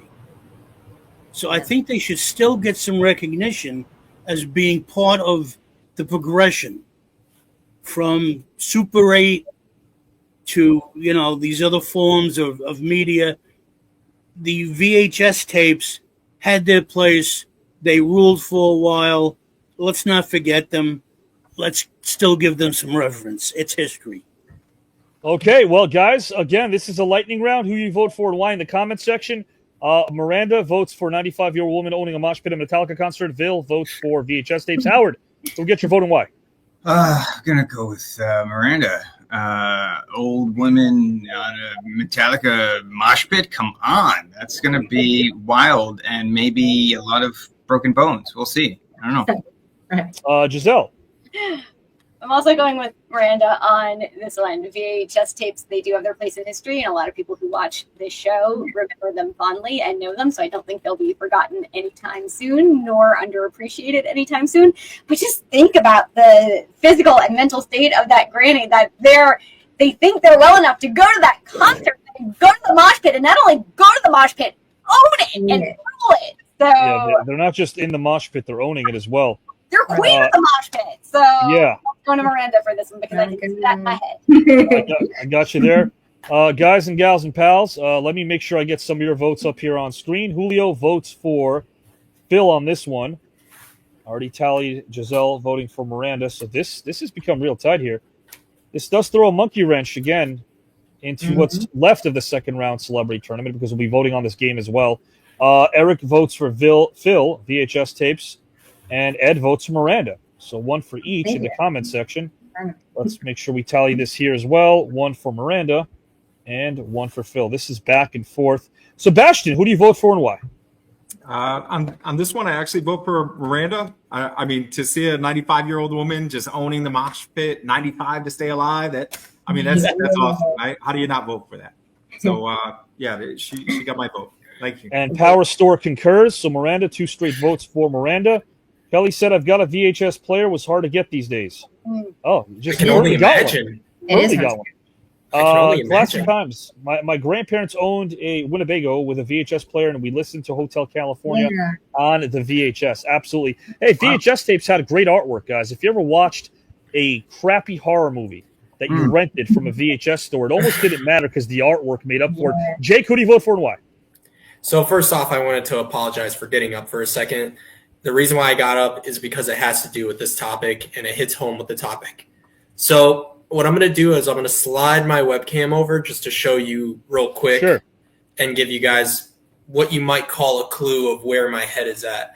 Now, Miranda, I understand you're intrigued with your choice.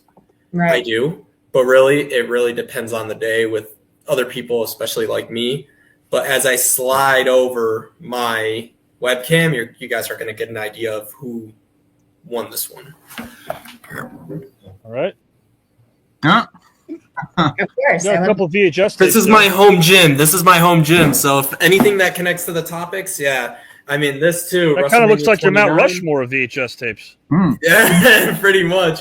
And this too. I mean, it goes in. Those it are goes in DVDs. line with. I know, but it goes in line with where my head is at here. So the nostalgia of it, going back to your point, Avi, it has to do with it. So if you guys haven't picked it up already, my heart and my mind is with Phil in this choice, in this round. So you're on fire, Phil, with me. Thank you. I tallied everything. And guys, a couple more options before we head into our final topic. The first one represented the past. The second represents the present.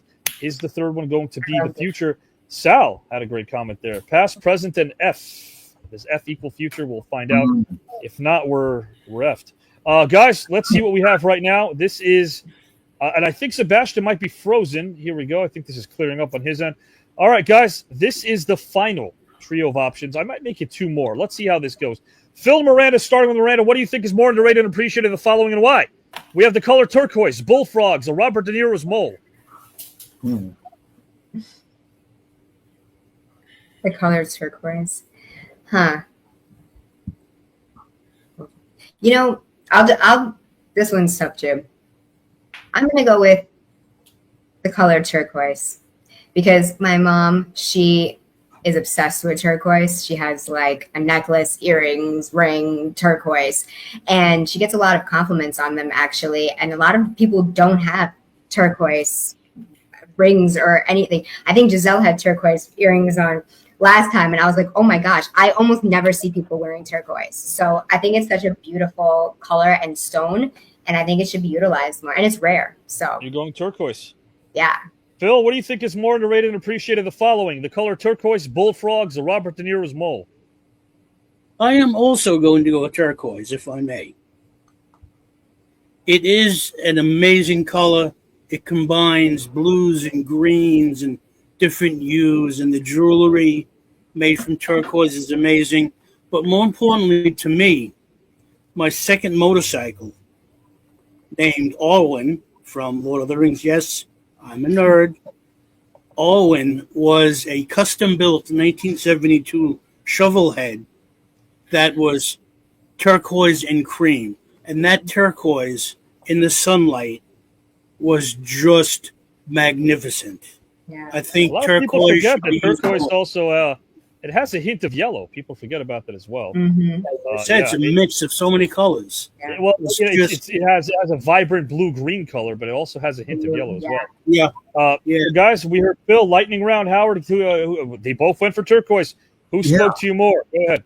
I think that last image of that motorcycle, Irwin, right? So it's called Arwen. Okay, yeah. That there's something beautiful about that image and the color of that motorcycle. It really was. You painted it well. And what do you vote for, Howard?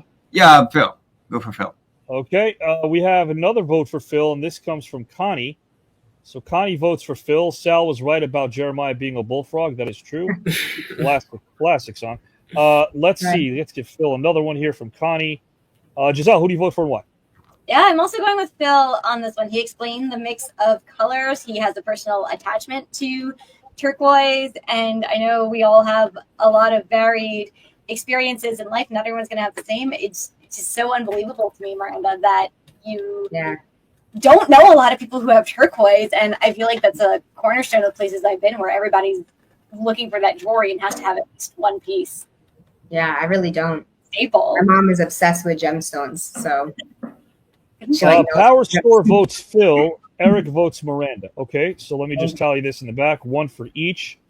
And Sebastian, who do you vote for and why? And this one, I'm going to vote for Miranda. I was kind of looking for a little bit more conflict, so I was hoping somebody might pick either, the mole or the bullfrog or something. But, I think since she was first to the punch on this one, she wins it for me. Thank you. Appreciate that. Julio votes for Phil. Okay, gotcha. And Mr. Prince, who do you vote for and why? Surprising that you both agreed on the same thing, but for different reasons. Phil, I could see, that selection hits like near and dear to you. But for the reasoning and it resonating with me, I will go with Miranda. I do agree that Thank you. When you do see it, it's very compelling and it's very rare. And you just want to observe the moment of being there, being present. And, you just want to see how it works on other people. Some people could wear the hell out of it, to your point, maybe. Let me see for myself so I could judge it myself one day. But, yeah, with you, I'm basically with you on that one. There we go. And Julio gives us an alternative. How about a mole shaped like a bullfrog? Named Howard? Named Howard? Oh, you're giving it a name. Okay, it's got a name Howard. Guys and gals and pals, this is our final one. I think this might be the final one before we delve into our final official topic. Miranda, what do you think is more underrated or more underappreciated of the following and why? Elevators without elevator music, elevator music without elevators, or dogs named Buster? Elevators without elevator music. And then elevator music without elevators? Correct. And then a dog named Buster. Correct. Okay. Maybe well, actually, you know what? No, I'm going to go with, I was going to say elevators without elevator music because they're very peaceful and I hate the damn elevator music. But I think I'm going to go with dogs named Buster, just because my neighbor had a dog named Buster and he was so cute. He was like this little poodle, fluffy dog, and he was so adorable. I grew up with him. My neighbor lived next door for 10, 15 years. I talk to her still sometimes on Facebook, but that dog, oh my God, that dog was so cute. And he was I think I knew him for the whole 10 years. I mean, he was just adorable. I loved him. So dog's named Buster. Dog's named Buster. Okay. And guys, Adolfo votes for Phil. So let me just tally that as well. That's for the last one that we had. Phil, I think you heard these, but let me repeat this as well as I get another vote for you right here. And I tally that and make it official. Phil, what do you think is more underrated and why of the following? Elevators without elevator music, elevator music without elevators, or dogs named Buster? All right, I'm going to go with elevators without elevator music are underappreciated. Elevator music wants me want to kill myself. That might be a bit dramatic, but to be stuck in an elevator, listening... Hold on. To the YouTube gods, sorry about that. What Phil was a metaphor. What Phil meant was he would rather watch The View than listen to Ella. That's what he was going with. Go ahead, Phil. That's good. Boy. Yeah, let's not get reported, please. Let's not get reported, please. No. Cool. But seriously, elevator music is so annoying. It's so frustrating. It's aggravating. It just really drives me crazy. So to be in an elevator without elevator music would be very much underappreciated. I would appreciate it. Okay, Connie voted for Phil for the last one here. I just saw Connie's vote. Let me tell I you think this we here. counted that one. Let me see if we did, because this one was left at 9:45. Connie could vote once. Let me scroll up here and see if Connie did vote for Phil. Yes, she did. Connie Gregory voted for Phil before. So we're not going to count that. We did tally that, though, Connie. So, Howard?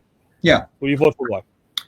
Sure. Sometimes elevator music is sometimes the past, the number one hit, from 10 years ago or something, which I sometimes do love, and sometimes it's like jazz music, which sometimes I do love. And so, and then if you don't have music in the elevator, you're hearing all like the mechanicalness of the elevator. And if you're like claustrophobic, that might freak you out, so elevator, I think, serves a purpose. So I'm going to vote for Miranda. I also want to now know Buster. Is he still alive? Does he have? No. Oh, Buster. Okay. I'm sorry. I just like. Well, so Howard, your official vote is for Miranda. Okay, got it. Let me tell you this here. I do have a lot of comments / votes right now. So Classy Times and Power and Eric all vote for Miranda. That's 3 straight for Miranda. So let me just give her 3 more here. Make it official. There we go. And I believe I have a vote from Ed, thinking Phil would rather hear Steppenwolf in an elevator. There you go. Elevators for the ups and downs. Not the theater company, though. They're awesome. Let's see who else we have. Ed, who do you vote for? Let's see if get your vote official. Giselle, who do you vote for and why?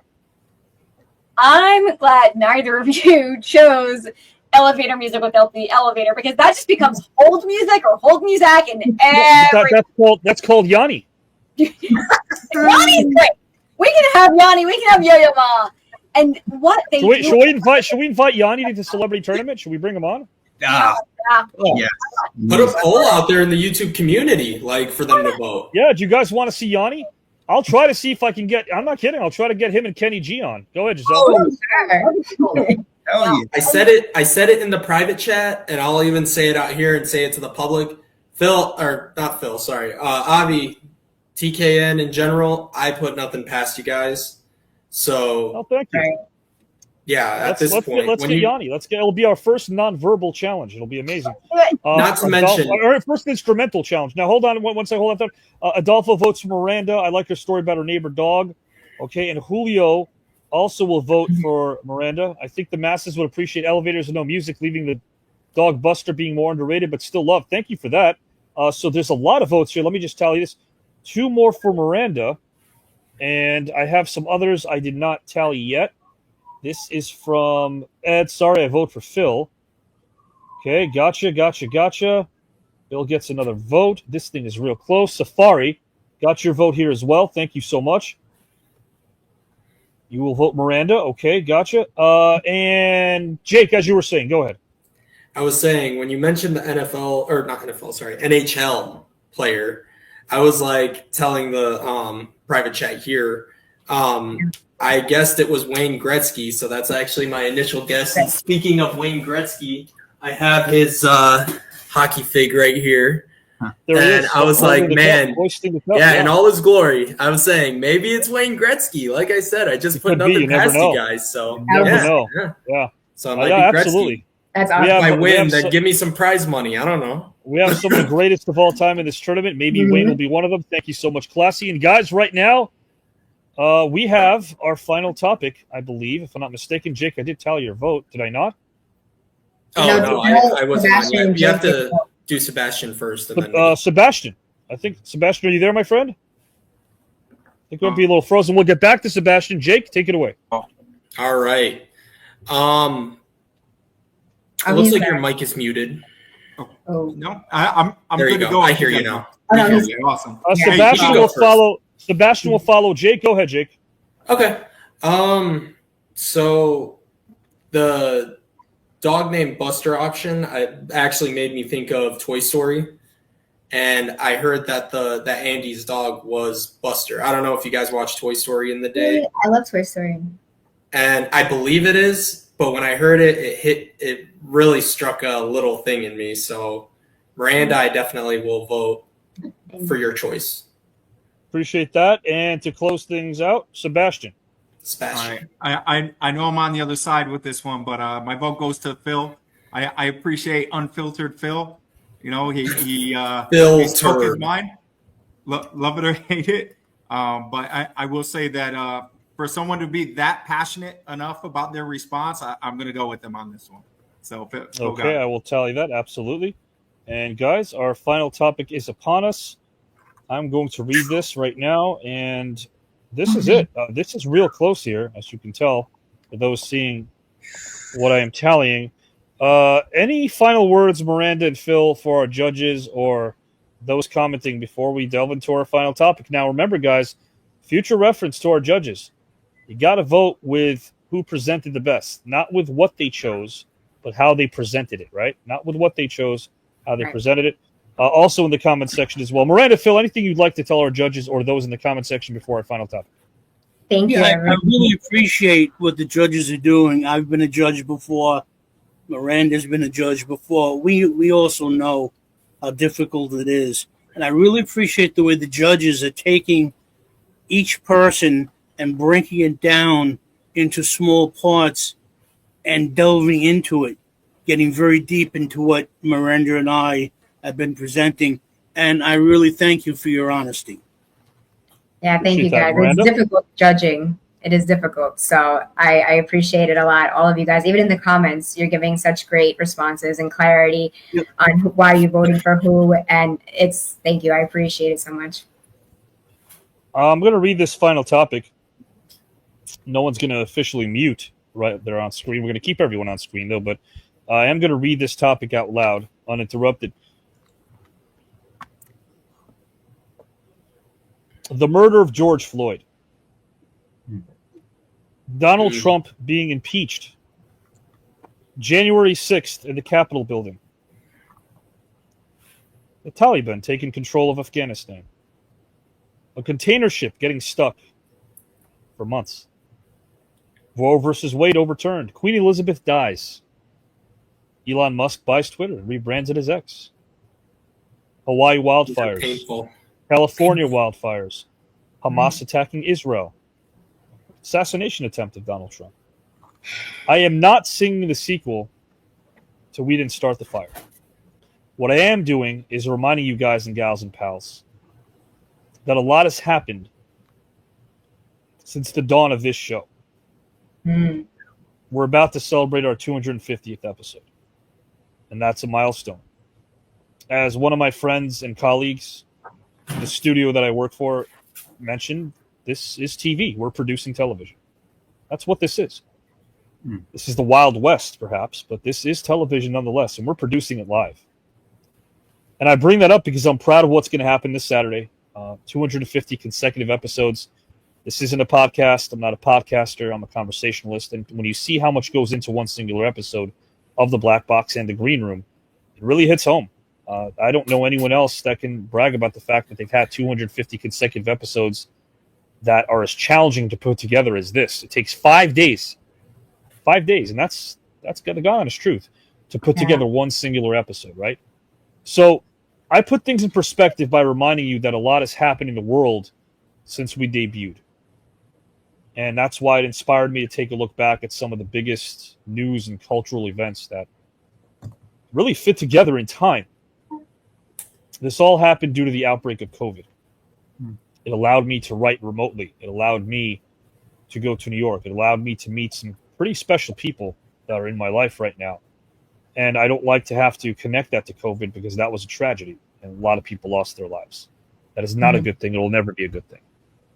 It allowed me to take a stance on something I never thought I would have a stance for.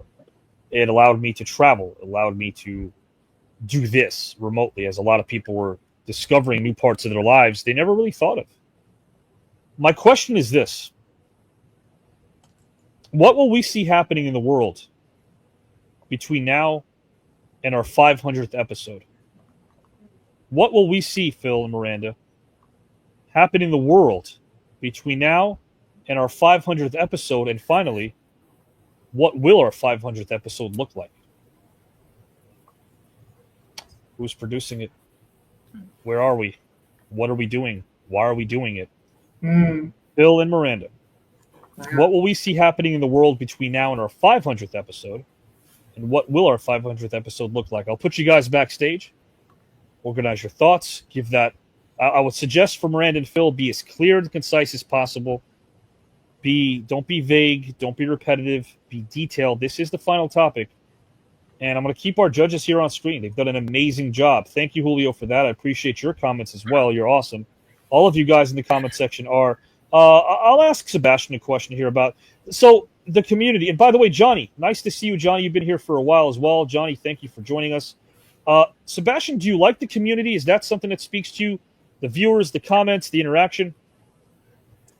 Absolutely, Avi. I think you just summed it up for us. To be honest, just to be connected with so many positive people, supportive folks, understanding, and I love the hashtags that you all throw out. Edutainment. I mean, every time I log on or every time I check something out, I'm always learning something new. And I think that's awesome in itself, because I can't really think of too many other platforms where folks can come on, be entertained, also have thought-provoking topics come up as well, and kind of learn something all in one. So I definitely appreciate the new network for that. So we appreciate you too, man. You guys are, again, every time I see you guys on screen judging, you're not just judging, you're sharing a lot with us too, and we're learning from you, and I appreciate that. Jake, that's my question for you is, I want to ask you about the word challenge. Do you like to challenge yourself? We know about wrestling. We know how important that is to you. What about the mental component? Do you like to challenge yourself, take yourself places you've never been before? Absolutely. That's how you do it. I mean, you just summed it up right there. When you challenge yourself, it takes you to places where you don't even think you're going to go. Or maybe not you in particular, but maybe other people might not think you're going to go. And sometimes you really surprise yourself with things you do, like being on the show, meeting who I'm meeting, and, talking to the people I'm talking to, conversating with the people I didn't really think I would conversate with. Not to pull the curtain back a little bit, but I'm going to in just a second. Howard, whether or not you want to hear this, if you don't, earmuffs. If you do, listen away. I mentioned to Howard that he knows a actor on Heels named Robbie. The show Heels, that's on Stars. It's on Netflix now. And I love that show. And prior to me talking to Howard about this, I was actually interacting with Robbie a little bit on X. And I, thought it was cool that he interacted with me a little bit. But when I saw Howard was, like they know each other and they're connected, I'm like, oh, no shit. It's like, this is cool. So really meeting people, connecting with people on such a level is really my favorite part. And I feel that this can actually help me as I'm continuing my road into the wrestling business. Yeah, and I'll say this here live. I stated this probably more times than I can count, but it's not who you know, it's whether or not they can say they know you, and that's not all of it. And the reason why is because we think who we know matters, but the relationships that become friendships are way more important than anything else in this world that you can have. Because your goal is not to make a lot of money, or it shouldn't be. Your goal is not to have a fortune. Your goal is to leave behind a legacy that goes beyond the dollars and cents, goes beyond the paycheck. Nobody will remember, and some will resent how much you make. That is the way of the world, especially when it comes to how this world is now changing and evolving, how people are, worshiping at the altar of the dollar, right? But when you're leaving behind a legacy that allows people to realize what you stood for, that is everything humane. It's so hard to forget that we're human because there's so many inhumane things happening and inhumane objectives and inhumane pursuits that we forget that we are human. We forget our soul because we can't see it. But I would dare say that if you are interested in building bonds, people are going to see that. They're not going to try to help you because you're talented. They're not going to try to help you because you have something going for yourself. They're probably going to try to give you a helping hand if they can, number one, and if they want to. What makes a person want to do anything? That's what you have to ask yourself. What makes a person want? Because you're right. I mean, this is a community. The world is a community. Nobody succeeds alone. Nobody does. It doesn't matter who you are. We see the final product, the finished product. It looks polished. We see the celebrity, and we think, wow, they did this alone. They didn't do it alone. Probably had a team or a support system and or everything, right? But they do that because people believed and wanted to help. They wanted to help. It starts with kindness. It starts with being kind. It's not forgetting these basic principles that maybe perhaps we have forgotten about in previous generations as well. It's not this, oh, in my day we didn't. So being human, what that means to you, I would suggest everybody takes 5 or 10 minutes during the day to close their eyes and ask themselves what being a human being should look like, what it should sound like, and what that can mean to somebody else half an hour from now. When you walk out that door, what can you do? What maybe can't you do? Maybe there are things you're doing that you shouldn't be. Howard, I have a question for you before we bring Miranda and Phil on here. And we are giving Phil and Miranda a chance to organize their thoughts. Howard, you've been here since day number 1. How would you, it's a pretty difficult challenge, how would you sum up 250 episodes? In your own words. Man,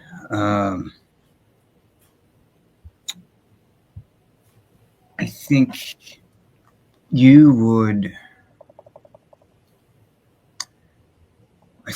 just focus on the moments of joy, the moments of emotion, and the uncomfortable moments too.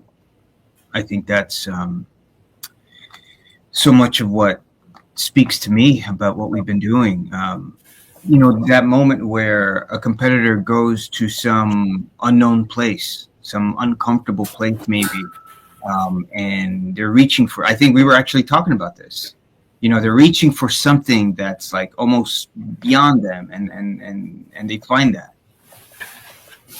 That to me is what we've seen over and over, through all these episodes. And when we have seen that, it's just beautiful. I think they arrive at some kind of understanding. For example, I remember Robert Burke, right? He questioned you on this whole idea of what do you call it? Why do we judge? Robert Burke was on, and the first time he was on, and he was like, he had some qualms about the whole judging thing. And Avi, you explained it to him pretty beautifully, and you said, don't think of it in terms of, a judgment. Think of it in terms of people are voting for what spoke to them, what spoke to the heart, what spoke to when the you're judging, you're letting the presenter know that they spoke to you. Yeah. That's a good thing. That's a positive thing. But that moment where you had a dialogue with him, right? He was, confused about what it was and had his own sentiments about it, but you guys had a civil discussion about it. That to me is what 250 episodes is about, part of it. I appreciate that. Absolutely. So essentially right now, guys and gals, we're about to delve into our final topic. Bill and Miranda, are you guys ready? Okay. So here's what I want to do. I want to make sure all our judges are accounted for. I'm going to go backstage. Howard, if you want to have a conversation about what lies ahead for TCAN, we've got our 250th episode. We've got a huge matchup in 2 weeks featuring an NHL Hall of Famer, Jake the Snake Roberts, NBA legend Antonio Davis, and Baseball Hall of Famer Brett Saberhagen. Take it away. I'm going backstage, and I'll be back momentarily. No problem. So, this Saturday night, ladies and gentlemen, damas y caballeros, we celebrate 250. And to me, what's really significant about that is the word consecutive. I mean, to put on 250 shows, and again, that's not to toot our own horn, but that's to say the work, the sacrifice, the moments, the nights of like, man, how are we going to put this together? This happens, that happens. How are we going to navigate all those different things? That to me is what's really special about 250 episodes. Creating a blueprint, that's not there. I mean, I'll ask you guys, have you ever had a moment in your life where, again, you weren't told like, this is how you do this thing, and you had to kind of figure it out yourself? I mean, was there fear? Was there uncertainty? Was there hair pulling? Was there a head crashing at a wall? Because it's in the positive and the greatest way possible. I mean, I'll ask you, Sebastian. Howard, to be honest, this experience is just that in itself. Mm-hmm. Being asked to come on here and be a judge, I can I think when I originally met you, I said I wasn't a big fan of doing Zoom meetings and things like that. And here I am judging on the new network, and I think it's outstanding. I can say that, both yourself, Avi, and the rest of the team, you guys have all been great mentors and teachers. So thank you very much for that. And, just kind of creating a space for like-minded individuals to come and kind of chop up different ideas. This has been outstanding. I think just you guys all kind of creating this space has been something that's very nice. And even just giving a guy like myself confidence to come on here and, just share some thoughts, that's huge. So thank you very much. Awesome. How about you, Jake? So to answer, the question with something that is very much relatable down to earth.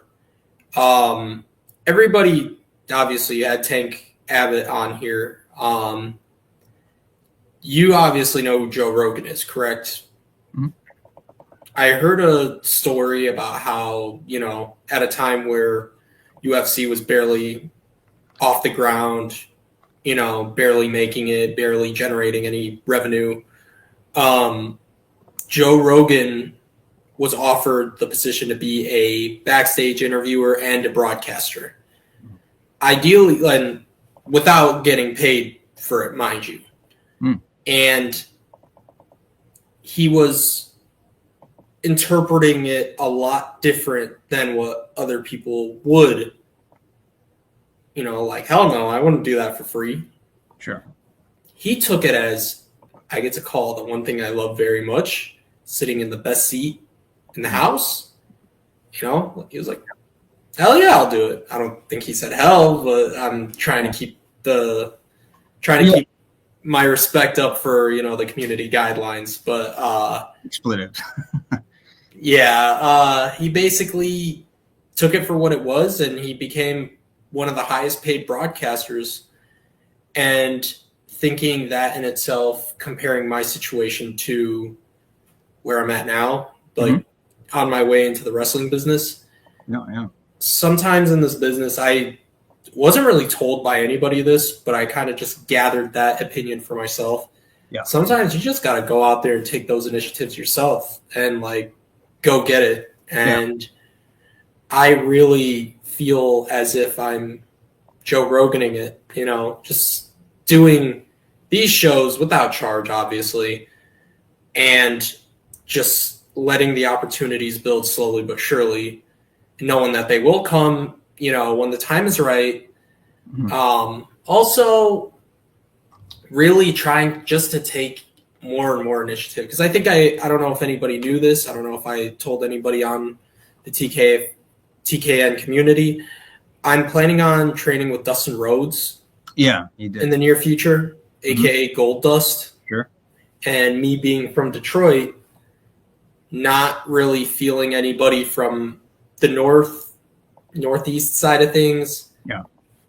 Going to Texas for 12 weeks, going there for 3 months, 12 weeks, taking that initiative just to learn from the best. Yeah.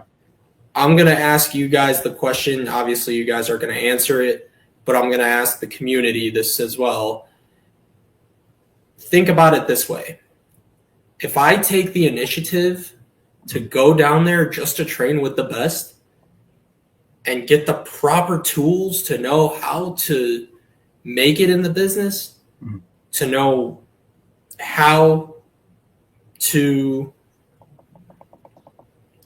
give people a reason to give a shit about you. Make sure that whatever you do, you hype it just so other people will actually give a shit. That's how I always approach things. Yeah. But going to someone who's not only second gen, not only someone who's like a veteran, but someone who knows what he says and he practices what he preaches. Yeah. Yeah. So if going back to your question, I'm taking the initiative just to elevate my career in more ways than just wrestling. Because heaven forbid, if I get injured, hell, maybe a promoter might want to put me in the commentary or maybe the promoter will just let me have a vending table to sell my merchandise on. Maybe I'll be a special guest referee. Maybe I'll be a valet for an up-and-coming superstar if I go through that down the line, God forbid, like I said. So I think opportunities just start where you step. Yeah. Well, to me, that sounds like sometimes I was told just show up, and if the skies are aligned, so to speak, and if you've done the work, if you're prepared, things will fall in the proper place. But speaking of showing up, and speaking of wrestling, the 19th, my friends, July 19th, we have a full stacked card. Who I'm talking about? I'm talking about Jake the Snake Roberts, WWE Hall of Famer. We're talking about Antonio Davis. We're talking about Brett Saberhagen. And then we're talking about a NHL Hall of Famer, an unknown NHL Hall of Famer. So that match, mystery man. Yeah, and we don't know who the mystery is. Maybe we'll get some clues. We'll see what happens. But all three of those gentlemen, when they were on, were just top notch. Man, I don't know if you guys get a chance, definitely check out Jake's first matchup. Man, he went into his journey with, are you a fan, Jake? Any chance? Yeah. Good question. Yeah. Okay. Jake times 2. Come on. There you go. Sebastian, are you familiar with Jake the Snake Roberts? Absolutely. Okay. Yeah. Okay, cool. Yeah. My grandma used to hate him when I was a kid, and I used to watch wrestling. He's like, blah, blah, blah, blah. But did you grab the slipper?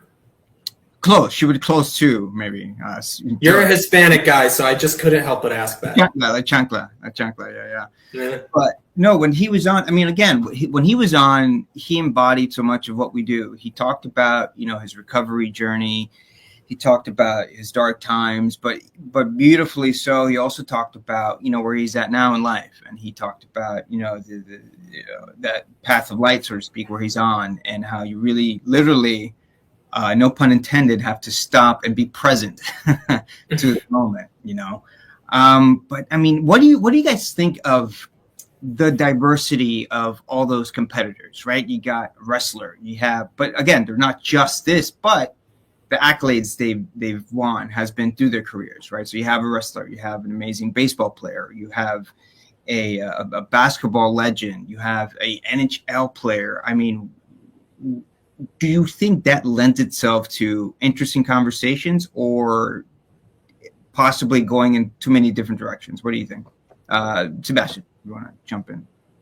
Howard, I think it's honestly an awesome opportunity for, just regular folks like us to kind of peel back the curtain and see what it's like, to kind of step into the life of some of these other folks that maybe we might not have the ability or be fortunate enough to meet, so it's very nice to kind of bring this into like a living room feeling, where everybody can kind of come together and share some ideas. And you got the folks in the comments that are contributing.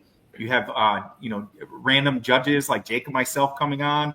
You have the week to week contributors like yourself, Giselle, Phil, Miranda. This is great. We got the best of humanity here in just one spot, and to be able to kind of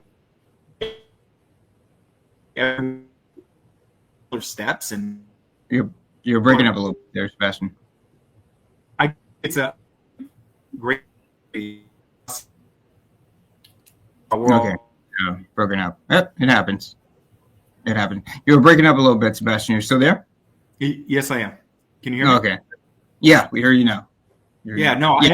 I just appreciate how this opportunity basically gives us the chance to show that we're all connected.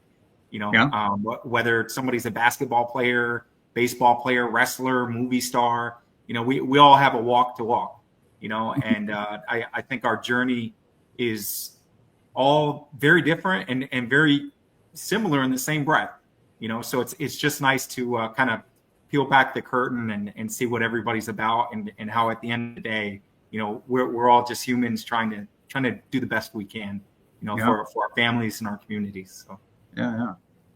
Awesome. Jake, what are you thinking? Just connecting what my previous life to what's going on now. So in college, and Keon, if you're there, I know you're going to vouch for this. I'd say in the middle towards the end, I started to receive actually more appreciation for bringing a different perspective to the table. Mm-hmm. Because a lot of those kids who were in our classes wanted to work behind the scenes. That I didn't think they really wanted to do anything pro sports like me going into wrestling. Sure. I think if they heard it from a performer standpoint or heard anything, maybe even something that they wouldn't even think in their wildest dreams and expectations of being mentioned in class, I think that's just what makes a lot of discussions, a lot of debates, a lot of this, a lot of that more intriguing, because it's not just, a straight shot. There might be other things that might need to be worked around, discussed around, and then maybe agreed upon, maybe just agree to disagree. Yeah. There's certain issues in the world, to Avi's point, where, sure, the world's getting ugly. And I even mentioned, like, as he was mentioning it, painful, hearing a lot of it getting mentioned. But regardless, at least we know we're trying to just make a good community here. Yeah. And having different athletes and different people of different respective professions really makes for beautiful chemistry. Like, obviously you watch wrestling, so like two different people going in the same ring, same match, same segment, that's gold. I mean, this, John Cena, Randy Orton, Rock Austin, Brett Shawn, Larry Bird, Magic Johnson. Yeah. If I'm not mistaken. Oh yeah. Some guys I have here, that I have dangling up there. Triple H and Mick Foley. Like, you gotta really understand that the opposites of other people is what makes it a lot better. Because if it's two of the same people, it's kind of boring. Yeah. Well, it creates a tension, right? Yeah. It creates intrigue. Yeah, it does. And something that Avi was talking about before, that why is it that we have such problems with, right? For example, right, the minute you hear someone is a basketball player, right, there are certain associations maybe that we immediately make, right? The minute we hear someone was a pro wrestler, maybe there's immediate associations with that, so on and so forth. For baseball player, NHL player. Now, why is it that sometimes those biases could get in the way of really allowing us to see the human being inside here? Why do you think there might be? You think, Sebastian, want to tackle this one? Yeah. Okay. I think we have technical difficulties. Yeah. It's okay. It's okay, Sebastian. I'll throw it at Jake, and then when you are good to go, brother, you'll jump in. So, Jake, what do you think? We have that kind of issue, or maybe have you ever had that issue? If you don't mind sharing that. That's what I was gonna say. I can't really give you a definitive answer for everybody else. Yeah. But I'll just speak for myself here, because that's the one thing I know how to do. And that's one thing I'll always know how to do. Being looked at as a pro wrestler can go either way. It could go as, oh, you're doing the fake shit, and there's more to it than what they see on the TV. I've had to explain this to a lot of people in class. I've had to explain this to a lot of people maybe in the online community. I had to explain this to a lot of people that even just don't know wrestling, don't follow it. Because to say straight out of the gate that it's fake, I mean, that couldn't have been further from the truth. It's predetermined, don't get me wrong. Howard, you do one move to me, I do this move to you, win, I win. I mean, sure. Is there much difference between a match and like a play, right? A play is also kind of predetermined because it's been written already, right? But there's more physicality to pro wrestling. Definitely. I would segments or matches. Like, it doesn't really matter there, because If you know that something's going to happen, you just know it. You brace for the impact. I had to talk to a classmate and have a heart-to-heart, an honest conversation. So I was doing my presentation on New Japan Pro Wrestling. Okay. Because it'd be too easy to do WWE, so I wanted to go outside, step outside, and do New Japan Wrestle Kingdom as the event. Sure. And she did say fake, and then I told her, so your definition of fake and my definition of fake are completely different. Mm-hmm. It's not just this classmate, but it's also other people that I've talked to in my lifetime. Sure. Yeah. A person It jumping sounds from like building. being a really, really, really awesome conversation. It's Yeah. a shame. There is a ton going on behind the scenes in a good way, like not in a bad way. Okay. Gotcha. There is a huge surprise on July 16th, guys. A huge surprise that's going to July be 16th? airing on the Green Room. Yeah, it's not in the form of a tournament match. It will be during a tournament match, but we have a huge surprise that I've been working on the last 5 or 6 months that will be happening on July 16th. That's all I could say for now. So that phone call, that conversation I had is exciting to be able to report somewhat. Stay tuned just to see exactly what I'm babbling about on July 16th. But that being said, I appreciate Sebastian, Jake, and Howard having this conversation. Eric, Power Store, Julio, don't go anywhere. Final topic is upon us. I'm going to do let's go backstage, guys, if you don't mind. I'm going to do old heads versus tails, or number one. Pick a number between 1 to 10, and then we'll determine who goes first or who wants to go first. Phil, pick a number between 1 to 10. 5. Miranda. 7. 7's the number. Do you want to go first or second? I'll go first. You're going to go first. So, guys, here's what I have for Miranda and for Phil. Again, rebuttals are not part of tonight's match. What is going to happen in the world between now and our 500th episode, and what will our 500th episode look like? Miranda, whenever you're ready, the floor is yours. Breathing again.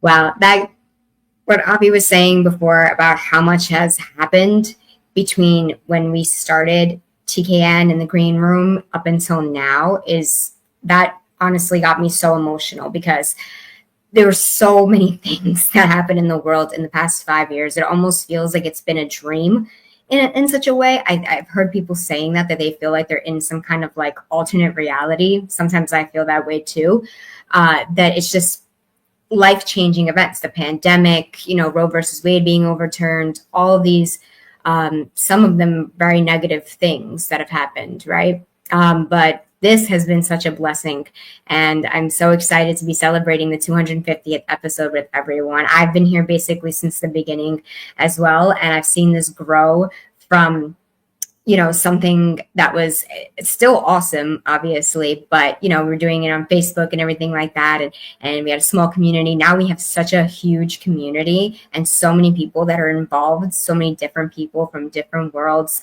and we're on YouTube. We have 78.5K subscribers. I mean, that's just amazing to me. And this is a really interesting question, because it's hard to think of another 5 years almost into the future of what that's going to look like. I think that the number one thing that we're going to see, I'll start with the world, right? I think in the world, the number one thing we're going to see is obviously a boost in technology, right? The technology today and the advances that are being made are like rapid fire. Even from 5 years ago, in 2020, when we were just talking about up until now, the technology has soared through the roof, especially AI. That's the number one thing that's going to be even more prevalent in the next 5 years is AI. Maybe some for the better, maybe some for not so much the better. The biotechnology is definitely going to be better. That's a good thing, with advances in medicine, advances in different types of machines that can help with surgeries and better precision. If somebody's having open heart surgery or something like that, that's definitely a very amazing advance that I'm looking forward to even growing more into the future, because, we need it to help people with different things, how HIV, the medicine for HIV has advanced so much, cancer research and things like that. I mean, these are things that we should have done a long time ago, that we should have been trying to cure or at least maintain a long time ago, because these are terrible things that really can affect people and kill people. So the biotechnology is going to be really booming, and that's going to be great. Quantum computing, our basic computers and our phones, I mean, as advanced as they are, they're going to get even more advanced. They're going to be able to solve problems in like no time. The science is going to be through the roof. Cybersecurity obviously will have to be through the roof because of all the advances in technology and AI. So hopefully some more cybersecurity will be coming out for the AI, so it's not used in harmful ways. Unfortunately, I do think climate change is going to probably get worse before it gets better. So that's not something I'm looking forward to. I mean, the weather, even in New York, as people can probably tell, is all over the place these days, or at least here, it's all over the place. So I think that's going to get worse before it gets better, because some people, I think, don't see the magnitude of how climate change has been affecting us. I'm hoping for less war. I'm hoping for more peace. I'm hoping for no more pandemics or illnesses, because that was obviously a tragedy. So I'm hoping for a lot of good things in the future, as opposed to bad things in our world. In TKN, of course, I only see good things happening in the future as of right now. I mean, we've been booming so much just alone in the past year that it's just unbelievable. So I think in the next 5 years or so, give or take, we are going to have hopefully millions of subscribers, millions of people watching us. We'll be able to touch so many more people, so many more topics, we're already all over the world, but even expand to like countries that probably don't even know us yet. You know what I mean? It's so exciting, as Howard and everyone was talking about. The connections between people is just so amazing. That's one of the reasons why I love being a part of TKN so much. I think we're going to be able to connect with more people and grow more, expand to more networks, some that we're already talking to. So that's going to be exciting, do some live events, meet people in person, and be able to hug people and talk to people one-on-one, like face-to-face. It's great on the computer and YouTube, obviously, but being in person is going to be such an amazing experience, and just like being able to be close to everyone. I want to meet all of you guys and give everybody a hug and listen to what all of you have to say, coming from your own mouth and your own words, and hearing your voices and everything. That's going to be so exciting. And I think the 500th episode, Avi's still going to be rocking it. He's going to be in his blazers and maybe with a little hat on. Also, I love his hats. And he's going to be rocking it. He's still going to be doing everything behind the scenes and in front of the scene. Everything he does is just amazing. Directing, producing, hosting, everything. I hope that our bonds will continue to become stronger, all of us here at TKN, because to think 5 years ago, none of us knew each other. And now we're like a family. So even with our audience too. So that's going to be amazing. I'm getting emotional just talking about this. And maybe there'll be little Mirandas or Mirandos running around in the back, in the back of the screen, or in person. Hopefully, the 500th will be a big, huge in-person event, maybe even in an arena with a bunch of people as an audience in person in an arena. That would be awesome. That would be so awesome. So I think we're just going to, especially with TKN, we're just going to continue to grow and learn from each other and be able to connect with even more people, even more platforms, and hopefully do this full time. I want to make this my life, my whole life. And in the world, hopefully more peace, and definitely going to be more technology. So that's where I see it. I appreciate that, Miranda. Wow. Very, very heartfelt. There was a timeline there. You took it from one point to the next. Absolutely. Appreciate you. And Miranda, you're very valuable. We all are as people, but also as a host, as a storyteller, as someone who's been here since the first calendar year of TKN. You were here when it unfolded, and we'd worked with one another previously. And again, what you brought to the table consistently as a storyteller makes me want to write, makes me want to host, makes me want to produce, makes me want to be the best version of myself for you, because you give a lot of yourself to people. You have a very big heart, and you know what your goals are. You're very family-oriented. You've got your priorities straight, which a lot of people can't say in today's day and age. And I really appreciate our friendship. I appreciate how much I've learned from you. I've been able to grow because a lot of the things that you bring to the table here, whether it's talking to us about the things that are practical that only a therapist would know, or learning about things that sometimes humans forget. As a friend, you've taught me how to be a really cool person. So I appreciate you a ton, Miranda. Thank you. Miranda, I was just kidding. No, I wasn't. I don't like your hats. No, I'm just kidding. Yeah. I don't like them either. I don't wear them a lot. That's why. That's Miranda, guys. And again, she gave us a piece of her heart, a lot of her mind. We appreciate that. And I don't mind bringing in Mr. Phil Justin right now. Phil, let's see what you got for us. This is our final topic. Apologies, yes, to the viewers. Apologies to the judges and the cast. But again, I had an impromptu call that I took, which you'll know of. We'll refer to it on July the 23rd, if I'm not mistaken. No, July the 16th. This Saturday is the 12th. The following is the 19th. The one after that is the 26th. The 26th of July, you're going to find out what this phone call was about. We've done this before, Phil. We've had these calls behind the scenes, and then we find out later on what they were about. So I apologize to you guys for doing that behind the scenes, but there was so much greatness that we discovered as a result, because Sebastian and Jake and Howard went to places we didn't expect. So we thank them for that. Phil? Yes, sir. Yours. My question for you is very as much. such: what will we see happening, Phil, in the world between now and our 500th episode?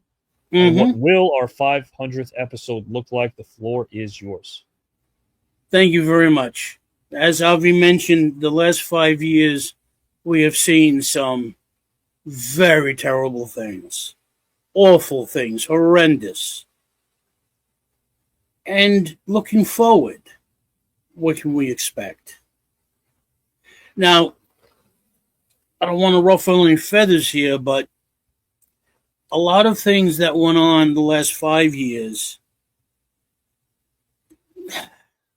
there's something of a lack of leadership, which allowed things to kind of crumble.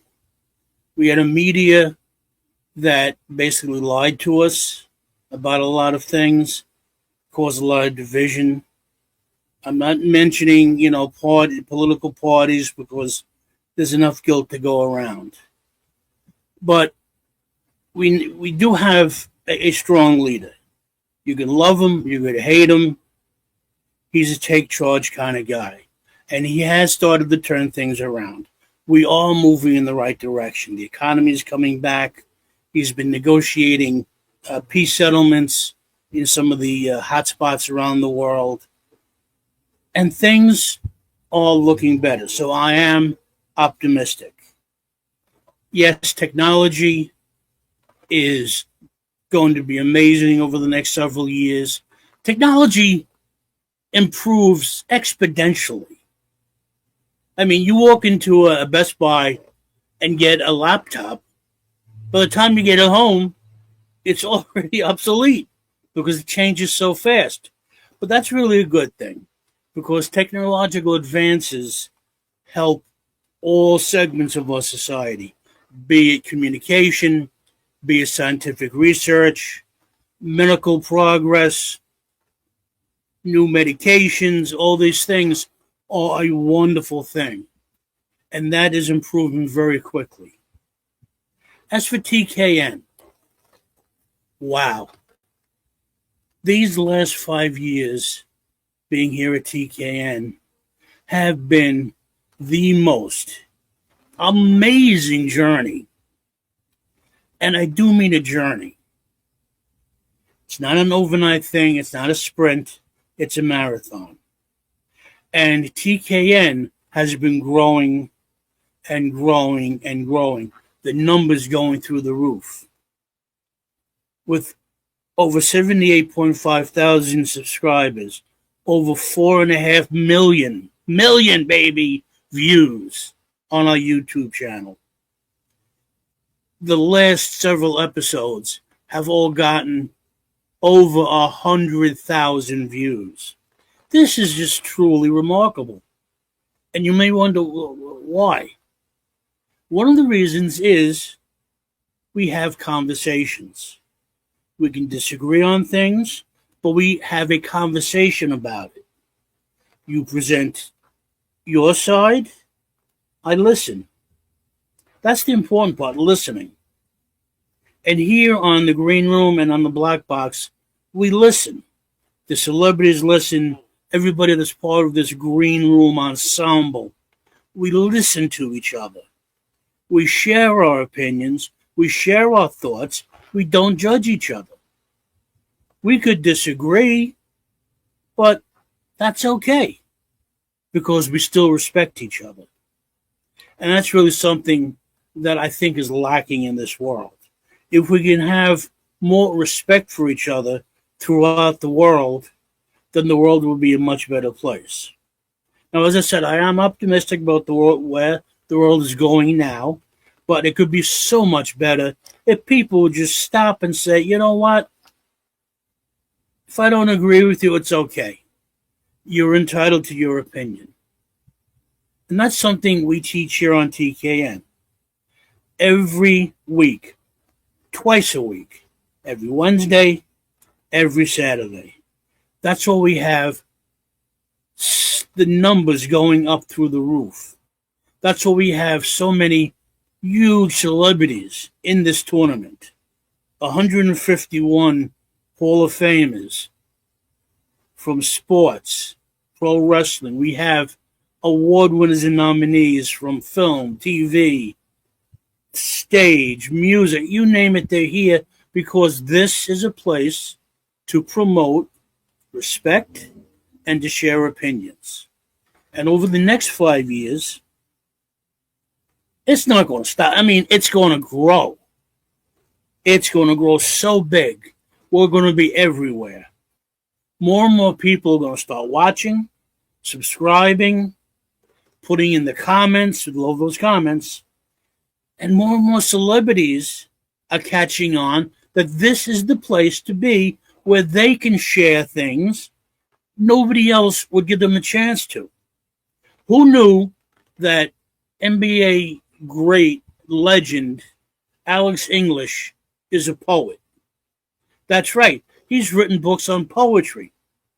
You wouldn't find that out on ESPN or any sports show, but you found it out here. And that's why we're going to keep growing and spreading and expanding and getting bigger and better. And yes, Avi, with his blazes, man, that is a one sharp-dressed man, I'm telling you. He is leading us in the right direction. We are all working together as one, as a team. And for that reason, there is no stopping us. And when we finally get to that 500th episode, another 5 or so years from now, that 500th episode is going to be live in an arena. That's right, in an arena. Now, being from New York, I pray that we do it in Madison Square Garden. That would be so awesome. But that's how big we're getting, how fast we're growing and spreading the news. When the 500th episode comes around, it's going to have to be in a big arena because you're not going to be able to hold everybody back. So that's what I see. The world is starting to move in the right direction. TKN is certainly going full speed ahead. No doubt about that. And when the 500th episode comes around, it's going to be in a major arena. Because that's how big it's going to be. A guarantee. Thank you. Thank you, Phil. Appreciate you. Let's bring everybody here on screen. I want to say something about Phil as well. Let's bring our judges, Sebastian, Jake, Miranda, Howard. Of course, Miranda, who's participating with Phil in this incredible match. Let's bring in Giselle. Let's bring in Jake. Let's go backstage. Here we go. So, Phil, I want to tell everyone this. I met you 21 years ago. You worked on my film After the Life. You worked on that project. That's right. I cast, I believe, a total of, there were about 650 people that packed Shetler Studios on 54th between 8th and Broadway, right near Studio 54 on the old Dave Letterman show. You were one of them. You auditioned for a role that I think had about 45 or 50 people. You got that role. About 5 callbacks later, you did. Yep. And then we kept in touch. We got to know each other. Yep. And I like that you and I share a similar ear for the same material, meaning probably I'd say in my late 20s, early 30s, I cut out all the bullshit fake food. And as I got older, I did the same thing with people. Yeah. I cut out all the bullshit people from my life. And I'm glad you're a part of it because, again, I try to keep people who I believe are authentic and genuine and can add a lot to my journey. So appreciate you being a part of this journey for 21 years, my friend. Appreciate you a lot. Thank you. I want to let everyone know right now, guys and gals, that your comments are going to be brought up. And guys, yeah, please have a playground for the imagination in your mind. Play. It's okay to play. It's okay to think. It's okay to create. Go somewhere, because you're not going to go anywhere if you're going to be bound to, I guess, the ideals of a society gone wrong that tells you that you have to work a certain way or dream a certain way or live a certain way. Screw that. Thank you so much, Sal.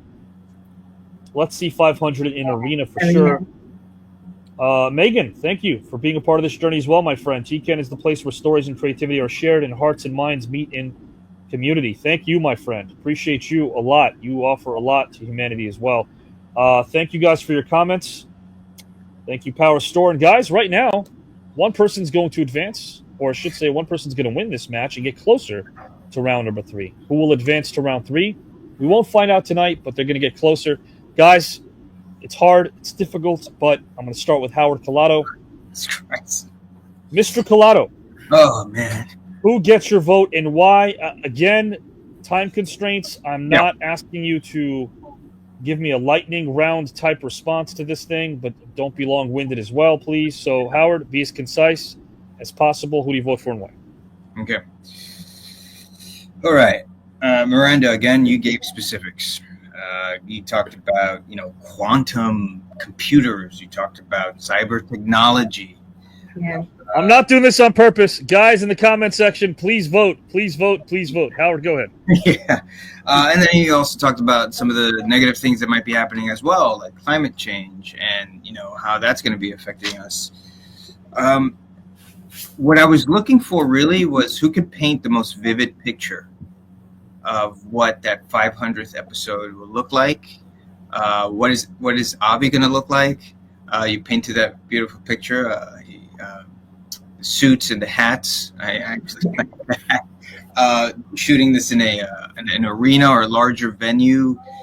That is what, when we're talking about the future, painted. And how specific was that painting? And ultimately, I think you painted that. You used very specific colors, and I appreciated that. So you get my vote, my friend. Thank you. Appreciate you, Howard. Giselle? Floor is yours. Definitely the toughest one of the evening. I felt you stayed a little too much in the present, and we already had that topic tonight. It wasn't so much about what the future could look like or would look like. I was really looking for specific examples, and I would have loved a bit more specificity and a bit more painting from both of you. But I think Miranda had a little bit more detail and went a little bit further into 5 years until you stayed a little bit more in the present. So I'm going with Miranda. Appreciate that. And guys, if you've noticed the comments on screen, Eric and Sal both voting for Phil. Let me tally in the back and give Miranda another one. Giselle votes Miranda. Jake, let's go to you, my friend. Who do you vote for and why? I'm just going to throw it out there. Not really one to really get into the whole political field, per se, because I feel like shit could get ugly really quick. But Miranda, you did have a pretty good, intriguing, message to send, and I think it should be broadcasted on any and every news network out there. Even that prediction of just what the future looks like, just making sure it's positive. But I'm just going to put 3 letters, and that should give you an idea where my heart was lying. MSG. me being an athlete, having a dream of not just wrestling, around the world, but being in the world's most famous arena, Madison Square Garden. I mean, that is like a dream in itself, and especially a dream for me to want to wrestle in, and possibly if and hopefully when we can make that happen, I would like to also be a part of this in the world's most famous arena. So to give you a quick answer in the time crunch that we're in, I'm voting for Phil. Thank you, Jake. I will tally in the back. Phil gets a vote from Jake. And there are some other votes here before I go to Sebastian, who will close things off. I have Eric. I counted that. I have Sal. I counted that. Julio. I'm voting Miranda. While I love Phil's answer, Phil, you rock. Miranda painted a beautiful masterpiece with her answer, with how specific and vivid she was. And Power Store concurs, and so does Adolfo. So 3 straight for Miranda as I tally this here. Guys, keep voting in the comment section. And Sebastian, take it away, my friend. All right. You two made it difficult tonight. I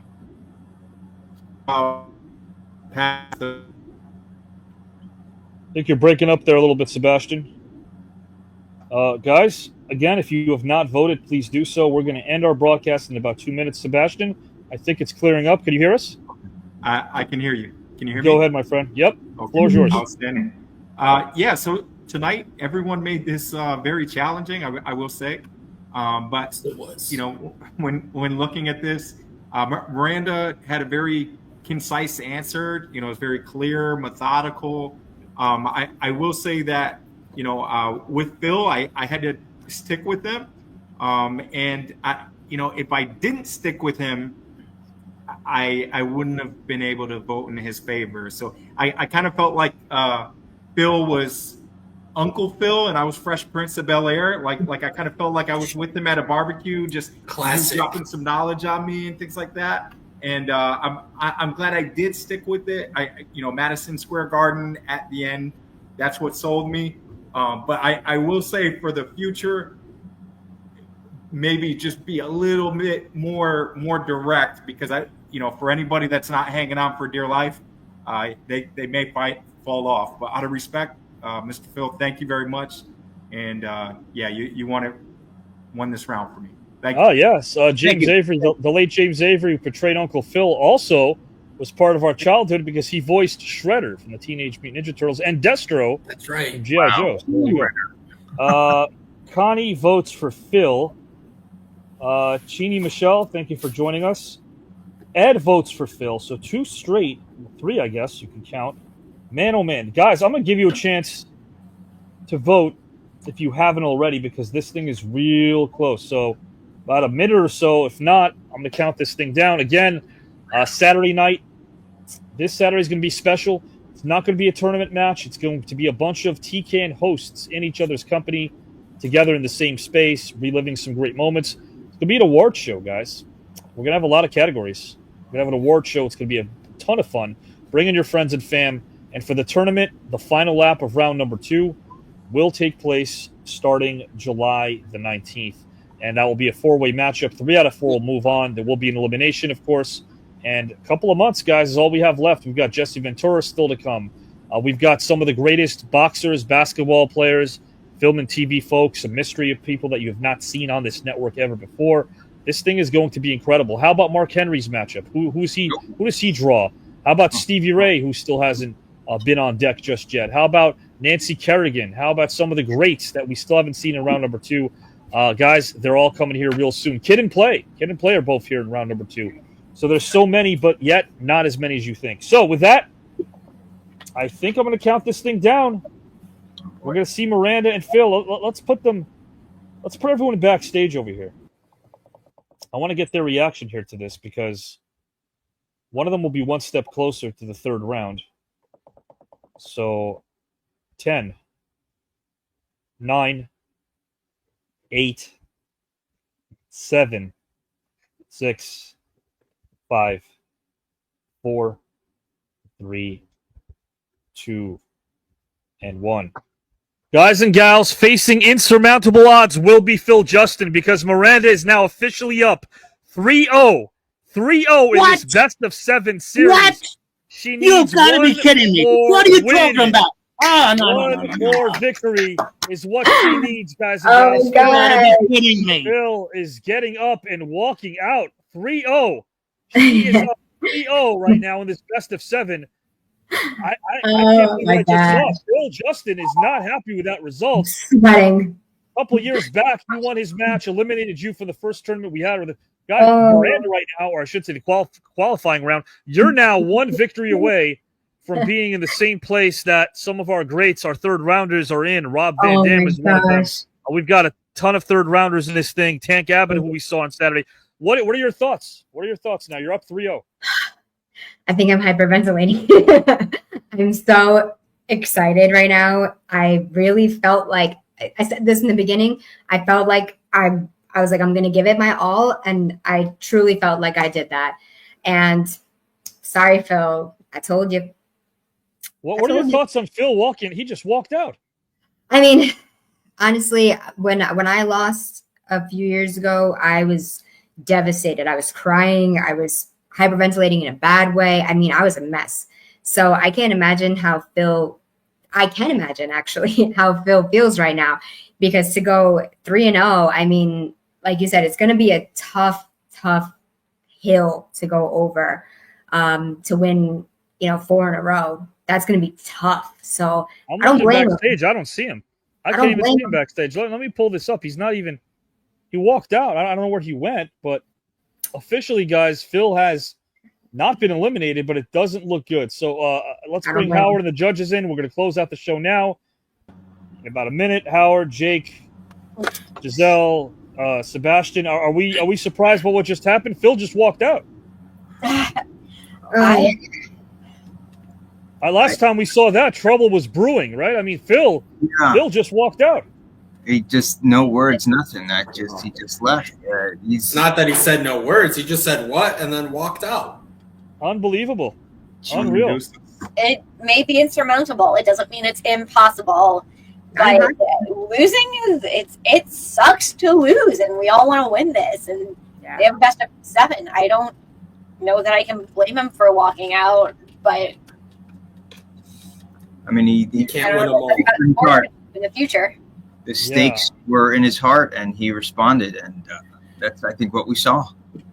Yeah, the last time we saw something like this, there was a true demolition on screen, and trouble was brewing. Phil walked out. Guys and gals, Miranda's going to close out this show any way she'd like because she won. Here I am. I'm going to go ahead and show you guys once again the flyer. This is what we have on July the 19th.